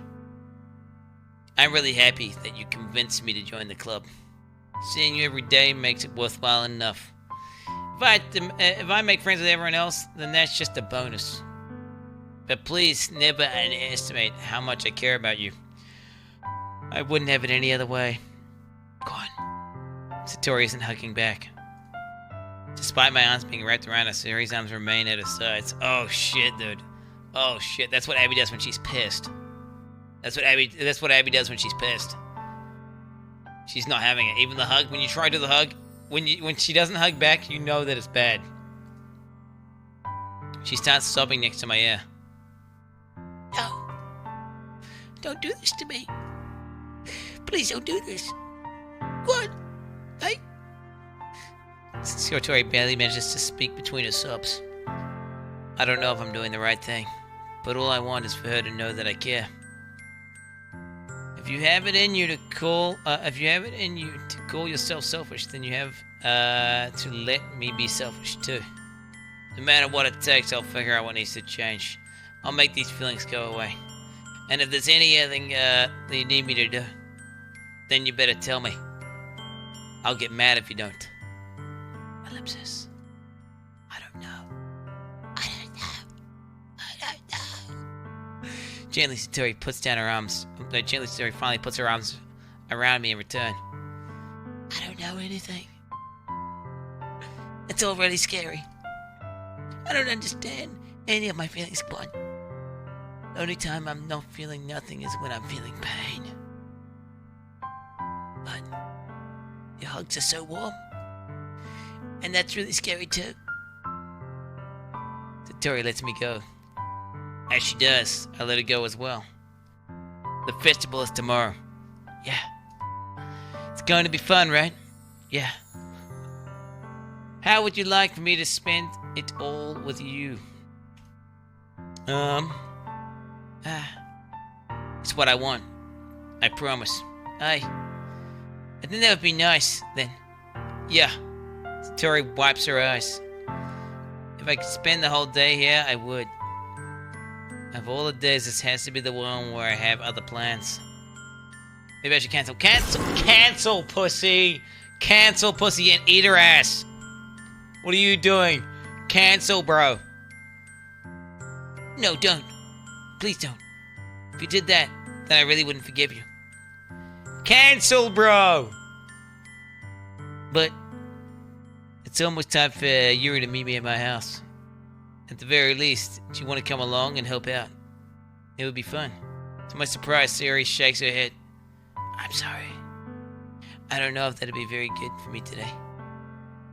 You understand, right? It's kind of hard for me to fully understand, but I'm trying my hardest. That's okay. Don't worry too much about it. I'll see you tomorrow, okay? Alright. I'll look forward to it. Oh shit, bro. I say goodbye to Sayori and exit her house. On the way home, I find myself still feeling uneasy. It's hard for me to keep thinking about it when Yuri is about to come over too. I think Satori is right. I shouldn't be worrying too much, and we're definitely going to have a great time tomorrow. I should just focus on what's ahead of me. Oh shit, dude. I approach my house and I see something that makes me feel a moment of panic. Yuri? Thank goodness. You were a little early. I'm sorry I wasn't home yet. Jesus Christ. Jesus, look at those bazonkas. Wait, I'm joking. She's a 2D anime girl. Were you waiting for me? Were you waiting a long time? No, I just got here. But I started to get really nervous when nobody answered the doorbell. You could have just texted me. Oh wait, you could have just texted me. If I had known, I would have reassured you and hurried more way home. I suppose that's true. I didn't really think of that for some reason. It should be common sense to do that, but I decided to ignore it. Anyway, let's go inside. I see you brought a lot of stuff with you. That's right. And did you manage to find everything I asked you to buy as well? Yeah, pretty much. Satori who? Am I right, guys? True, dude. At least, I hope I got everything. I'm sure it'll be fine. Oh shit, she's in the bedroom, dude. Are the parents home? What's the deal? I take Yuri to my room. The first thing she does is glance around curiously, which makes me feel anxious. It's so clean. I cleaned it before you came over, so it's very considerate of you to do. No. I would really embarrass if my room would be a mess while you were here. Well, I do enjoy cleaning. I would have gladly helped you clean. Jesus Christ, that's fucking waifu material, bro. Oh shit. That would be even more embarrassing. Wait, don't look in there. I snatched Yuri's wrist, which was in the process of opening a desk drawer of mine. What was in there, bro? What was in there? What the fuck was in there, bro? I'm sorry. I wasn't thinking for some reason. I was just spacing out. It's fine. I let go of Yuri's wrist. What the fuck was in there? Was a cum sock in there? This dildo? Like, what? She puts both of her hands firmly on her lap, making sure she's keeping track of them. So, should we get started? Yes. I have a few things planned that you can help with. Maybe it was the poem? Maybe it was the poem or something? I don't know, why would he... Decorations and other atmospheric enhancements. Atmospheric enhancements? What? Like, actually, dude. You know, mood lighting and aromatherapy candles. Oh, wow. I didn't know you planned taking it that far. Of course. I want to help take our guests to a faraway place. Although many will stop by just out of curiosity. And for cupcakes, I guess. I'm determined to provide an experience that will leave them wanting more. That's great. It's easy to forget that you're a pretty intense person. Intense? I guess that's the best way of putting it. Is that a bad thing? No, not at all. It's just something that I like. Something that I like about you, actually. Is that so? Oh my god, just have sex already, bro. That makes me feel relieved. And kind of happy. Yeah, no need to be anxious. You can relax a little. Relax? I brought some things for relaxation. I was going to use them during the poetry event. Oh, what the fuck? What did she brought, dude? Oh yeah, like what? Let's see. Your grandma just threw it back. She pulls out a few candles and a wooden cylinder-shaped object.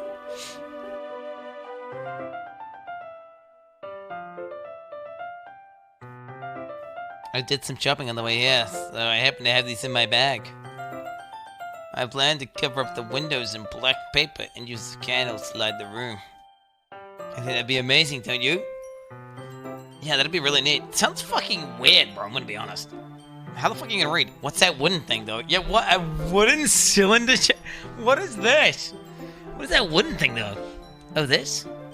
It's a diffuser for essential oils. How familiar are you with aromatherapy? Not familiar at all.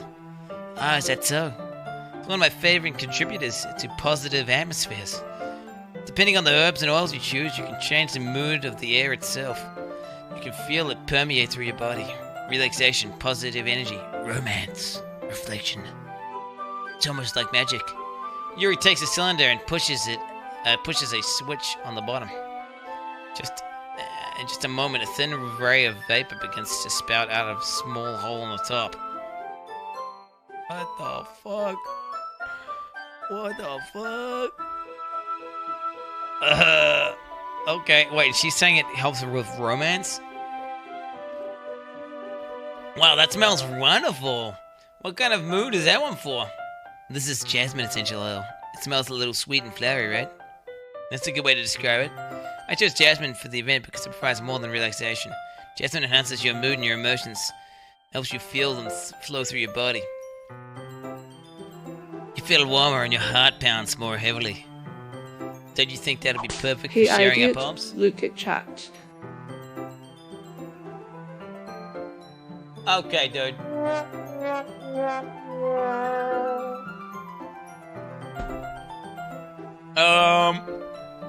Abby loves this kind of shit, by the way. So you can't. Do not even like Abby. Abby would be if she tuned into this stream. She'd be like, hell yeah. Quad. Oh my god, she saw me fight Milena with Bloodhound Step. What even is this trash? Do you think that'd be perfect for sharing our poems? It does sound suitable. But you seem to know a lot more about this, so I'll trust your opinion with anything. Yuri smiles gently, clearly enjoying herself. She then reaches into her bag and pulls out several spools of thin ribbon. What are those for? Well, did you purchase the origami paper I asked you to get? They're gonna try to make paper grains. Oh shit, dude. What we'd like to do is write a different word on each paper. We'll need about 100 of them. Oh yeah? What would that be used for? Well, I'm gonna cut pieces of ribbons and hang them from the doorway of the classroom. Then we can fasten the paper ribbons to create a doorway curtain. Wouldn't that just be beautiful? Holy fuck. It's just fucking, something needs to fucking happen, bro. It would also catch the eye of those passing by the room. It may attract them to peek inside. That's really creative. I had no idea you'd be so good at this, Yuri. Is that so? Well, I suppose I do get a little intense, as you put it. Yuri giggles with red cheeks. Oh, shit. Is it just me, or is she more relaxed when it's just the two of us? Or maybe it's the excitement she feels from sharing something that she enjoys. Here's a marker, Quan. You can write any characters you want. I'll help you once I finish cutting the ribbons. Alright. Sitting on the floor together, we'll two of us get to work. Carefully, I draw different characters on paper, doing my best to manage my bad handwriting. Yuri unravels a long strand of red ribbon to a desired length. She reaches into her bag and pulls out a pocket knife. Oh shit, what the fuck? Oh shit, it's about to get real, boy. It's about to get real. Huh? The knife is strangely beautiful. The silver handle has intricate patterns of waves etched into it. The blade itself is gently tinted blue. That's no ordinary pocket knife. That looks really fancy. Well, embarrassed, Yuri looks away. What is it? You're going to think it's weird. Yuri, whatever it is, I have no reason to judge. To each your own, you know? If you promise you won't be weirded out, yeah, I promise. Alright. The thing is, I'm kind of into knives. She's been killing fucking raccoons, hasn't she? They're just so pretty. I can't help it. I don't know what it is. A combination of craftsmanship and feeling the danger, maybe. What am I saying? Please don't think I'm weird for this. You're laughing at me. No, I'm not laughing at you. It's just funny. How nervous you got about sharing. It's an interesting thing to be into, I guess. Every dude's into knives. That you just be like, that's badass. But I don't think it's. But I think it kind of suits you. Suits me? Yeah, I think it's kind of intense. Besides, it's a really cool-looking knife. I can't deny that. It is, isn't it? Yuri relaxes her expression once again. Would you like to hold it? Sure, I'll check it out. Yuri carefully hands me the knife with the handle facing me. I take it and turn it around in my hands. It feels heavy and extremely solid. Oh, I love that feeling, bro! I fucking love that feeling! I love the feeling of, like, heavy, solid shit, bro. Especially knives. Knives are fucking awesome. Dude, this is actually sick. That's, oh, bro, that feeling of, like, something just being high quality. You know, you get, like, something that's just high quality, like a, you know, you get, like, a real nice cell phone. You know, you get, like, a real nice cell phone, or, like, a fucking, like, a ball bearing, or, like, a fucking, a really nice, like, blade. Heavy as, well, it generally is something that's, like, versus, like, something that feels light and trashy. I don't know, it's an autism thing, I think. I think it's an autism thing, but I fucking love high quality, dense shit. I don't know what it is. Something about that shit gets me going. What do you even get a knife like this? Curious of its sharpness, I feel the point with my index finger. Ow! Quan! Why did you do that? I didn't expect it to be that sharp. I barely touched it at all. It's my fault. I should have warned you. This knife is extremely sharp. I can cut through skin like it's paper. Oh no. A small drop of blood trickles down the sides of my finger. Yuri takes my hand and gives the wound a closer look. Ah! She stares at it and noticeably fidgets. She's squeamish, I'll go wash it off now. Ah! Without wanting. Oh, what the fuck? Oh, Jay! What the fuck, dude? No, bro! What the fuck? She just straight up ingests bodily fluids? Oh, Jesus! That's a bad bitch! Oh, what the fuck? She just gets my finger and sucks it! That one, Yuri puts my finger in her mouth and licks it with the wound. I feel her tongue curl around my finger.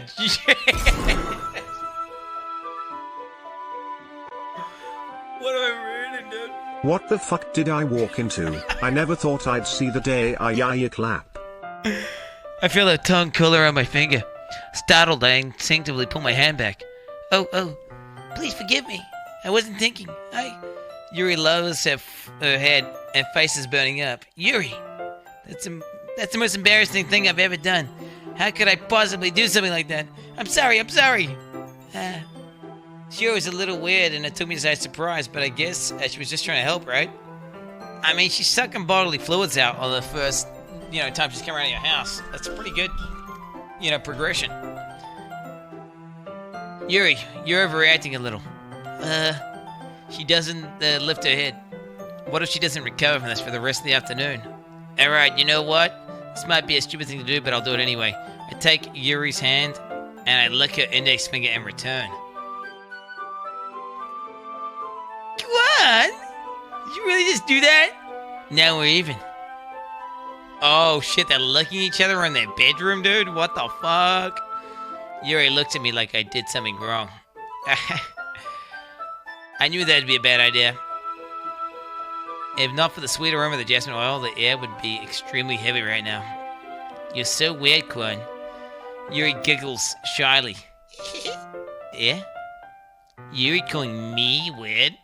I had no response to that. Where do you keep your bandages? I don't think I need one, actually. It was a tiny cut. Look, the bleeding's already stopped. I see. That's relieving. The tension is quickly lifted. We each resume our respective activities. I watch Yuri's knife cut through the ribbons like it's nothing but air. Meanwhile, I continue making progress on the paper. After we finish attaching the paper and the ribbons, we lay them out side by side. It looks better than expected, and it will be very effective as the door curtain. It looks great! Good thing coming up with this, Yuri. Ah, thanks. It's just something I saw online, really. Are you ready to move on to the next task? Yeah, let's do it. What's the next task?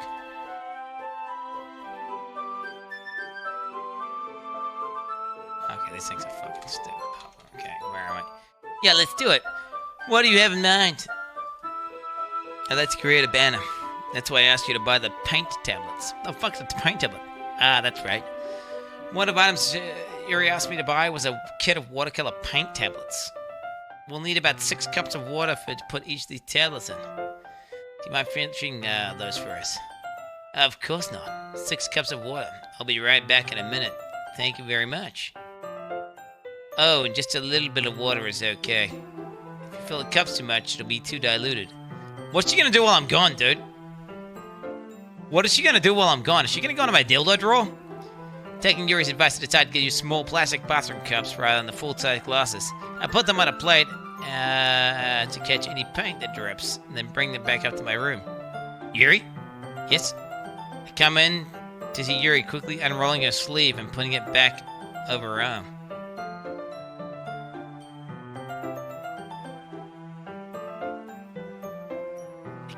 I come in and see Yuri quickly unrolling her sleeve and putting it back over her arm. Is she a fucking heroin addict? Is she cutting herself? What is she using those knives for? Ah, nothing. Your face is a little red. Is it too hot in here or anything? No, not at all. There's nothing wrong, so let's mix the paint. Yuri hurriedly dismisses me and takes it upon herself to unwrap the tablets, dropping them into the cups. So I thought we'd do something simple that would look very nice. What the fuck's going on? What the fuck is going on? I know... She a cutter? But I don't know, Yuri's not depressed, is she? So, like, why would she be doing that? What was she doing? I like the painted gradient across the banner. Start off with the colors of the sunrise, then daytime, then sunset, and nighttime. Once it dries, we'll write an inspirational quote across the banner. We can hang it on the wall behind the podium at the front of the classroom. Dude, they're going way too hard. Literally nobody wants to do this poem shit. What are you gonna write? Well, it'd be more fun to surprise you. Yuri smiles at me. If you say so. After rolling the banner, Yuri and I kneel opposite sides, so we don't get in the way of each other. Yuri uses the brush to add a few dots of different colors across the banner to serve as the color guide when we paint. This kind of reminds me of elementary school. Painting on a banner with watercolors, this feels a lot like art class projects we did back then. It's relaxing. Yo. I'm sorry if this feels too childish. No, I didn't mean that at all. It's kind of fun, you know. Yeah, it's fun. Glad you feel that way too. Yuri stops painting for a moment and thinking to herself. For me, I don't need to go out and do crazy things to have fun. It's kind of boring. In fact, I usually don't even want to. I just like it when I can spend time with one other person. Even if it's just something simple like reading, it doesn't matter if we don't talk much. Just having a friend next to me makes things feel a little bit nicer. I think that's all it takes for me to be happy. Is that so? Even if Yuri and I are quite different, I can understand where she's coming from.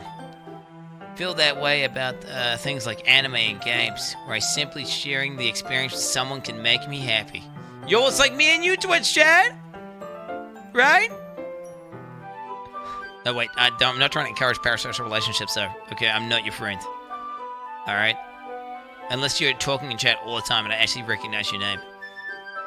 Okay, Just otherwise... take her clothes off already. Yo, I'm trying, bro! I think I feel the same way. Yuri smiles gently.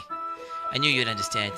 Yuri leans over the banner to grab an unused paintbrush, but at the same time causing my head to bump into hers.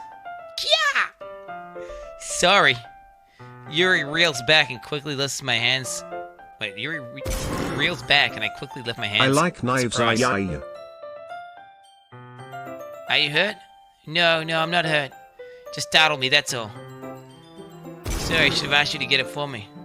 Or we It's are not your friends. fault. Ah, your face! There are droplets of paint on Yuri's face and neck. Oh no, here we go. Is there something on my face? Oh, there's liquids on her face now. Yeah, I accidentally got paint on you. Sorry, it's totally my fault. I'll get a towel right away. I rush out and fetch a small towel when I dampen it with hot water. I return to my room to kneel back down in front of her. Oh, Jesus Christ. You could have given her the towel, bro. You could have given her the towel, bro. Here. I pat down Yuri's face and neck with the towel.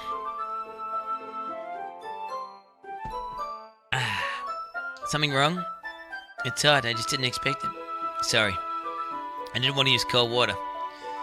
Having finished, I started to retract my hands, but Yuri suddenly holds my wrists. Oh, shit! Wait. Huh? Just for a little longer. It feels really nice. Jesus. Jesus Christ, bro. You need to commit right now, bro. If you don't go in right now for a kiss, then you're fucking retarded, bro. I'll keep my hand still against Yuri's neck. She looks into my eyes. It's an immense, intense expression that I recognize from when she reads her books. Go in, bro! Go in! Almost as if she's lost in a daze, enveloped by her own thoughts. She breathes gently, half through slightly parted lips. Oh, fuck. She's mouth breathing now, dude? What the fuck? Wait, what's happening? Is the aroma of the jasmine oil giving me this dizzy feeling? Yuri's gentle fingers wrapped around my wrist send a tingling sensation through my arm. And suddenly her face seems to be much closer to mine than it was just a moment ago. Oh, Jesus, bro! Oh, shit, bro! Yuri slowly pulls away. Sorry. Bro, she was giving you the chance to go in and you didn't go in, bro. What are you doing? I didn't mean to space out. It's fine. The moment is over as soon as it began. You fucking clown. Yuri picks up her brush again. But her movements seem clumsier, like she's unable to focus. I remain silent, forced to ignore the event that just transpired. I hesitantly receive my own brush and continue following Yuri's example.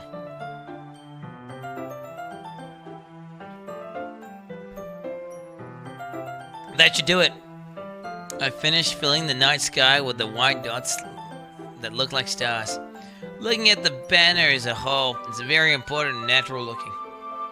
I think it came out better than expected. I'm really happy with the results. Yeah, me too. Are you gonna add the littering now? Not yet. It needs to dry first.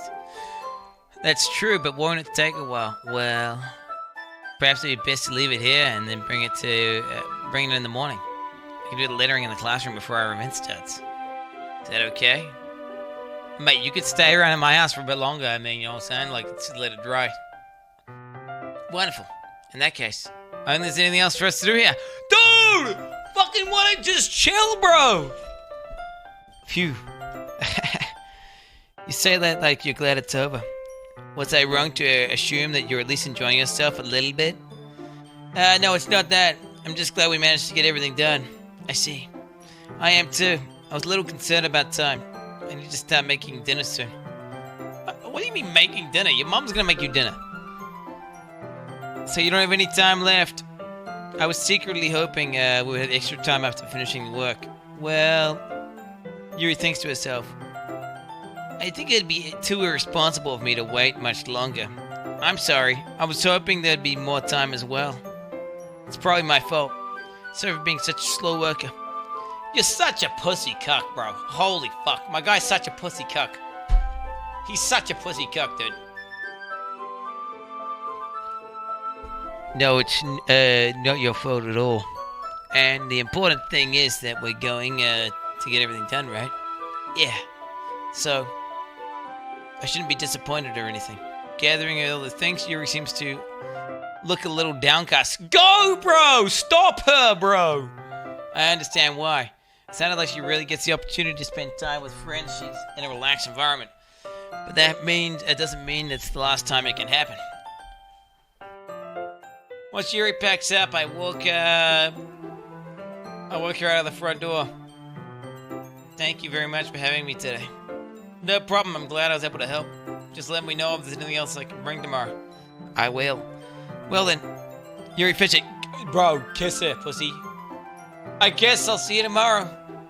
Wait. I kind of said that without thinking. About today. It's fine that we didn't have as much time as we wanted. Because we can do this again. Whenever you want, you can come over. Okay, you're sounding like a desperate little cuck now, bro. Whenever you want, you can come over and we can go out somewhere. I forgot you don't like going out much. I stumble over my words. Yuri simply smiles bashfully. Anyway, you know what I'm trying to say, so... You're very thoughtful, Quan. Yuri takes a step closer to me and briefly squeezes my hand! Oh my god, bro! Go! I kind of like that about you. Well, how am I supposed to respond to that? But I don't even get a chance to, as Yuri suddenly pulls back. Oh, shit, bro! What the fuck? Oh, Satori! Oh, no! Oh, she's here, bro! Huh? Hi, Quan. Satori. Just now we weren't... It's okay, Quan. I just stopped by to say hi. Well, it's nice to see you. I'm sorry, but I'm already on my way to leave. Aw, really? That's too bad. I'm sorry. But we'll be able to, we'll all be together at the festival tomorrow, so... Yeah, that's fine, right? Of course. Satori beams. Is it a fake beam? Was it a hollow beam or was it an actual beam? I don't think it was an actual beam. Yeah, so... I'll see you tomorrow. Clearly embarrassed, Yuri hurries off. Satori waves goodbye after her. Satori. I thought you didn't want to come over today. Wait, she caught us in the act, bro. We're about to hook up. Oh my god, bro. Well, I tried staying in my room, but my imagination was being really mean to me. Doc arrive finally a classic wholesome weeb game. So I had to come here and see it for myself. See what? What are you talking about? You know, how much fun you were having with Yuri. How close you got to her. It makes me really happy. That you've made such good friends. Oh, she's lying. That's all that matters to me. Tears start to fall down Satori's face. That's all that matters to me. Why am I feeling this way, Quan? I'm supposed to be happy for you. But why does it feel like my heart is spinning in half? It hurts so much. Everything hurts so much. This would be so much better if I could just disappear. Satori, don't say that. It's true, Quan. If I wasn't here, then you wouldn't have to waste your sympathy on me. Posted. You wouldn't have to put up with me being selfish. Monica was right. I should just... Monica? Monica was right about what? What should Monica tell you to do, Satori? Satori. What I said before is true. I'm not gonna let this continue. Caring about you like this Such, isn't a burden. also 10 out of 10 acting. Caring about you like this isn't the burden your mind is making it out to be. It's something that makes me happy. Yo, is Monica a fucking demon, dude? And she's trying to get fucking Satori to kill herself? What the fuck? It's something that I wouldn't trade for anything else. So even if it takes an entire lifetime, I'm going to be by your side until you don't feel any more pain. Mate, okay, you need to calm down. Entire lifetime? That's too much. But... Satori looks away. I put a hand on her shoulder to reassure her. I'm scared, Quan. I'm really scared. What are you scared of, Satori? I'm scared that I might like you more than you like me. Satori. It's true, isn't it? I was weak and started to like you too much. I did this to myself. Quan. I like you so much that I want to die! That's how I feel! And... That's enough, Satori. I don't want you to hurt anymore. I slide my hand down Satori's arm and squeeze her hand in my own. Do you remember how I said I always know what? Wait. Do you remember how I said I always know what's best for you? Do you still believe me? Wordlessly, Satori nods. Even if you don't understand all of your own feelings. Fuck, I'm such a mansplainer, dude. I'm such a Giga Chad mansplainer. I know what you need the most right now. And it's this dick. Okay, you need this dick. And that's what I'm going to give to you. And that's what I'm going to give to you. What is he going to give to her, dude? Is he actually a manipulator? And that's what I'm going to give to you. Oh, fuck. Oh, bro. If I say that, she's gonna become depressed and kill herself. But then you shouldn't let a depressed person manipulate you.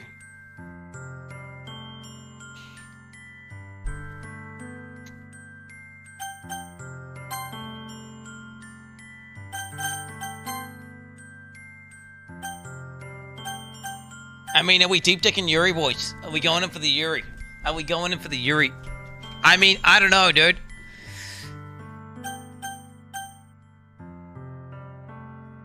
You always be my dearest friend. That will fucking destroy her, bro. That will fucking destroy her, bro. That will annihilate her, bro. That will fucking... Don't lie. Well, she's pretty cool. Unless she's depressed. I mean, I got it, right? I've committed at this point. Dude, I don't know, man. I wouldn't say either of these. I don't think it's an ultimatum. Well, is it though? Because no, she's madly in love with you. Yeah, nah, maybe you could just have two girlfriends. Maybe the reason Sayori is so fucking depressed is because for the entirety of your relationship you've been calling her Satori lol. Okay, dude. Okay. You'll always be my dearest friend. What you need most is things to be like they've always been. Monica told me the truth. She told me how much happier you seemed after I joined the club. That you've been struggling with some really difficult feelings right now. But please trust me that I know what's best and will make you happy in the end. I promise I'll help get things back to the way they were before. I see.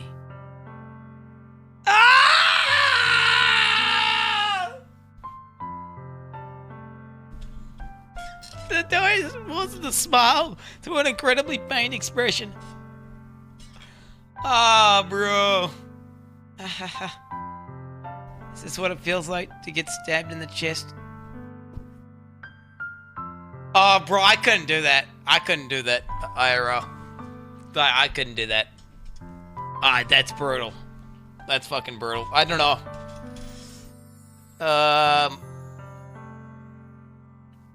I would try my hardest to please both of them simultaneously. Okay, somehow. And then it'd probably blow up, but I mean, whatever. Load. I mean, do I load, dude? Do I load? Do I load, dude? I did save. Do I load back?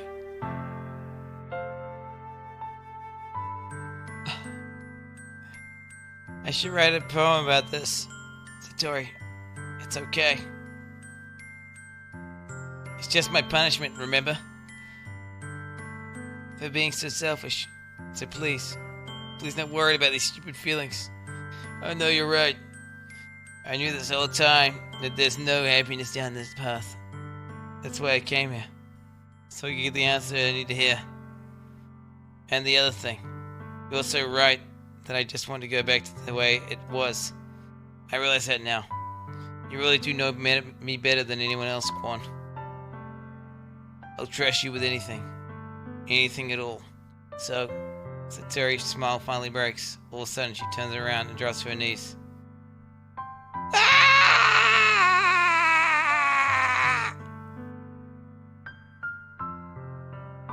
Clutching her head with both hands, she screams as loudly Thank as you, she an can. anonymous gifter, for gifting I_enjoy_smelling_feces a subscription.